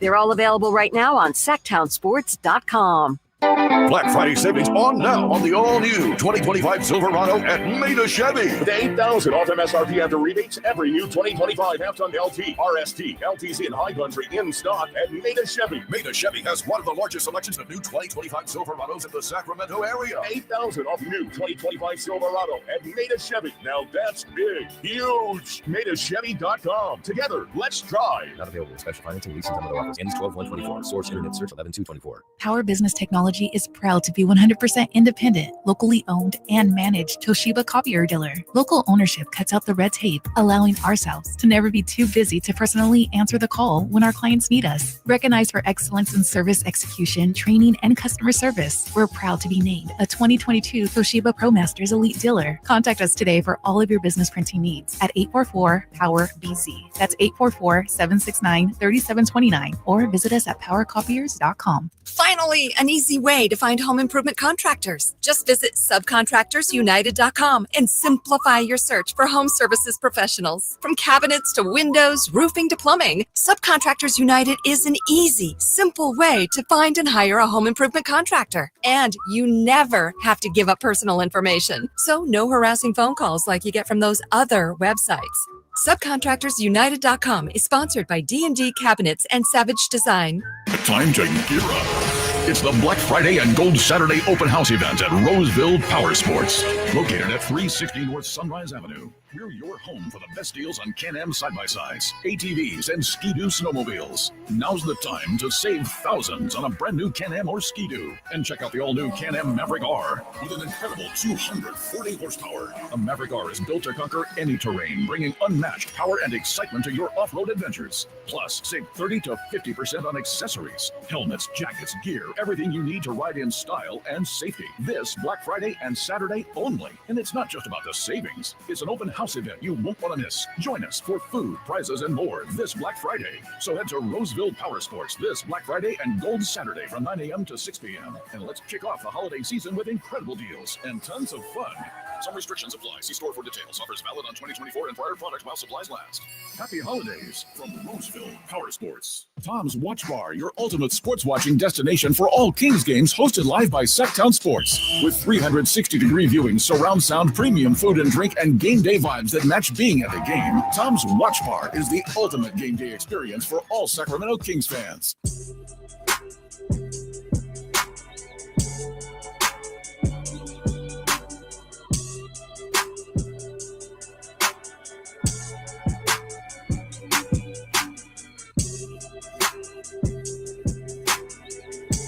Your flagship station for the Beam Team, Sacktown Sports.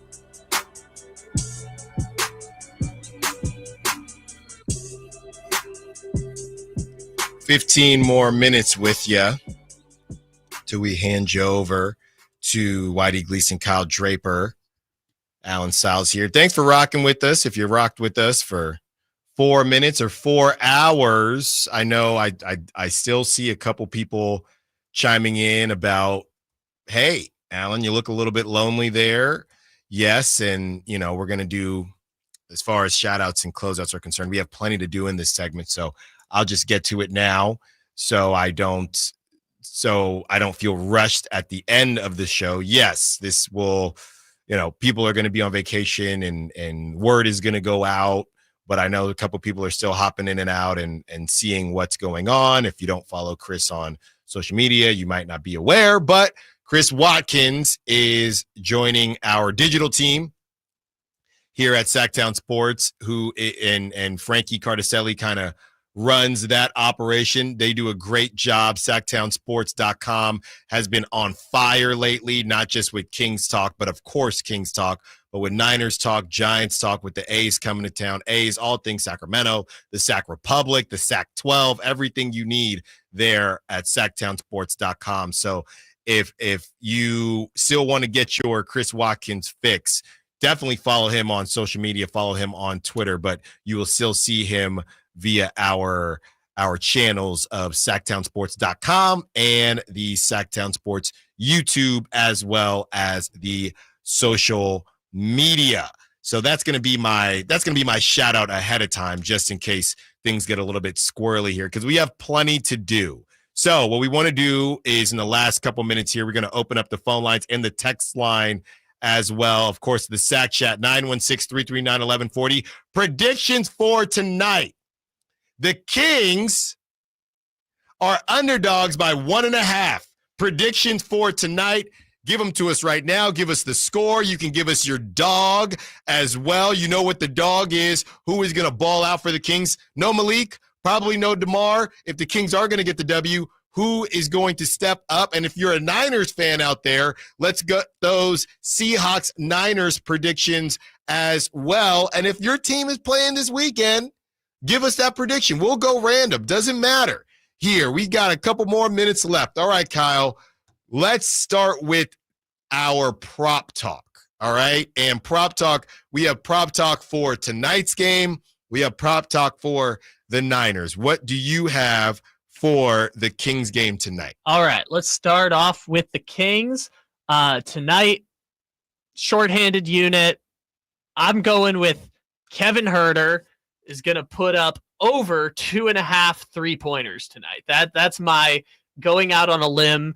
I know Kevin played 36 minutes, had a career high in the last game against the Suns. So give me Kevin Huerter with the over on 2.5 3-pointers tonight. Wow, I like that. The scoring has to come from somewhere. They've bumped up De'Aaron Fox. He's sitting at 26.5 tonight, and I don't think he necessarily needs to score 26.5 to win. So I don't believe that.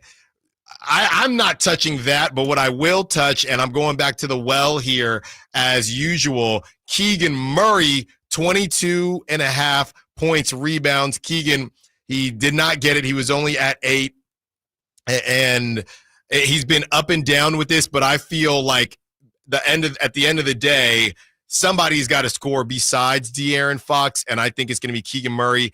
You know I've been on it, Kyle, as far as Keegan Murray playing better at home or shooting the 3-point ball better at home than on the road. So I'm going to take Keegan Murray, points, rebound set at 22.5. I'm going to take Keegan Murray's over there and hope for the best. And I do think he might have went over last game. I think that was a mistake or the app hadn't updated yet. I'm double checking here. Yeah, 127. Keegan Murray, he actually didn't get it, but he didn't have 8. Yeah, because we were just talking about that before. He had 17. He had 17, so he hasn't gotten it in the last 2 games. That means he's due. 22.5 points and rebounds for one. Keegan Murray. Thank you. As we get into the Niners side of things, so if you're trying to tail Kyle and Kyle had Kevin Huerter over 2.5 threes. Kyle did do me dirty last night, or did my friend dirty, I should say.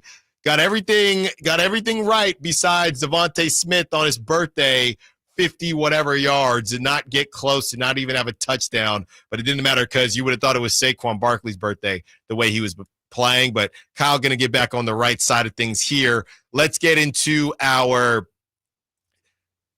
Niners prop talk. So Kyle, what do you have for Niners? All right. So there weren't a lot of great options coming in from the Niners game right now, but one that I do feel good about for San Francisco is I would take Deebo Samuel to go over 4.5 catches. And this is before we know whether George Kittle is going to play or not. He was limited in practice. Mm-hmm.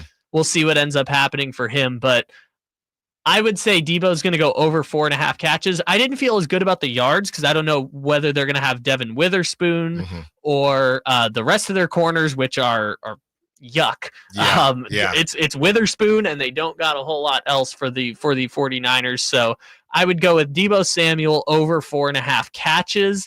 Beyond that, I don't know. Like it's been weird seeing Juwan Jennings in that X spot, so we'll kind of see how it all pieces together. Where does Tricky Ricky Pearsall come into it? I don't know exactly how the Niners have. I don't think they've found the right answer for how the receiving game is going to work without Ayuk. Yeah, they're really tough, to be completely honest, when it comes to prop talk, because it could just be somebody else each and every game. Yeah. So Kyle has over 4.5 receptions for Deebo. I'm going to take over 20.5 fantasy points for Christian McCaffrey. I just think that he's going to get into the end zone. He didn't get into the end zone last game. I think he gets into the end zone this game. I think we just saw that they have him set about 78, 79 yards carrying the football. I think that we saw the cooled off version of Christian McCaffrey, as in, hey, we're going to warm you up. I think he's going to be all over the place this weekend as the Niners will take care of business against the Seahawks. So I got Christian McCaffrey over, which seems like a lot, but that is Christian McCaffrey, 20.5 fantasy points. That's what I got there. I like it. All right, let's get to our dog segment.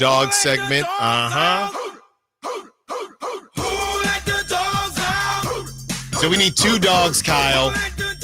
We need a dog for tonight. We need a dog for tomorrow night. I'm gonna go outside the box here. I'm gonna inside the box tonight. I'm gonna go Keegan. Tomorrow night, I think we finally see Doug McDermott get loose. Ooh. That is my pick for tomorrow's dog. I think he has about 15 points, 3 balls falling. I got Dougie McBuckets at 15 points tomorrow. How many 3 balls is that for him? 3, 4? What do you think? I think 3. Three balls. He gets to the cup a little bit because he opens it up and he ends up with about 15 points.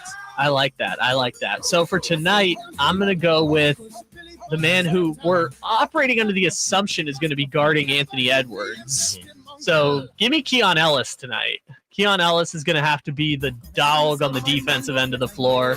We'll see if they mix Fox onto him or what they end up going with, but I'll go Keon Ellis as my dog for tonight. There you go. It's going to have to be that way if the Kings are going to hold Ant-Man to under 30 like the Portland Trailblazers have done each of the last 2 games. Yep. And then for Saturday, it's the Jazz game. You know, they should be double-digit favorites, all that. So you know who I'm going to roll with?